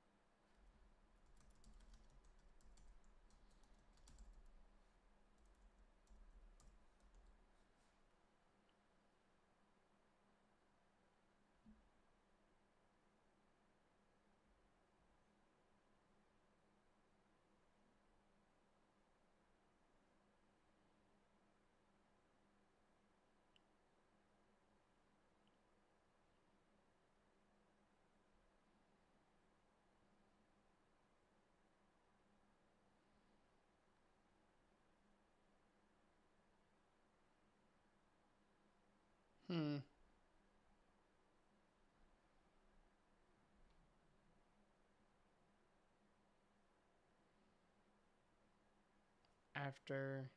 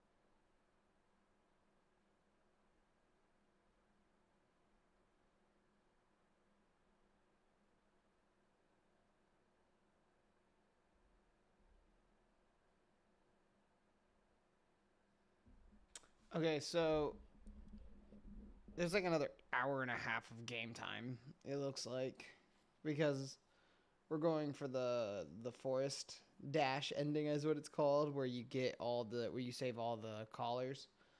So what we're gonna do is we're going to stop streaming here. Before we end the stream, does anybody want to get on the Discord call line, the Meet and Scare call line on the Discord server, and ask me anything, talk to me about anything? This especially goes out to anyone who doesn't know me in real life and doesn't see me on a day-to-day basis.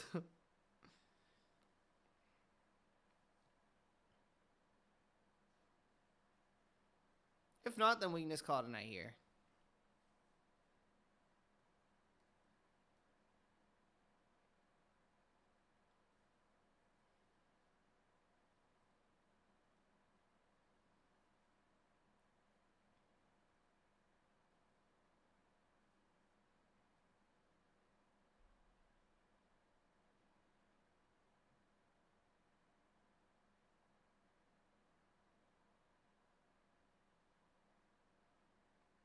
You know what? Fuck it. I think I got it in me. I think it says about another hour. So, you know what? I think I can make it. We can keep pushing.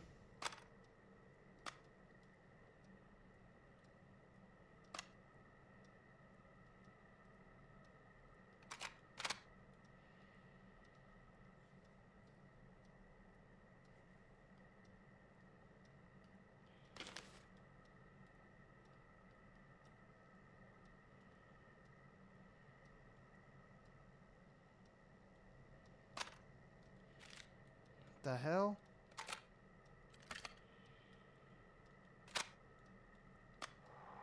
George Barrow, 1968. That's when this all began for me. Follow the maps, find the tapes. I'll be waiting. Wait, George Barrow? We all heard that he drowned after a night out drinking. Was it actually Clive? Has Clive really been the whistling man for that long? He says I need to follow the maps and find the tapes. I guess that's what this map is about. We need to see what else is hidden down here. Be careful for it.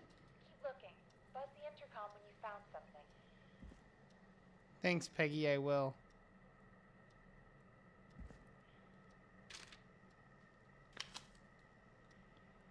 Alrighty. Dun, dun, dun, dun, dun, dun.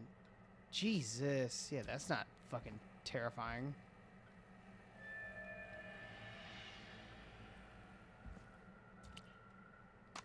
Time of autopsy is 7 a.m. Cause of death is asphyxiation from drowning. The degree of rigor mortis indicates that the subject has been deceased for 5 hours. That puts the time of death.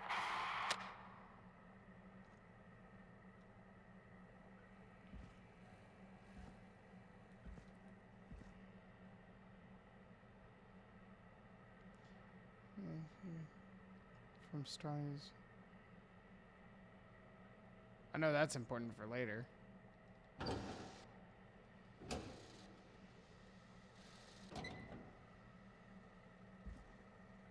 That's important for way later.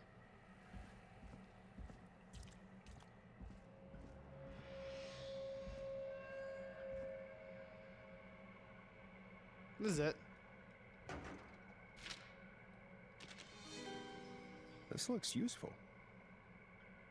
Police Department, Town of Gallows Creek, number case, report, by Sheriff J. Matthews. Detail. At 4 a.m., a call was received from a jogger, a Miss Sandra Sharp, reporting that a body had been found washed up in the reservoir. I drove out of it to investigate and was able to identify the body at the scene as that of George Barrow. I contacted the coroner's office and then the boy's parents. They informed me that they had not seen him since 7 p.m. on the 2nd. Jesus.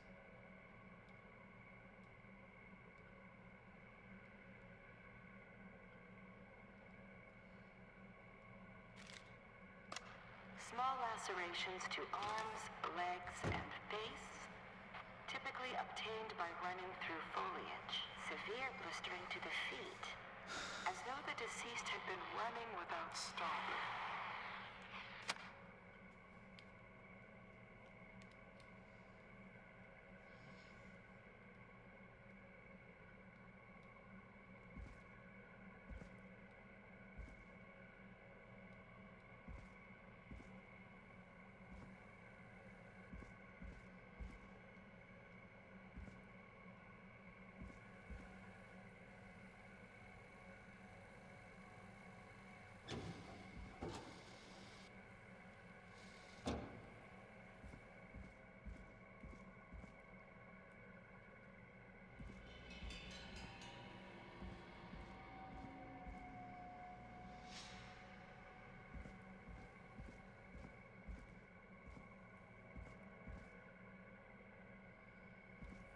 Yes.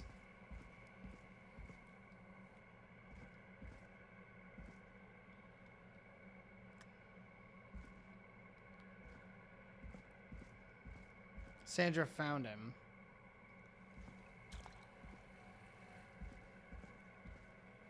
God, this place is confusing. So it's a shelf. That's specific. Next to a bunch of boxes.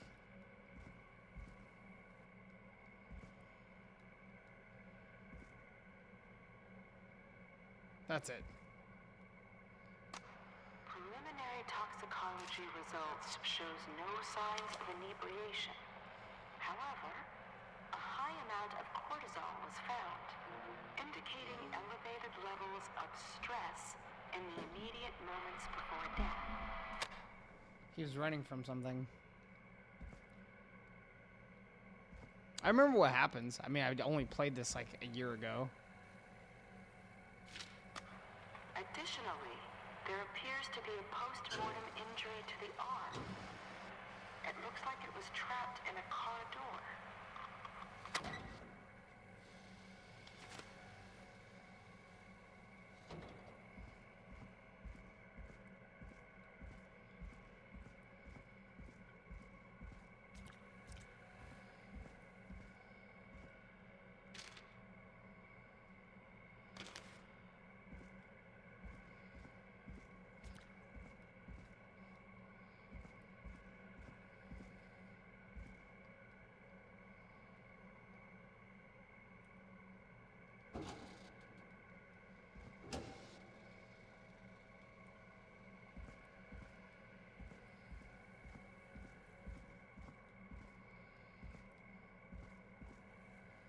Am I tripping?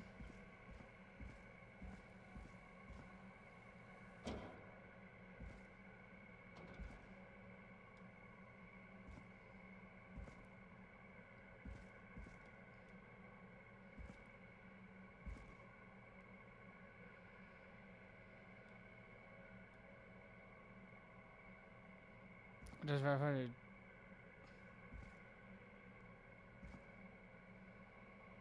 What are you talking about, bro?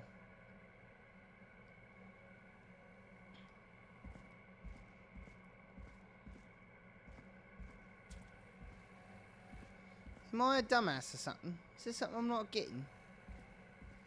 I'm definitely got the right idea. I'm just in the wrong place.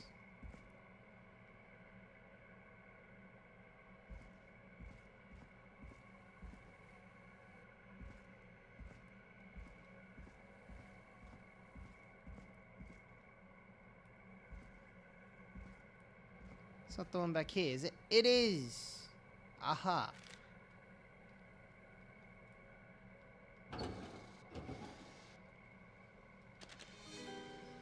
Now this has to be important. Name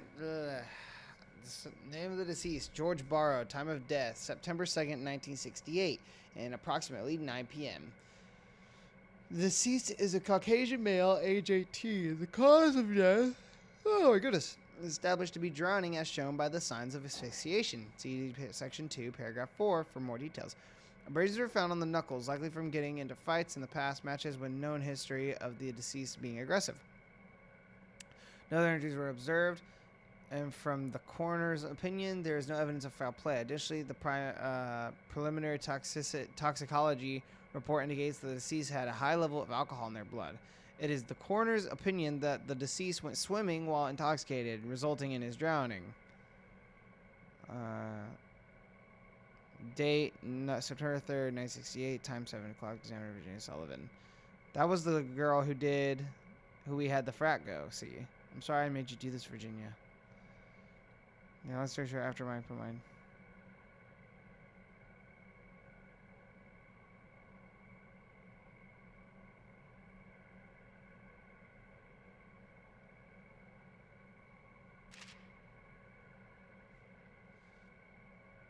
Oh, nice.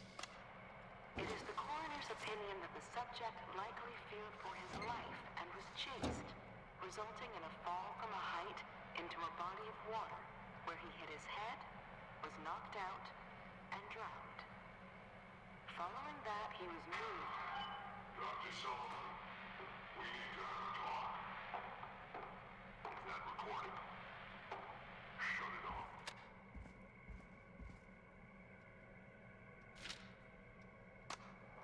If you're listening to this, then I'm probably dead.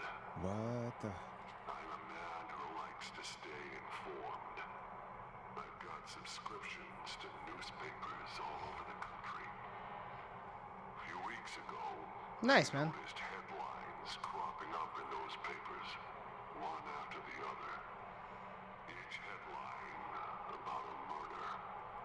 Each murder, the death of someone I knew almost 20 years ago. A new vinyl for my collection. Each one drawing closer to Gallows Creek.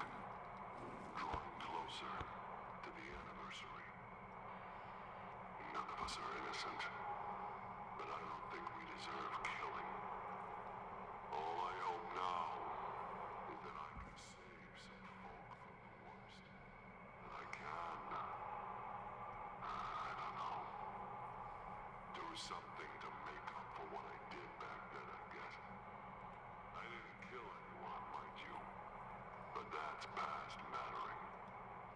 Now, there's more I could say that I should say, but my employer made it clear that my family would pay a high price if I ever spoke out. So, hopefully I've said enough for you, listener, whoever the hell you are, to start putting the truth together.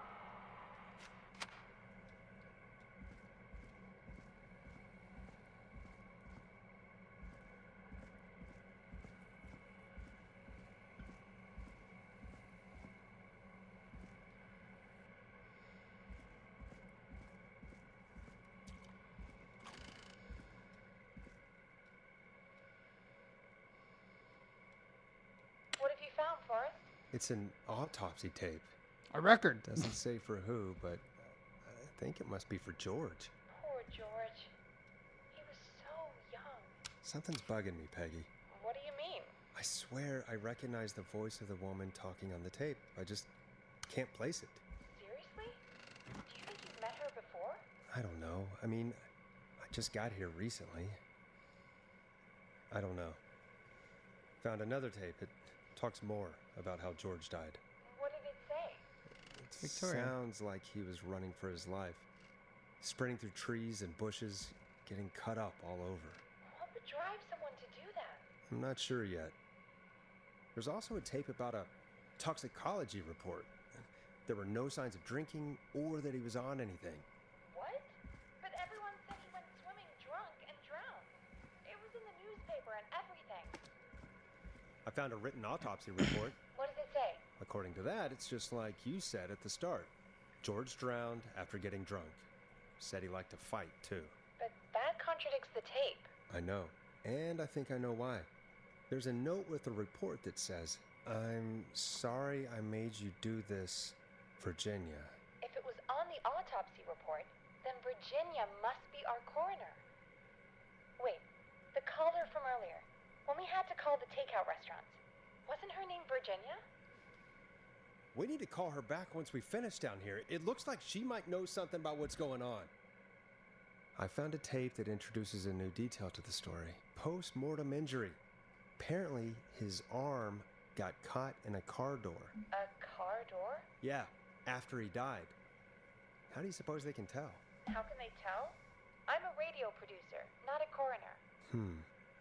The written report I found doesn't mention it at all. How did his arm get trapped in a car door after he died? Unless he got it when the police collected his body, I guess someone else must have moved him after he was dead to where he was eventually found. But the report, what is going on here? I found a police report. Mentions a friend from earlier, Sandra Sharp. Sandra. The jazz runner? That's right. Yep. She found George's body washed up at the reservoir. The reservoir? Yeah? What's strange about that? George got cuts from running through foliage, right? But there's no forest around there. Also, how did it wash up at the reservoir? What do you mean? Reservoirs don't have tides. But that's what the police report said. It's not possible, though. I did a school project on reservoirs and got an A. But, yeah, not important right now. The important thing is that it doesn't make sense. What are you suggesting then? That the body was originally found somewhere other than what the report suggests? That the sheriff tried to cover it up, but accidentally let something slip? Something like that. I think. Well, Sheriff Matthews wrote Beast, the you ever report. seen this game? If he hadn't been eviscerated, we could have asked him. True. But Sandra is still alive? Once we're done down here, we should give her a call. Reservoir. That makes In sense. another tape, the coroner comes to the same conclusion as I did. George was running from something. Maybe an animal? Maybe, but then there's this next bit where the coroner thinks he was moved post-death. So she agrees with him. At the end of the tape, someone burst in and demanded Virginia stop recording. I think it was Clive. This is starting to make sense now. This is a conspiracy to cover up what happened to George. I think I found Clive's last recording. I think Clive might be gone. Gone? I found a confession. Not for any killings, but for playing a part in covering up George's death. He left this behind in case he died. He hoped someone would find it.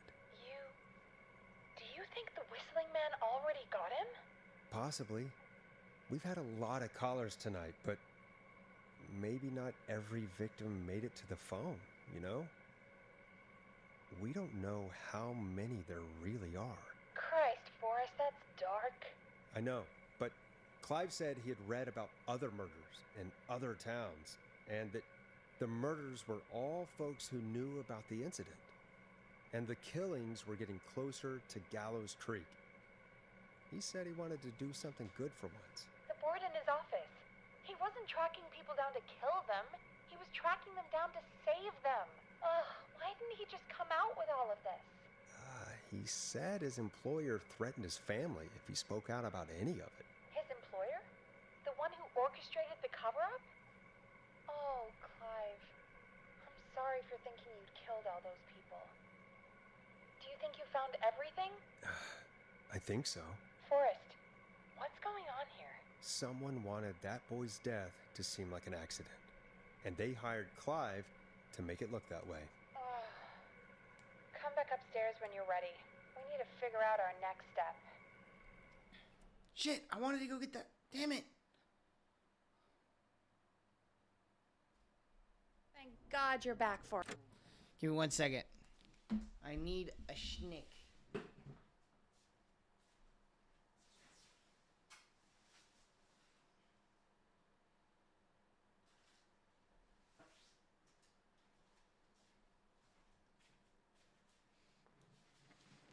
Schnick. Who doesn't love crackers?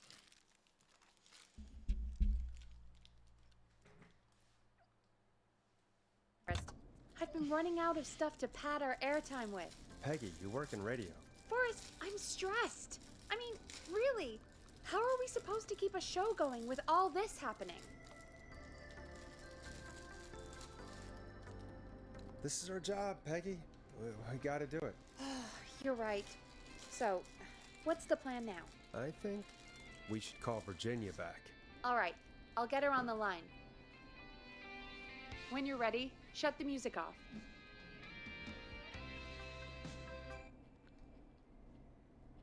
Hello again, Gallows Creek. This is Forrest Nash.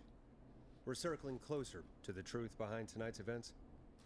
To this end, we're calling back one of our earlier callers, Virginia Sullivan.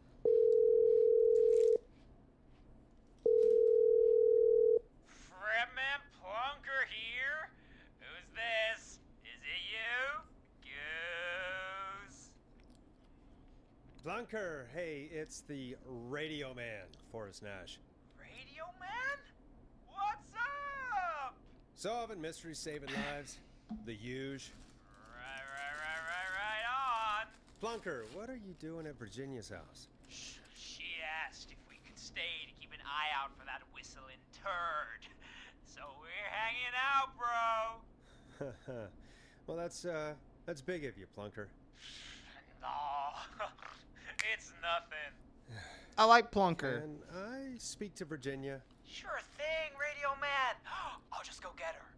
Who is this? Hey, Virginia, it's Forrest. I'm glad you're still okay. Oh, Forrest.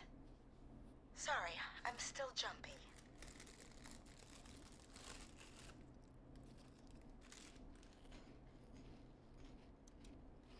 Sorry to hear that, but listen, hey, we need to talk. What about? We're calling because we think you can help us understand why this is happening tonight. Me? What would I know? Does the name Clive mean anything to you? Clive? No. I don't know that name. What are you asking about this for? You mentioned that name earlier when you called us the first time. I don't know what I said then. I was petrified, Forrest. Clive's the janitor at our station, and we know you spoke to him in the past. Forrest, please. You don't know what you're doing. He'll come for me. Virginia, it's okay. Clive won't be coming after you. We think Clive's dead. Dead? But isn't he? He's the whistling man, Forrest.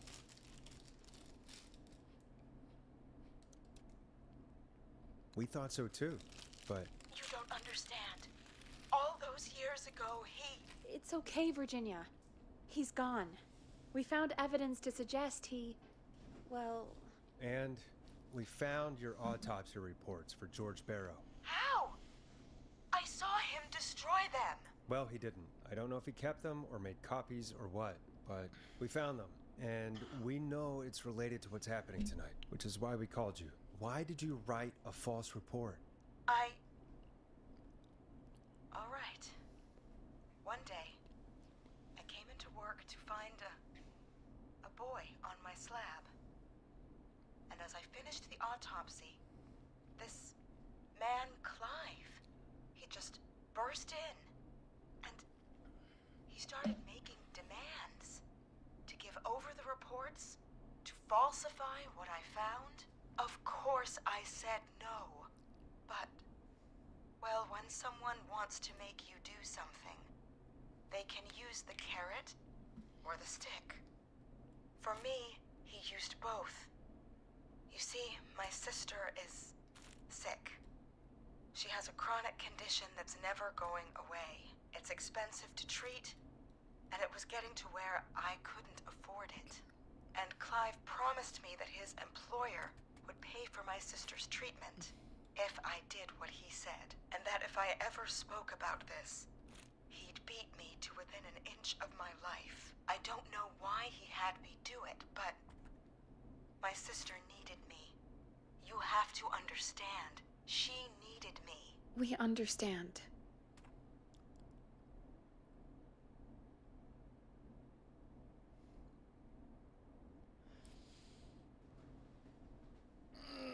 I'm in a hard spot there. I don't. You helped cover up the death of a child. Forrest! But he threatened me.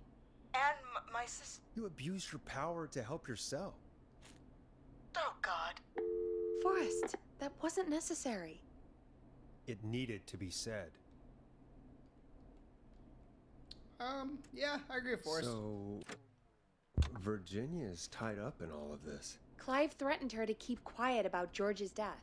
But for who? Why cover up these details? Well, we know Sandra was involved in George's death. Do you want to call her? I do. All right, but before we go asking questions, I think we should know what we want to ask. Is that fair? Yeah, we need to ask her about finding the body. She was the one who discovered it, but something just doesn't add up. 100%. She knows more than she's saying. I wonder what she's hiding. We'll hopefully find out soon. Anyway, sorry. Just be careful when you're talking to her. Don't push too hard. How are you guys doing in chat? We don't want her to hang up. I'll be careful. All right, calling her now. Hopefully she's at her jazz studio.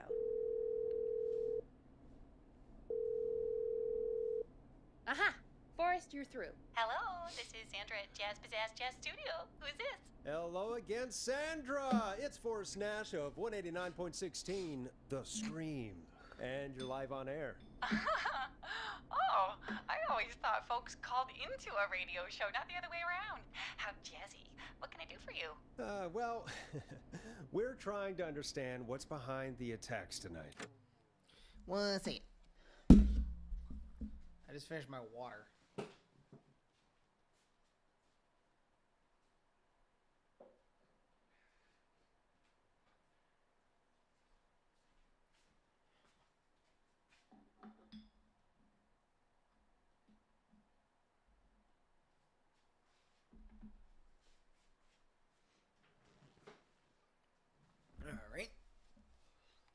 And back to it.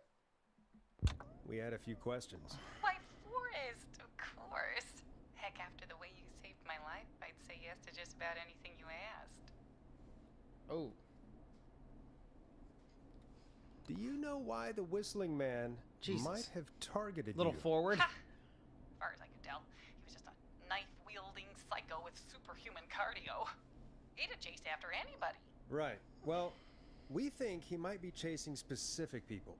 People who know about the death of a boy named George. Oh, I don't know anything about that. Sorry. Sandra, we know you found George's body. We have the police report. I don't know what you mean.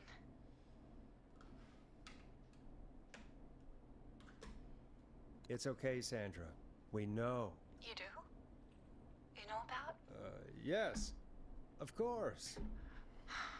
This studio is my life. After I found the body in the river, I couldn't lose my studio. Do you understand? Sure. I understand. When the rent just kept going up, he said he'd stop if I just needed to keep quiet. And everything would be okay. Sandra? Who was he? He said if I told everyone I found the kid in the reservoir instead of the river, I'm sorry. I can't do this. Someone's keeping these people quiet. And she's gone. I don't think that could have gone any better. You truly did great, Forrest. Well, folks, if Yeah, I anyone kind of out bit the there other girl's has head off, any but I wanted thoughts to. Fuck on her. What's going on tonight? Please call in. That's good timing. We've got a call waiting just this second. Jesus. Welcome to 189.16 The Scream with me, your host, Forrest Nash. Hi, Forrest. I know this is really out of the blue with everything happening tonight, but I wondered if you could send this special birthday message to my uncle. Hi, Ponty. You know what? I'd welcome a change of pace. I'd be glad to. Thank you, Forrest. He's my Uncle Ronnie. His first name's Peter, but he never liked his name. But since he always had salt and pepper hair, even as a kid, can you believe it? Folks always called him Pepper. Thanks for the history lesson. Is there anything besides happy birthday you would like to say to Mr. Pepper? Oh my God damn it!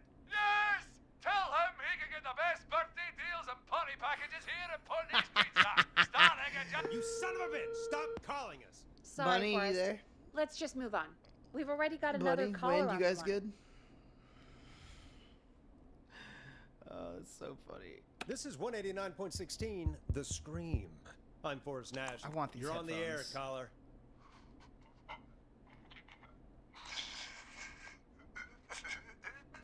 Caller.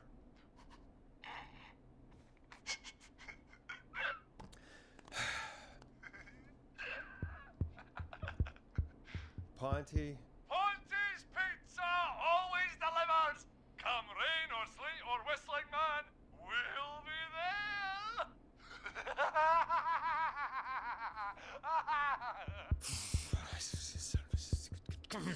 Forrest? Forrest? Are you okay?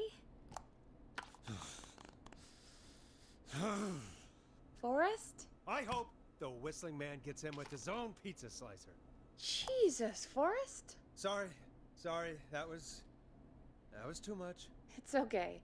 It's been a high-stress night. Don't worry about him anymore, okay? Not for tonight, anyway. I think he's spent for now. We've got another call, whenever you're ready. Lay it on me. Folks, don't spend your money at Ponty's Pizza. That's all I'm gonna say about that. Moving along, I'd like to welcome another caller to 189.16 The Scream with me, Forrest Nash.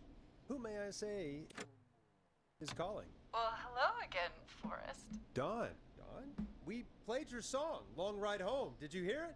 Can you tell us? Never mind that now. First, I'm calling because I need your help.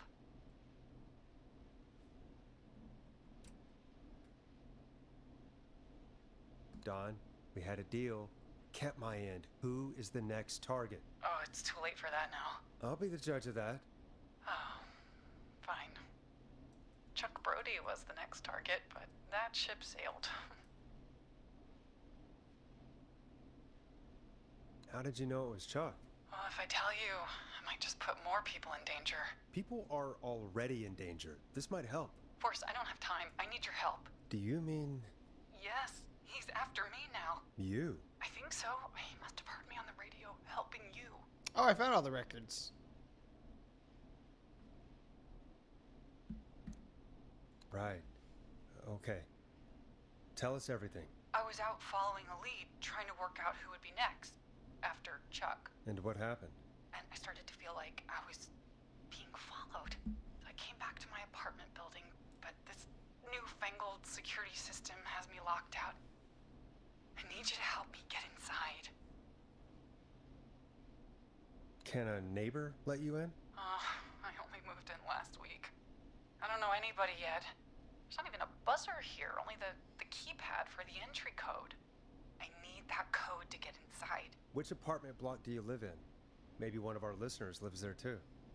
It's the new Woodside apartment building between the town hall and the trailer park, but I doubt any of your listeners live there. I don't have many neighbors. Sounds like a prime piece of real estate. The sound really carries at night. Shit.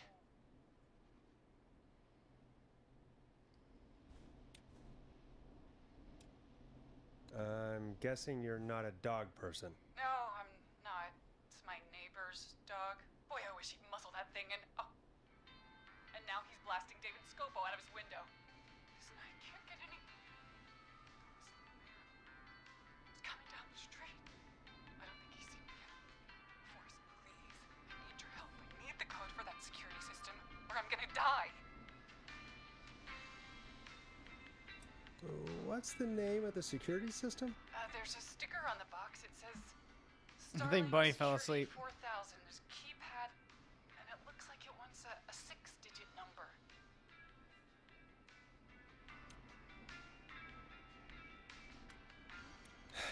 We'll see what we can do.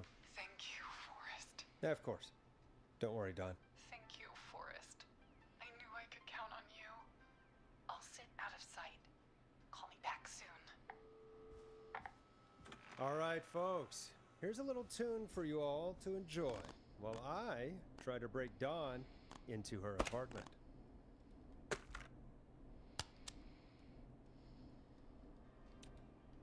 Coming up for your listening pleasure, it's Caged Tiger with their single, One Last Goodbye. You were pretty quiet there, Peggy. Forrest, was it just me, or was there something? Yeah, it wasn't just you. Something was weird about that. I think Bunny fell Well, asleep. Tell you what, we have a Starling 4000 or whatever here at KFAM. Clive bought one for the station. Maybe we can find something to help. Well, I'm not sure who, but to help someone. Boom! Alright.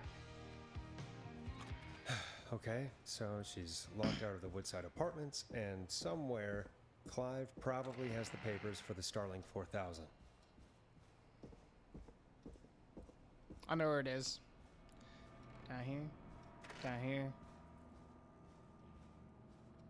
In here. Wait, no. No, yeah, I was right. In here. In there. That's what I was pissed about. I wanted to grab this before we got yanked up. Starling 4000 user manual. Ah, these codes should come in handy.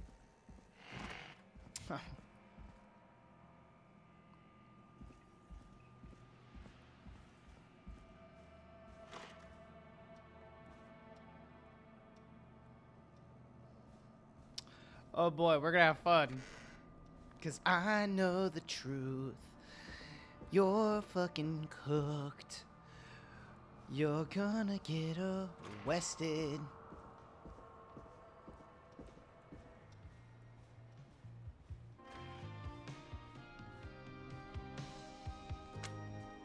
Welcome back, Forrest. find anything? The Starling 4000 security manual. It's got a bunch of codes.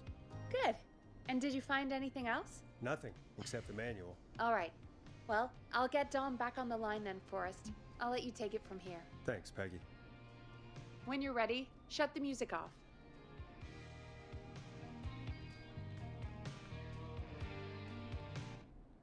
All right. Line 1, whenever you're ready. Don, Boop. Are you there? This is Forrest Nash Donnie. from 189.16, The Scream. Oh, thank God you're back. I'm so afraid. What's the code to the gate? Warning, this will set off all security measures. 191519. Give.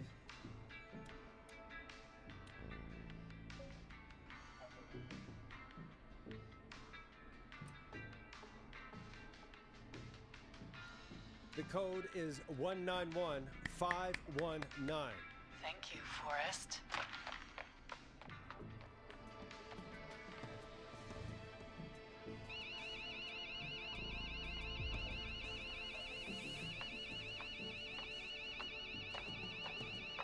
Son of a bitch. Ah!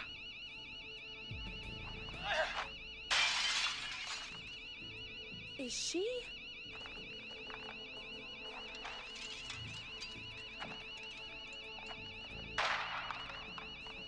You're not gonna hurt my boy Roller Ricky and Max the dog. Nobody disrespects the sanctity of the ring. Don't ever come back here again. I'm calling the cops. Thank God. Hello? Is someone there? Ricky, get back inside and turn on the radio. Whoever that was, she was trying to break into the ring. She? Forrest, man, you got no idea. That was him. That was the Whistling Man.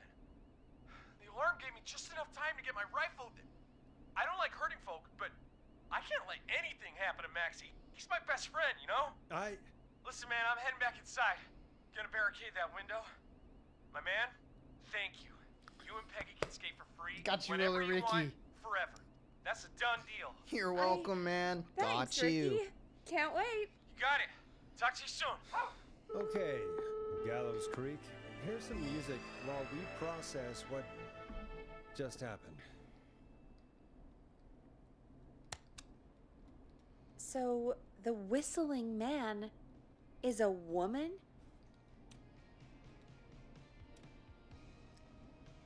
I had my suspicions. Yeah, sure, Forrest. You just never mentioned it.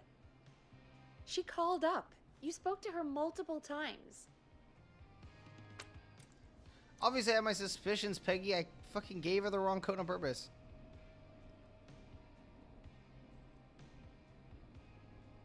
I knew she wasn't right. Is that right, Sherlock?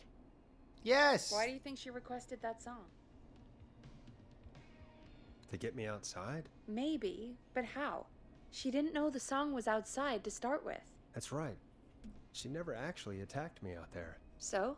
What now? I guess I should make an announcement. We do have new info. Okay, kill the music and you can make the announcement. Okay, you're live in 3, 2... Hey folks, this is Forrest Nash here. I hope you're all safely locked inside. For those of you listening to that last call, you might be wondering what to make of it all. Here's our take. We now believe the killer is actually a woman, one who might manipulate you into letting her in before she attacks you.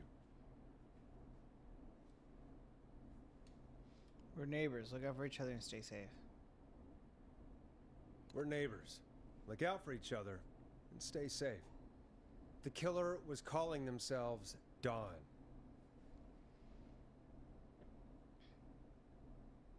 This could be a fake name. If anyone needs help or you have info on the killer, please call in. You folks have my new number, right? It's 911. Hopefully, our next caller can help shed some light on our killer. Hey, we had a call come in. Okay, folks, time to take a call. You're through. to These people who Forrest got the Nash stab on wound. 189.16, The Scream. Hey, man. Murphy? Murphy! That's right. What's going on, Murphy? You in danger again? Nah, man. I've just been listening to the show here at home. And since you asked folks to call in if they could help out, well, I'm calling. didn't say as much as other folks have, but I figure I wouldn't be a good role model to Fernando if I didn't try to help, you know? You're a good father, Murphy. Absolutely. Fernando's a lucky kid. Thanks. So, Kind of an idiot, but Well, what how could a can you woman tell throw us? you into the dumpster? Because you said you're a big guy, right? All right. Well, do you know anything about the death of George Barrow? absolutely nothing. Okay. What about the killer herself? Herself? Man, I didn't get my ass kicked by a lady. The man I went toe-to-toe with was a man. You heard the last call, right, Murphy? Yep. So you know it's a woman, and you were trained by a VHS, Murphy. I know, but... Man, how could it have been a woman under that mask? Let's just move on. Do you know anything about the history of the Whistling Man? No, sir. Tonight's the first time I ever heard of him. What? I moved here 3 years ago, man. What do you want from me? Hey, man, no worries. Just thank you for trying. Right. Sorry I couldn't help y'all more, man. Now, if you'd have asked me about gators... Forrest, we have a call coming in. Sorry, Murphy. I think that's all we've got time for right now. All right. I'll catch y'all with the gator talk later. Night. Well, folks, that was a bust. But perhaps our next caller has more they can tell us. I'm glad Murphy's okay. Let's find out. That's cute. I like that about this show, that you get to hear more from your people you save. This is Forrest Nash, and you're listening. Please help me. My name is Casey Moore. I'm at 25 Nancy Drive. My best friend's been stabbed. He's bleeding everywhere. I don't know what to do. Please help me. What happened? Breathe. Is he still breathing? Is he still breathing? Yeah, but he's bleeding out fast. I really need help. Please. Take a breath. We'd been out at the reservoir. We were heading back to his place when we heard this whistling all of a sudden. He just started freaking out. He screamed at me, told me to hide. I'd never seen him like that, and I just panicked and ran and hid in a bush. Oh no. Forrest. Then what happened? He went up the road and talked to someone. I couldn't really hear or see anything. It sounded like he might have known the person, and they just stabbed him. Casey, was his attacker the Whistling Man? Who? They had a mask and wore all black? That's all I know. Please, we need help here. I'll get you help, but I need to know. Where did the masked person go? They left. They left him to bleed out. I waited until they were gone, then dragged him into the garage and called 911. Wait, why didn't she make sure he was dead? I don't know. I think I heard them say something like, "It's not so funny now, is it?"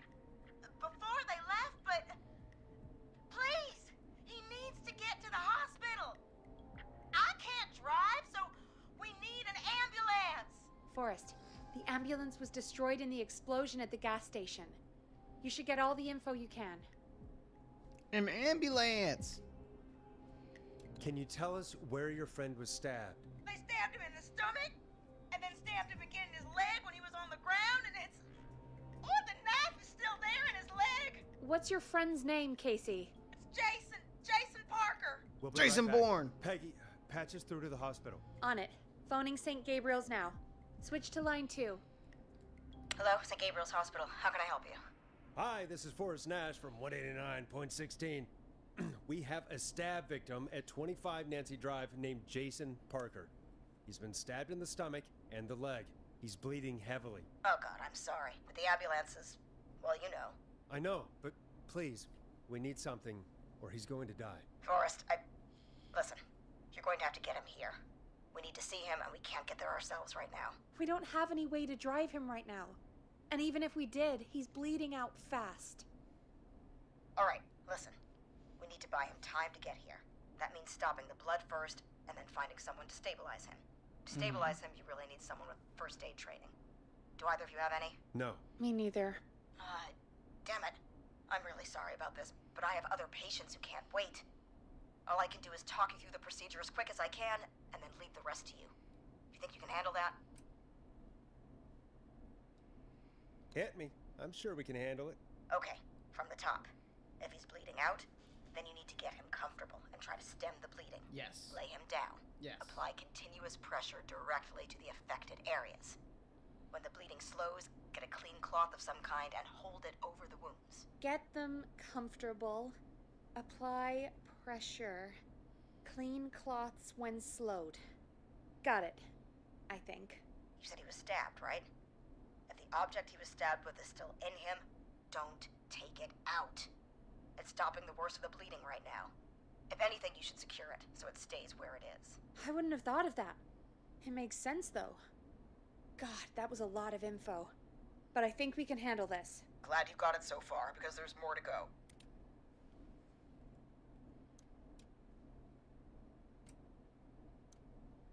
I'm still with you, Doc. What else do we need to know? If he's lost a lot of blood, he may enter shock. If he does, act fast. If you applied a cloth and it's bleeding through, don't remove it. Just apply another on top of it. If it's safe, elevate his legs to get blood circulating to his vital organs. Try to keep him warm. Get him to rest and reassure him. We need the patient to stay calm. All right, don't replace bandages, elevate his legs, keep him warm and calm. This is a lot. I'm really sorry. That's as much as I can give you right now. Try to stop the bleeding. Find someone to get him stabilized and get him here as quick as you can. Good luck. All right, Forrest. Casey's still on line 1. Hello? Hello? Forrest, are you there? Here we go. I'm here. How is Jason doing? Badly. He's still bleeding. I need help. I've been putting pressure on his stomach wound since you left, but he's still bleeding. I don't know what to do. That's good, Casey. The nurse said to do that. What about the knife in his leg? It's gotta be hell. Should I pull it out? No, don't touch the knife. The bleeding will get worse if you pull it out. Are you sure? I'm sorry. I'm gonna stop making suggestions. No, don't worry, Casey. We're a team here. We're all going to get Jason through this. Casey, is his leg wound bleeding right now? I hate looking at that knife. Yeah, it's bleeding. His stomach is worse, though. I think we need to secure the knife so it doesn't move around. Do you have anything you can tie around it? Yeah. There's some laundry piled up on top of the dryer. Bet. Cloths on the hood of the car, and what else? I guess I've got my jacket.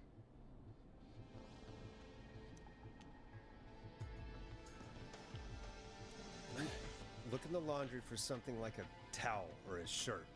Hold that over the wound. Okay. Looks like I'm gonna have to buy you some new whites, Jason. Here we go. I'm sorry, Jason. It's secure. I'm putting pressure on his stomach again. Okay. I'm starting to think we might make it. Forrest, can I have a word? Now isn't the best time, Peggy. Can it wait? Forrest, it's kind of important. All right, give me a second. Casey, I'm gonna have a quick word with Peggy.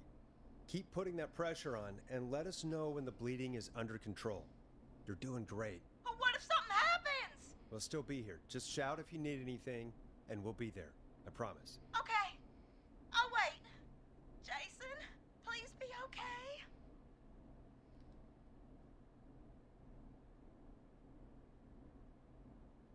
Okay, Peggy. What's up, Peggy? We can't stay on the line with her all night. Dawn is still out there. What if other people need us? You're right. She's probably on her way to her next target right now. Exactly. And you heard the nurse. We need someone there with training who can stabilize him. Mhm. He's got to get to the hospital somehow. Mm-hmm. Could somebody nearby help them? Maybe drive them to the hospital? You know, that's exactly what I was wondering. Do you have anybody in mind? I might. A little before you started working here, KFAM did a mandatory first aid training course. Me and Karen missed it because we were away on a producer getaway. You skipped it, didn't you? Never mind. So, how does KFAM's first aid course help us? Casey said they're at 25 Nancy Drive, right? Yeah? Why? They put up a bunch of cheap houses around there about 10 years ago. So a bunch of people here at the station live around there. Do you think any of them could help Casey and Jason? Probably. but I don't know who lives there. And since I missed the training day, I don't know who knows first aid. Could you call them and ask? I don't know everybody's numbers. I've only ever called Karen. Everybody's personnel info is probably in Reggie's office. Got it. I'll look through their files in Reggie's office. It's a life or death situation. I'm sure they won't mind. Right. But there are a couple of problems with that.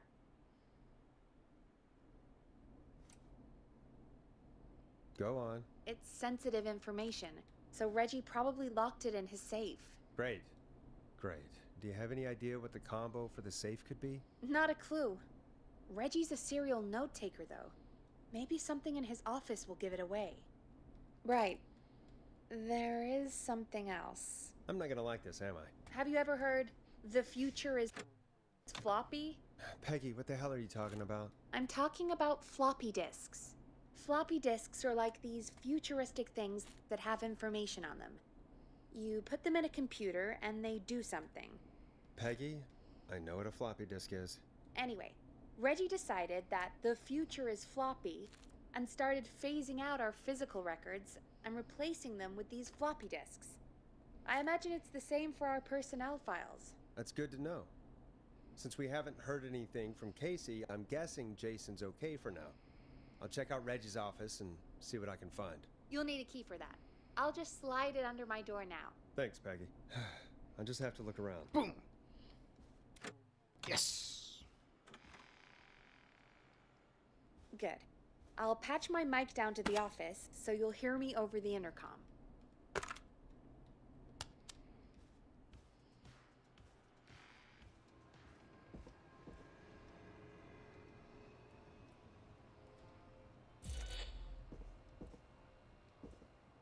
I'm not getting in there tonight.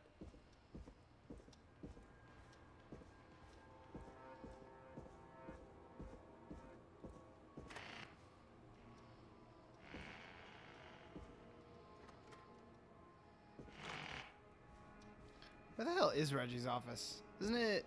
Oh, it's back here, isn't it?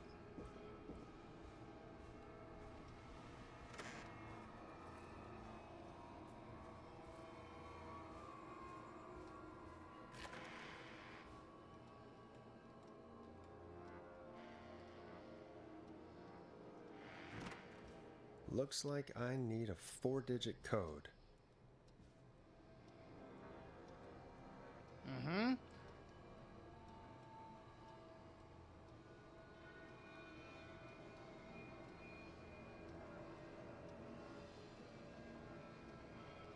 Clive, if you're reading this, stop stealing my post-it notes. Ask Jeannie where those tapes are. It's been weeks now, overdue. Axe Forever. Need to write pitch document. Good title. Bring back original protagonist villain.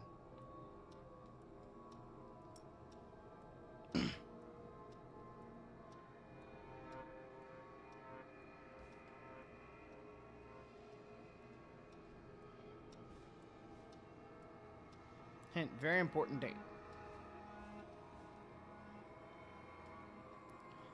8/13/87.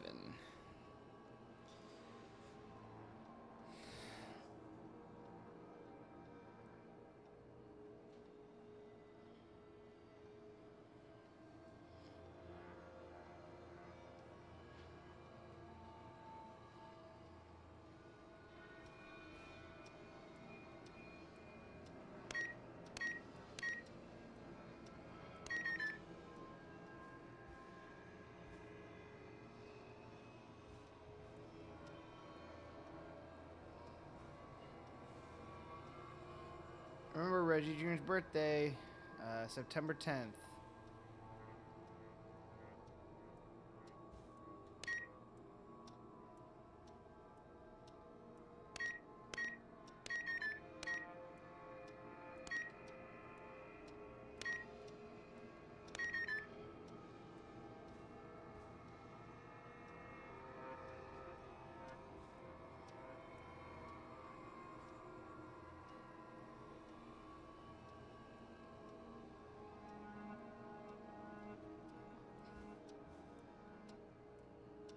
Oh, dude, come on.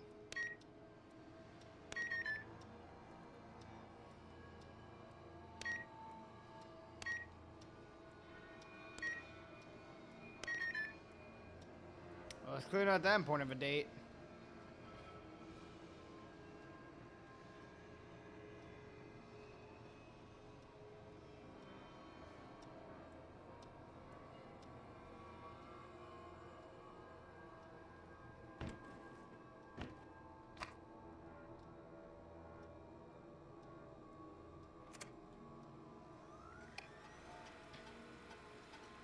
Could this be it?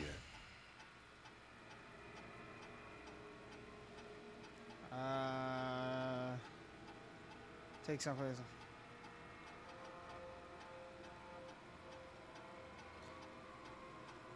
Oh my god, this loser. He has fucking November 7th. He has the fucking town's stupid goose party more important than his son's birthday. What a dipshit. I think I remember which one it is.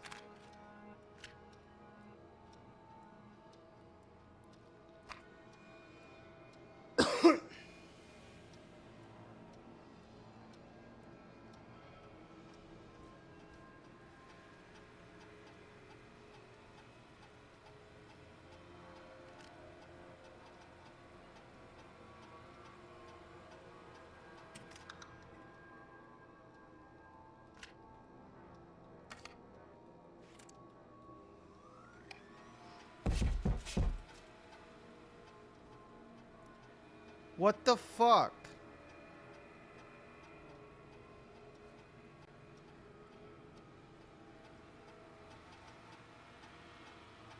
First aid trainer during... Let's see. It was John Hedges. I remembered that. I can't believe I remembered that.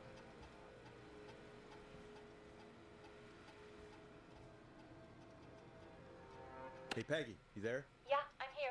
Did you find what we need? I think I know who our best bet is to help Casey and Jason. All right, good work. Who should I... Hello? Is anybody there? Please pick up. Casey, I'm here. What's wrong? Jason started going pale. I tried to get him to rest, but he just threw up everywhere. What's happening? What do I do? God, it sounds like he's going into shock. Casey, just stay calm. It's going to be okay. But the bleeding seemed to slow down. Did I mess up? Jason, I'm sorry. Casey, calm down. You've done everything right. I need you to listen to me, okay? For Jason. What did the nurse say to do about shock? Elevate Jason's legs. Casey, I need you to elevate Jason's legs. We need to get the blood flowing to his vital organs. Got it. Jason, stay with me. I'm just gonna move you. This might hurt. Okay. I propped his legs up on some boxes. I'm looking at my notes. We need to get Jason as warm and comfortable as possible. Do you have anything you could use nearby, Casey? Yeah. I still have some laundry next to me. I'll wrap him in some blankets. Just give me a second. Sorry. Jason's bleeding through his bandages. Should I get him new ones? Or, oh God. Place the bandages. Apply additionally. Don't remove the bandage. Apply another one on top of it. Do you still have something you can use? I've used the rest of the laundry to keep him warm, so I'll use my jacket. I can always get a new one. I'll fix his bandage and get him warm. Hold on, please. Jason's gonna make it, baby. Sorry. I'm done. If Officer Dewey can make it this long, so can you, Jason. Relax now, okay? He's scared. He's not doing well. Is he gonna... Jason is going to be fine. Just make sure he knows he's going to be okay, okay? Okay. Please, I can't give him what he needs. Please, now, I can't lose him. All right, Forrest, we need to hurry.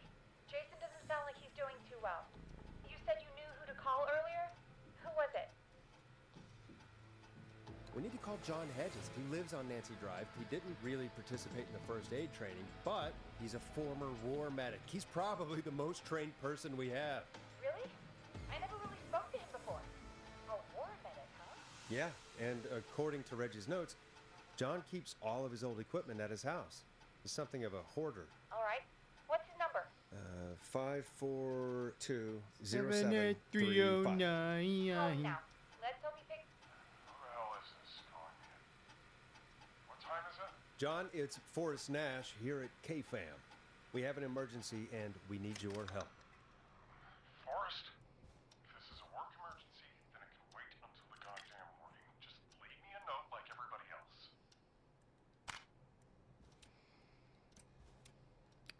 It's a medical emergency. John, no, this is a medical emergency. A man has been stabbed by the Whistling Man, or never mind. He's badly hurt and he's going to die unless we get someone to him now. The Whistling Man? What kind of joke is this? John, we're not kidding. A man is gonna die if we don't help him right now. Seriously? I haven't been called on for over 10 years. Where's the patient? What's his condition? He's at 25 Nancy Drive. I think we got his friend to stem the bleeding, but he's gone into shock. He's passed out right now. You say he was stabbed? Do you know the extent of his injuries? From what we were told, he has 2 major stab wounds. One to the stomach and one to the leg. The knife is still in his leg, and the stomach wound is open. Understood. Let me grab a few supplies and I'll head right over. Damned if he dies on my watch. Thank you, John. We'll let him know you're on your way. John's a legend. Hello, But he's not Casey. John Are you Legend. there? Haha. How are we doing? Bad. Jason seemed really weak and then just started thrashing.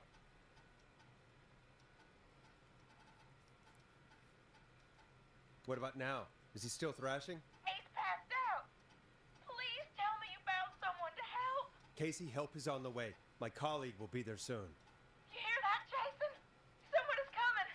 You're gonna be just fine. Just hold on for me, okay? Just hold on. Come on. Hello, Casey. This is John Hedges. I'm here about Jason.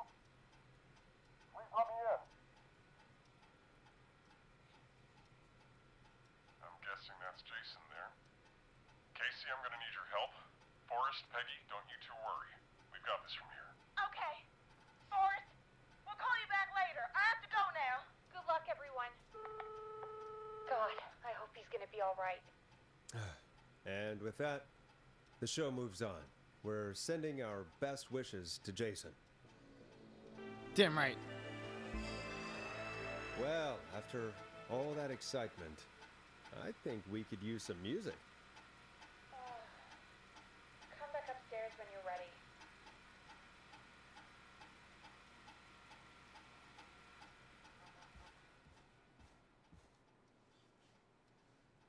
I want to read some more. I want to read Forrest's.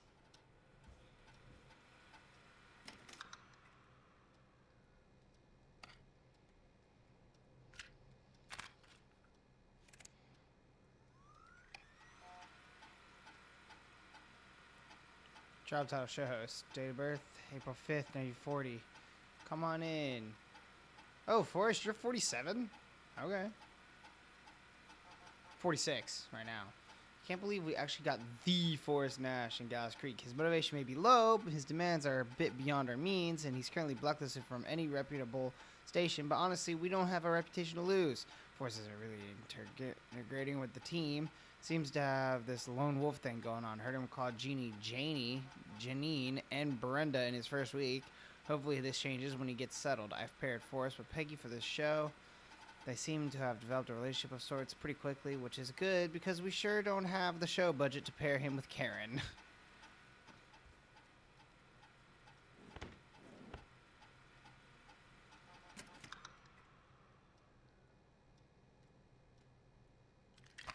I'm gonna take my thing with me. Thank you. What a dipshit. The personnel notes is just like his thoughts on us. He doesn't even write like our important details. It's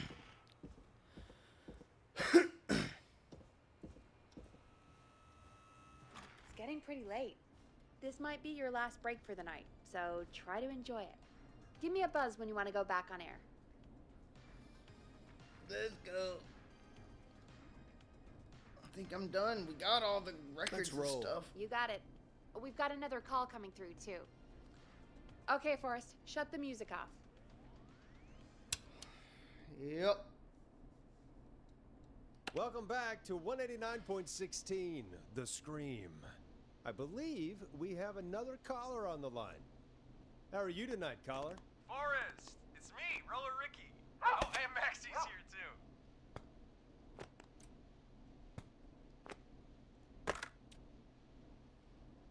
Good to hear from you again. How are you both doing? Oh, we're good, man, thanks to you. You're like our guardian angel. That wouldn't be a bad look for you, Forrest. A little White Wing Halo number? Maybe something for the K-Fam Halloween party. All right, everyone, let's calm down. Ricky, I'm just glad we could help you and Maxie. Is there anything else we can help you with, Ricky? Actually, I think I have some info that might help you. Oh? What's that? You see, man, me and Jason know each other. You know each other? Yeah, we went to Gallows High and played on the football team together. He was a gnarly offensive linesman, and I was our star wide receiver. Runner Ricky, they called me. All right, and what does that have to do with tonight? Well, because George, the guy who drowned... He was Runner Ricky, then just Ricky, and now he's Roller Ricky. Too. Tell me about him. What was George like? I didn't know him for long, man. Sad to say. We had our first team party on the night he drowned. He seemed like such a good dude. Ricky, were you there when George drowned? No, man.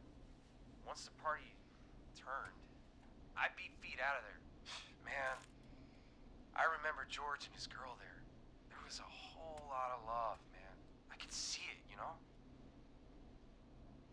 Ricky, please. What was her name? I never got her name, man. He just called her Bean. I didn't really know her before or see her after that. Then what did she look like? Please, tell us anything you remember. I just remember a pretty girl, man. I'm sorry. Ricky, you said the party didn't last long. What happened? We were just having a good time, and then the next thing I knew, everyone was running for their life. I looked up and saw a goddamn whistling man in the trees. And I never ran so fast in my life. I ran straight home. Didn't know about George until next morning at school. I'm guessing it was whistling night, wasn't it? That the whistling man was just another kid. Yeah. I don't know how George died, but I always felt like if anyone deserved to die that night, it should have been me. And Ricky, it wasn't your fault. You're not a bad person. I know that now, man. It took a long time to learn, but yeah. It's okay, Ricky. Just thought I'd tell you all what I know. Thank you, Ricky. This helps. Thank you. You got it, man.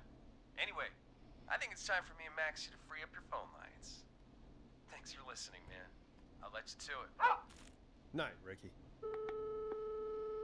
All right, folks. Looks like we got a new lead in the case. If anyone has any info about this mysterious being, please call in. If she was George's girlfriend back then, she's probably in her mid to late 30s now. Huh. Oh, we have another call coming in, but hang on. What's up, Peggy?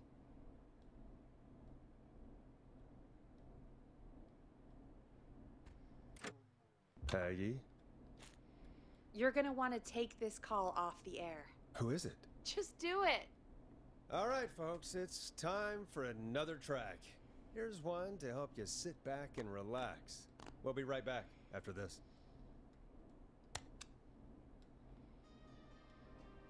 Hope you enjoy this one as much as I do. I hope this is good news, Peggy. Who have we got? Find out for yourself on line 1. Hello? Forrest, I'm glad I got back through to you. Leslie! Sounds like it's been a busy night, huh? Surprise! It's Leslie, our 911 operator, leading the charge from Henderson to come save us. It's so good to hear from you. Are you okay? We're doing okay. Sarah and I are both happy to be headed back home. We're happy to have you too. Wait, Sarah? Oh, yeah, I mean Deputy Martinez. Anyway, we got back into radio range a little while ago. We've been listening in, but haven't been able to get through until now. Ever since you found Sheriff Matthews, it's only gotten worse. It's been a long night. Well, it shouldn't be too much longer now. I'm glad I got through to you. I wanted to let you all know what's going on. I made it to Henderson. Turns out somebody had cut the phone lines, and they had no idea what was happening. After I told them, well, The Smarties. the sheriff sent a goddamn squad Oh, they're back with extreme. me to stop this. They're extreme That's sour. great news. Jesus Christ. That's crazy That about threw the me off. phone lines, though. Do you think the Whistling Man cut them? I'm guessing so. I don't know how the Whistling Man did it. But that doesn't matter right now. Listen, we're coming in hot, but we need your help. I know Gallows Creek isn't a big town, but if we don't know where the Whistling Man is, we can't get him. Her. That's where you come in.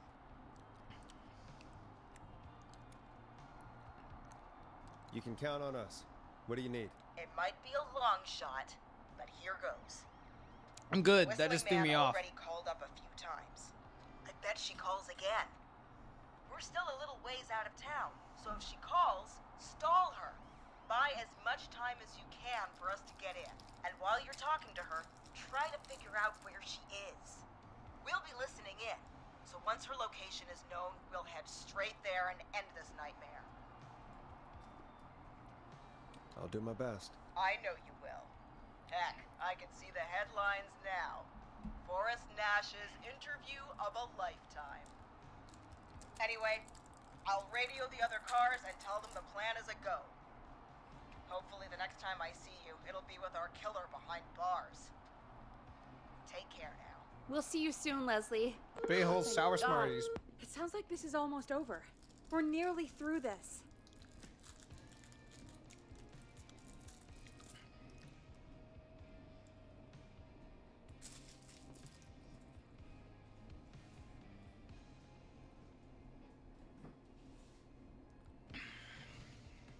Woo. Maybe it was a good thing those are sour. They woke me up. Let's get back on the air. Best we don't waste any time then. Let's get back on air. You got it. Time to turn the music off. Oh, I'm sorry. I was doing things. Bringing you back live Whew. now. Welcome back to The Scream with me, Forrest Nash. The line is lit up, but before I get to our next caller, I just want to say things are looking up. It's almost over. But for now, let's bring in our next caller.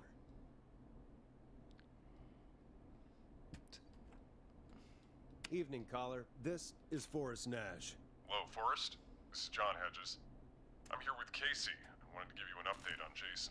John! Is he gonna be okay? He's a fighter. He'll be fine. We've got him stabilized and resting in a bed. We're preparing to move him to the hospital. Thank you so much. If you hadn't been there, then... God, I don't even want to think about what would have happened. Of course, Casey. We're just happy he's okay. John, Casey, you two did all the work. Tell Jason to get well soon from us, whenever he's up for it. Well, why don't you tell him yourself? Is this Forrest? Jason! We meet at last. It's good to hear you, Jason. How are you? Oh, well, you know.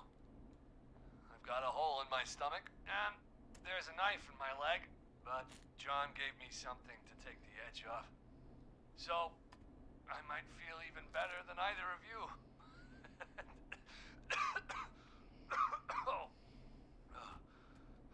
Take it easy until you get to St. Gabriel's. I will. But, before that, I needed to call you. I'm guessing the Whistling Man is still out there? Yep. As far as we know, anyway. I was worried you'd say that. God damn it. Actually, I'm glad you called. I wanted to talk to you about what happened earlier. Go for it. We spoke to Roller Ricky not long after you were attacked. You spoke to Ricky? Is he alright? He is now. I mean, he was attacked earlier, but this call came after. Hey, guys, I'm really sorry, but there's a call on the other line. I just need to make sure we don't have another situation brewing. You fill Jason in on what happened. I'll be right back. Sure, Peggy. Sorry, Jason. Where was I? Ah, yep. Ricky's fine. You don't need to worry about him. That's a relief. He told us about George. Sounds like everything's finally coming out now. It's been tough to hold it all in. Sounds like you've been holding back about something awful, Jason. I'm part of the reason my best friend is dead, Forrest. And the few who knew about it said if I ever said anything, I'd find myself in jail. For a long time. It was hell. And then the town just moved on. Like he'd never existed. What happened that night? I went along with the stupid prank, that's what. Whistling night. Some of the guys on the football team had an idea for a way we could haze the newcomers. We decided to plan a party in the woods and have the Whistling Man crash it. It was stupid. We each had a role. I was the stabbed friend. At the party that night, I left the group for a second. Met our Whistling Man. Pretended to get Nice. stabbed in front of everyone. Started an almighty panic, those screams. That was the last time I saw or heard George alive. How did George die, Jason? I don't know. I was playing dead. But when I heard her scream... Ricky mentioned a girl named Bean. Is that who you mean? Bean. Sorry. Oh, yeah. I guess George did call her that. Yeah. He called her Bean. I heard her again tonight, Forrest. Her name was... What? What happened? Are we still on air? No, we're not. Seems like the power is completely gone. How do we get it back on? I don't, oh, we can use the emergency generator down in the basement. Reggie picked it up a while ago in case we ever needed to do an emergency broadcast. An emergency broadcast? Emergency? You know, nuclear war, alien attack, broadcasting a serial killer's location to the cops so we can end this nightmare. Fair point. It's in the storage area in the far back corner, up on the wall. You might have spotted it earlier when you were digging around for all those tapes. It'll have a big red button. Just press that. Shit. See you when you're back. Shit. Ah, shit, dude.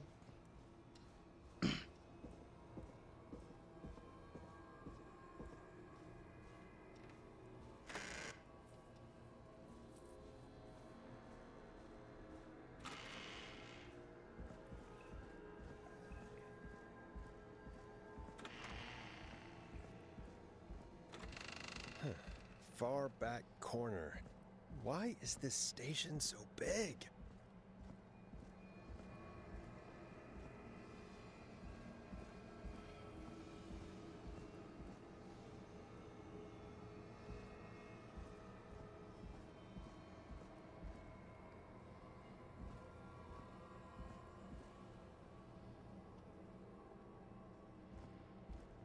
Why don't you have a flashlight, bro?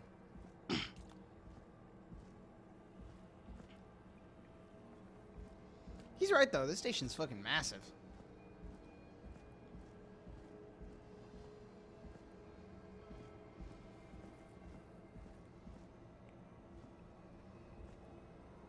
That must be it.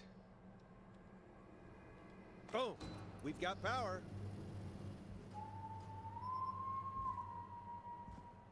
The Whistling Man. I need to warn Peggy. Oh, shit.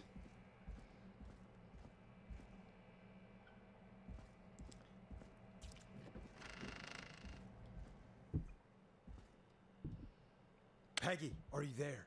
Are you... Peggy! I need to get back upstairs.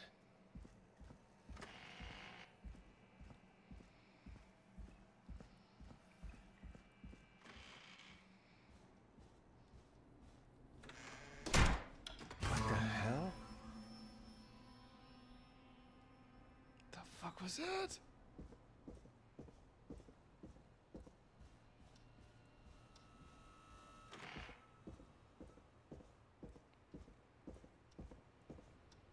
Peggy! Oh no. Peggy, where'd you go? Oh!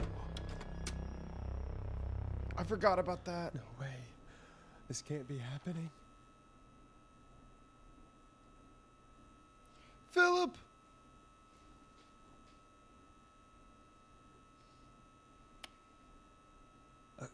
A call.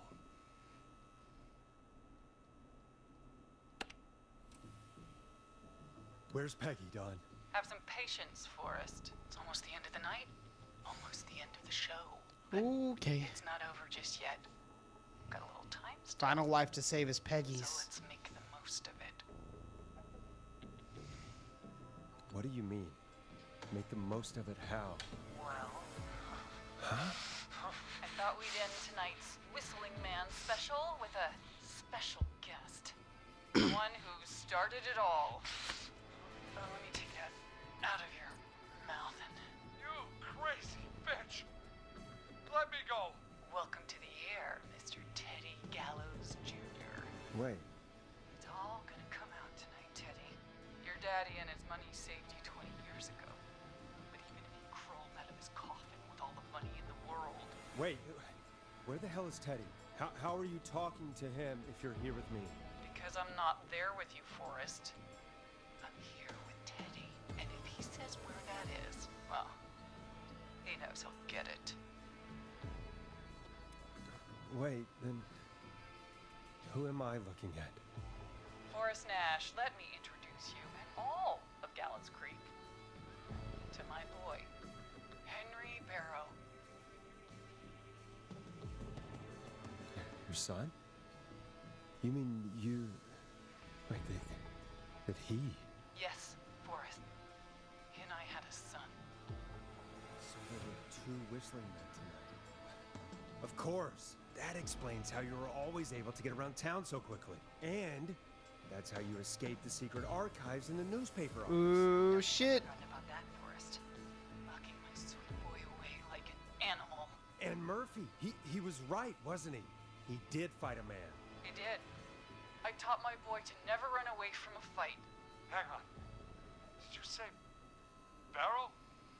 Then are you... Let me just get this mask off. Damn uncomfortable thing. No wonder Mooney went crazy wearing this. There we go. Marie Campbell? George's old girl. Oh, well, it sure has been years since I last saw. Oh, God damn it. I'd be quiet if I were you, Teddy. But I'd listen to Forrest. Everyone's gonna know now what Teddy did. He killed George that night.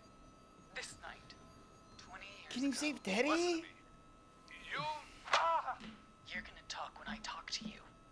And not a moment before. Meanwhile, Forrest, I'm gonna give you a chance to talk. You're gonna help me reveal what really happened to George all those years ago.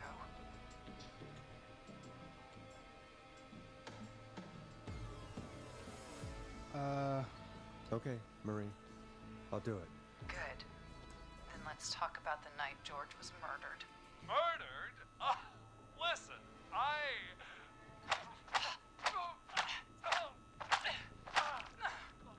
I said you speak when you're spoken to. Now, I know you've done some good work tonight in piecing together what happened to George 20 years ago, and that's why I want you to interview us. Interview you? All right. I can do that. Thank you. I want you to help me and Teddy tell the story, Forrest. Do a good job. And hell, you might be the only one to leave here alive.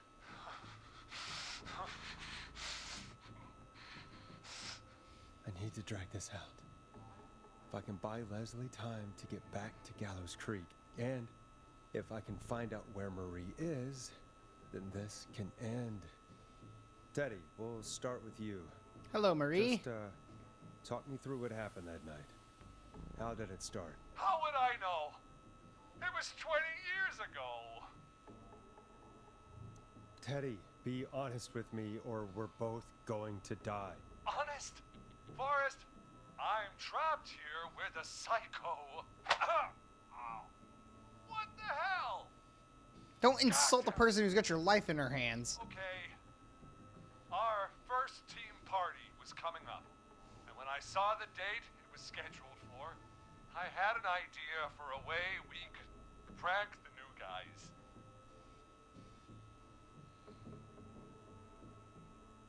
I understand that kids in Gallows Creek know tonight as Whistling Night.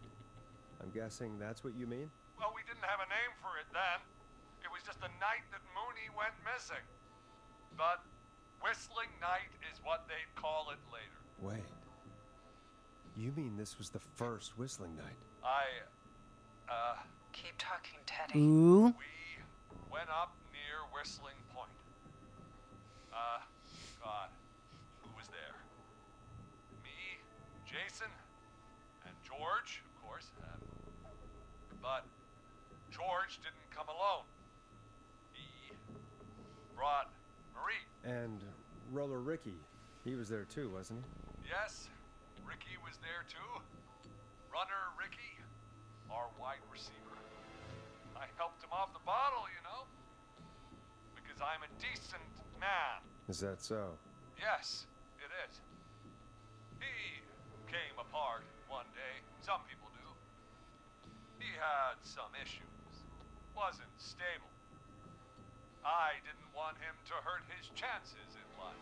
So, I helped him keep himself together. You were afraid he would talk about that night, weren't you? Keep talking.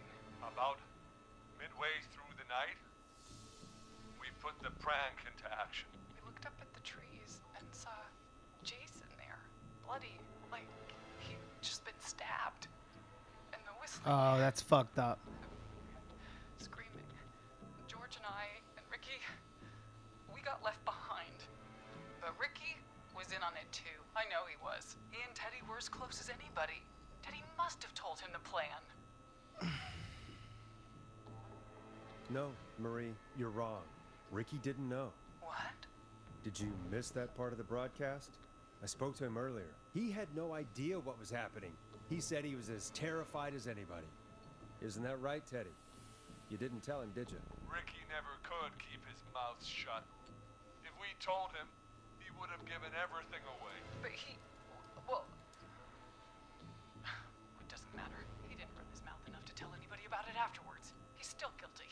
It was just a stupid prank. You're a jackass. How can you still say it was just a prank? Oh, come on. God damn it. You made George think Jason had been murdered. He thought his best friend was dead. And so tonight you stabbed him for real? It's the role he wanted to play. Jason's still alive, Marie. He was with a friend. We talked her through how to stop the bleeding and got him professional help just in time. Oh. Well, shame he didn't have the good sense to die earlier. He's gonna regret that. No, you Enough won't. about him. Your ass got, and so's your shithead son. Somehow we got God, that kid's hair is separated in the greasy. woods. I ended up near the bottom of Whistling Point, and when I noticed George wasn't with me, I panicked. And then, I don't know how he snuck up on me, but the Whistling Man grabs me. I scream, and he starts laughing, telling me it's just a joke. I can stall for time here.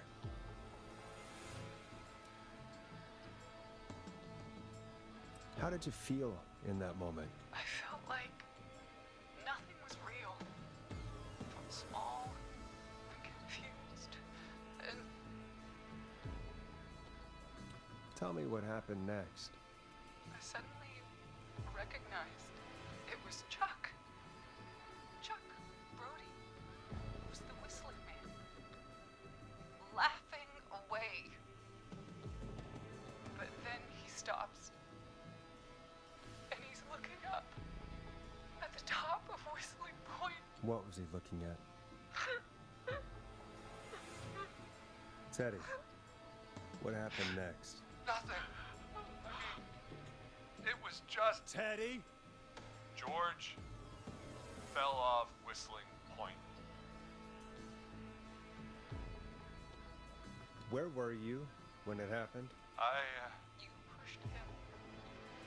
You were up there. You were dressed as the Whistling Man, too, and... I didn't push him, God damn it! I just chased him up there, and he kept backing up. When I saw he was about to go over, I reached out. That's what you saw. You liar. It's not my fault.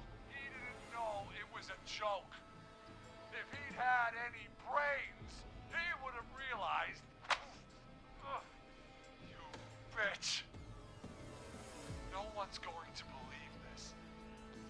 After all you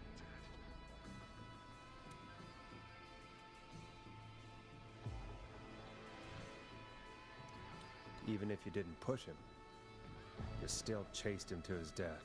I can't be blamed for someone not getting a joke. Ugh. I think Marie would disagree. But if you really felt that way, why the cover-up? My future was at stake, Nash. You know what it's like. People like us are bred for bigger things. What a tool. I'm going to be the mayor of this town, Forrest. And then governor. And then, who knows? What happened that night was tragic. It should never have happened. But it was a mistake. It was just a stupid joke gone wrong. So my father sent Clive out to clean it up. Why should a blip ruin my future? George was a blip? He wasn't a blip, Marie. His father covered it up from there. I searched for George's body all night, but... Sandra found him the next morning while out jazz running. She found him in the river, but she lied about that to protect Teddy. She said something about her rent going up, unless she... Teddy, did your father own Sandra Sharp's dance studio? It's Gallows Creek, not Sharp Creek. I'd answer the question if I were you, Teddy. Yes, okay. We own most of the town. That's it then. Your father was going to run her out of business unless she lied and said she found him in the reservoir instead of the river. What my father did in his business dealings is nothing to do with me. The false reports. That's why you killed Sheriff Matthews too, isn't it, Maria? Not just to get him out of the way, but... Everyone was in on it, Forrest. Even the coroner wrote a fake report. Said George was drinking, that he just got himself into trouble. And I saw. I'm sorry. For all it's worth, Virginia didn't have much of a choice. She had a sick sister whose treatments she couldn't afford. She played along with the gallows to save her sister's life. Definite douche canoe. And her own. Even so, I can't let him die. she should have told the truth. I did my part. I tried everything. Prison is better fit for I even him. went to the newspaper, but no. That coward killed the story. We'll take care of Maurice Russell later.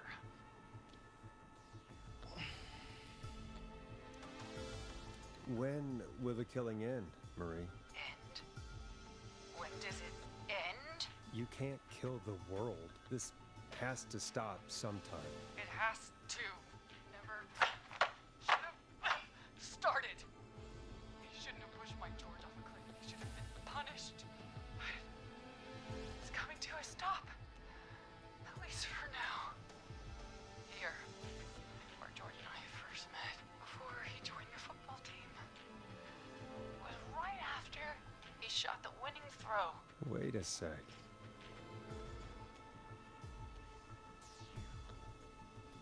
The winning throw.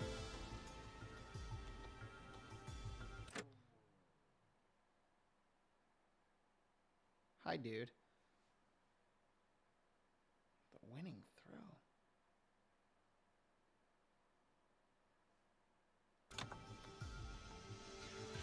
Gallows Creek High, in the gymnasium. That's right, Forrest. Not that it matters, but yes, we're here. Anyway, I think that about wraps up the interview. I say Teddy! So, Marie, where? He was the last one. Peggy! Teddy? You've got to help me. Quiet. You'll talk more later. Now I have to talk to someone who mattered more than you ever did. Peggy. It's been so long since I've seen your face. I worried you wouldn't come. Marie! Oh my god. I thought you... And here I was, thinking you'd forgot me. I'd never forget my own sister. Sister? Peggy, what's happening? Why are you even there? Wanna explain, Peggy? Earlier, while you were speaking to Jason, I got a call. You remember? Well, it was from Dawn. She said that my sister Marie was there that night George died, and that I should come to the gym for a reunion. And when you walked in, you found out.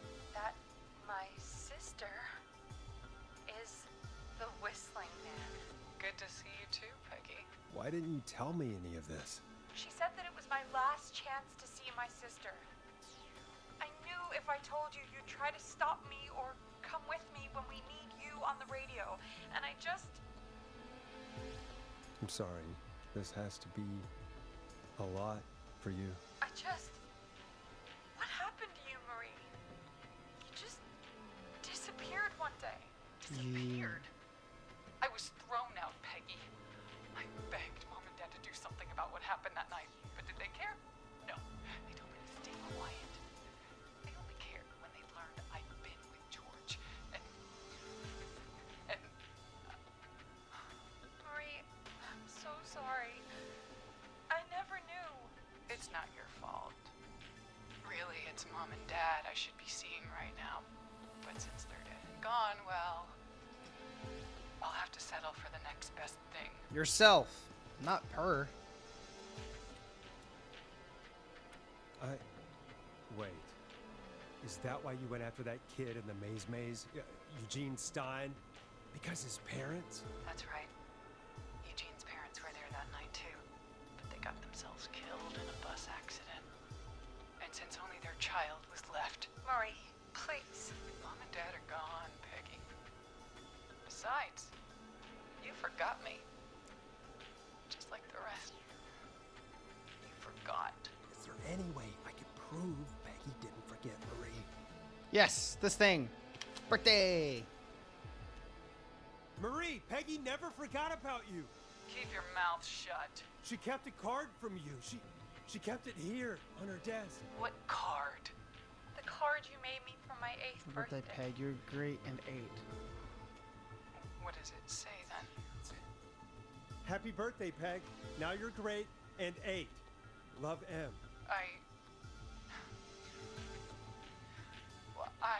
Henderson police! Freeze! No!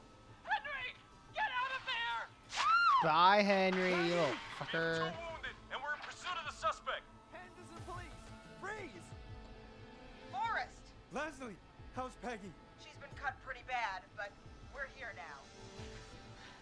I'll be okay. God, Marie! Hey, Zara! I need you to look after Peggy. She needs help. Now, we got here just in the nick of time. Where's Marie? She bolted right as we got here. The police are right on her heels. It won't be long now. It's over, Forrest. Fucking yeah, it is. Well, folks, it was a long night, but we made it through together. I'm gonna head off to go check on Peggy. This has been Forrest Nash.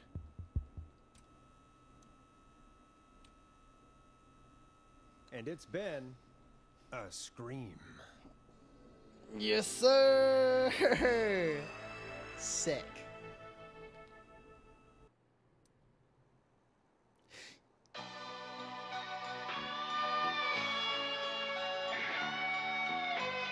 Scott. In the dead of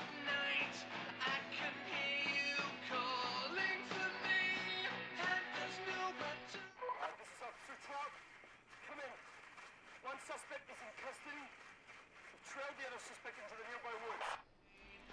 But you're just out of sight, and you won't let me go. Oh no, here in the darkness, I've got this feeling, it's growing stronger inside of me. It's a killer frequency.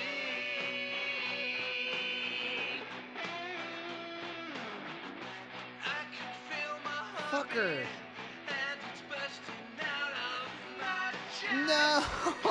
Radio's on, and it's playing the song we love best. Fucking Scott, you fucker. Son of a bitch.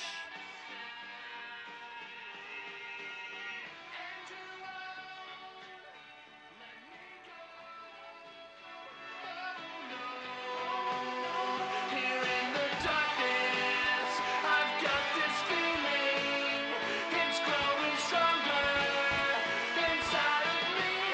It's a killer frequency. Fucking Scott. He was supposed to be the driver. I picked him to be my driver. I didn't know he fucking died. Fucking bitch. Who the fuck even is this kid? At the top of Whistling Point.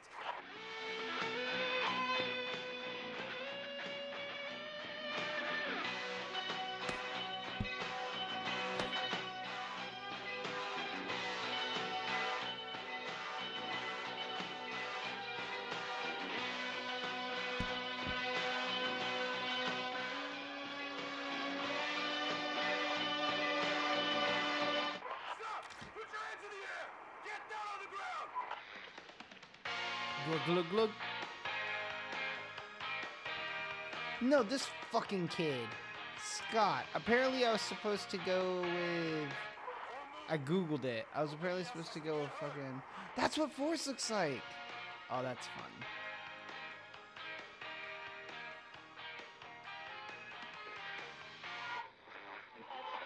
No, stop! Suspect has jumped!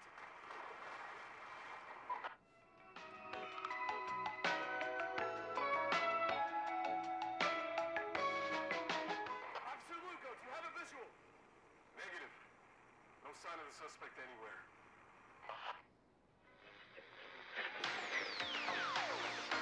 Apparently the driver's supposed to be Kyle, not Scott. Son of a bitch.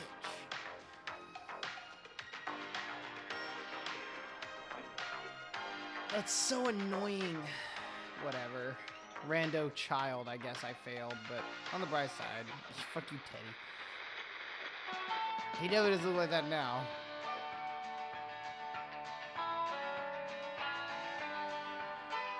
At least Eugene made it.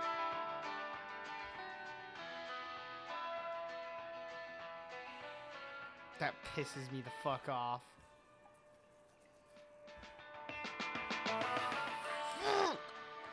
Fucking Scott.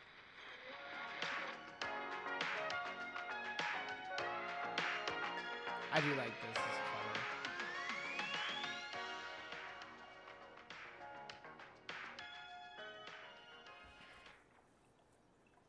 Fucking Scott.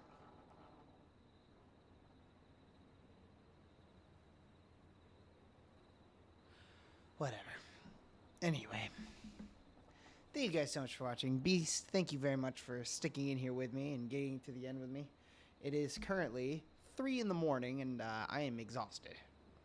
Weirdly, kinda. Not really, sorta. I'm gonna go to bed now. I will see you guys in the next video, whatever I do. I'll see you in the next stream. And I'll be sure to thank you guys again because 2 years of doing YouTube, 400 subs, pretty damn good. And it's all thanks to you guys. You guys make every part of it worth it. And I just want to thank my awesome community for just being great. You know, you guys have really done everything from making the thumbnails for commissions and being just a part of the chat and just being integral to the channel. So thank you guys so much for just being a part of this awesome channel and joining me tonight for the revisiting of Killer Frequency. And I sign off with this. It's been a scream. And fuck Scott. Good night, everybody.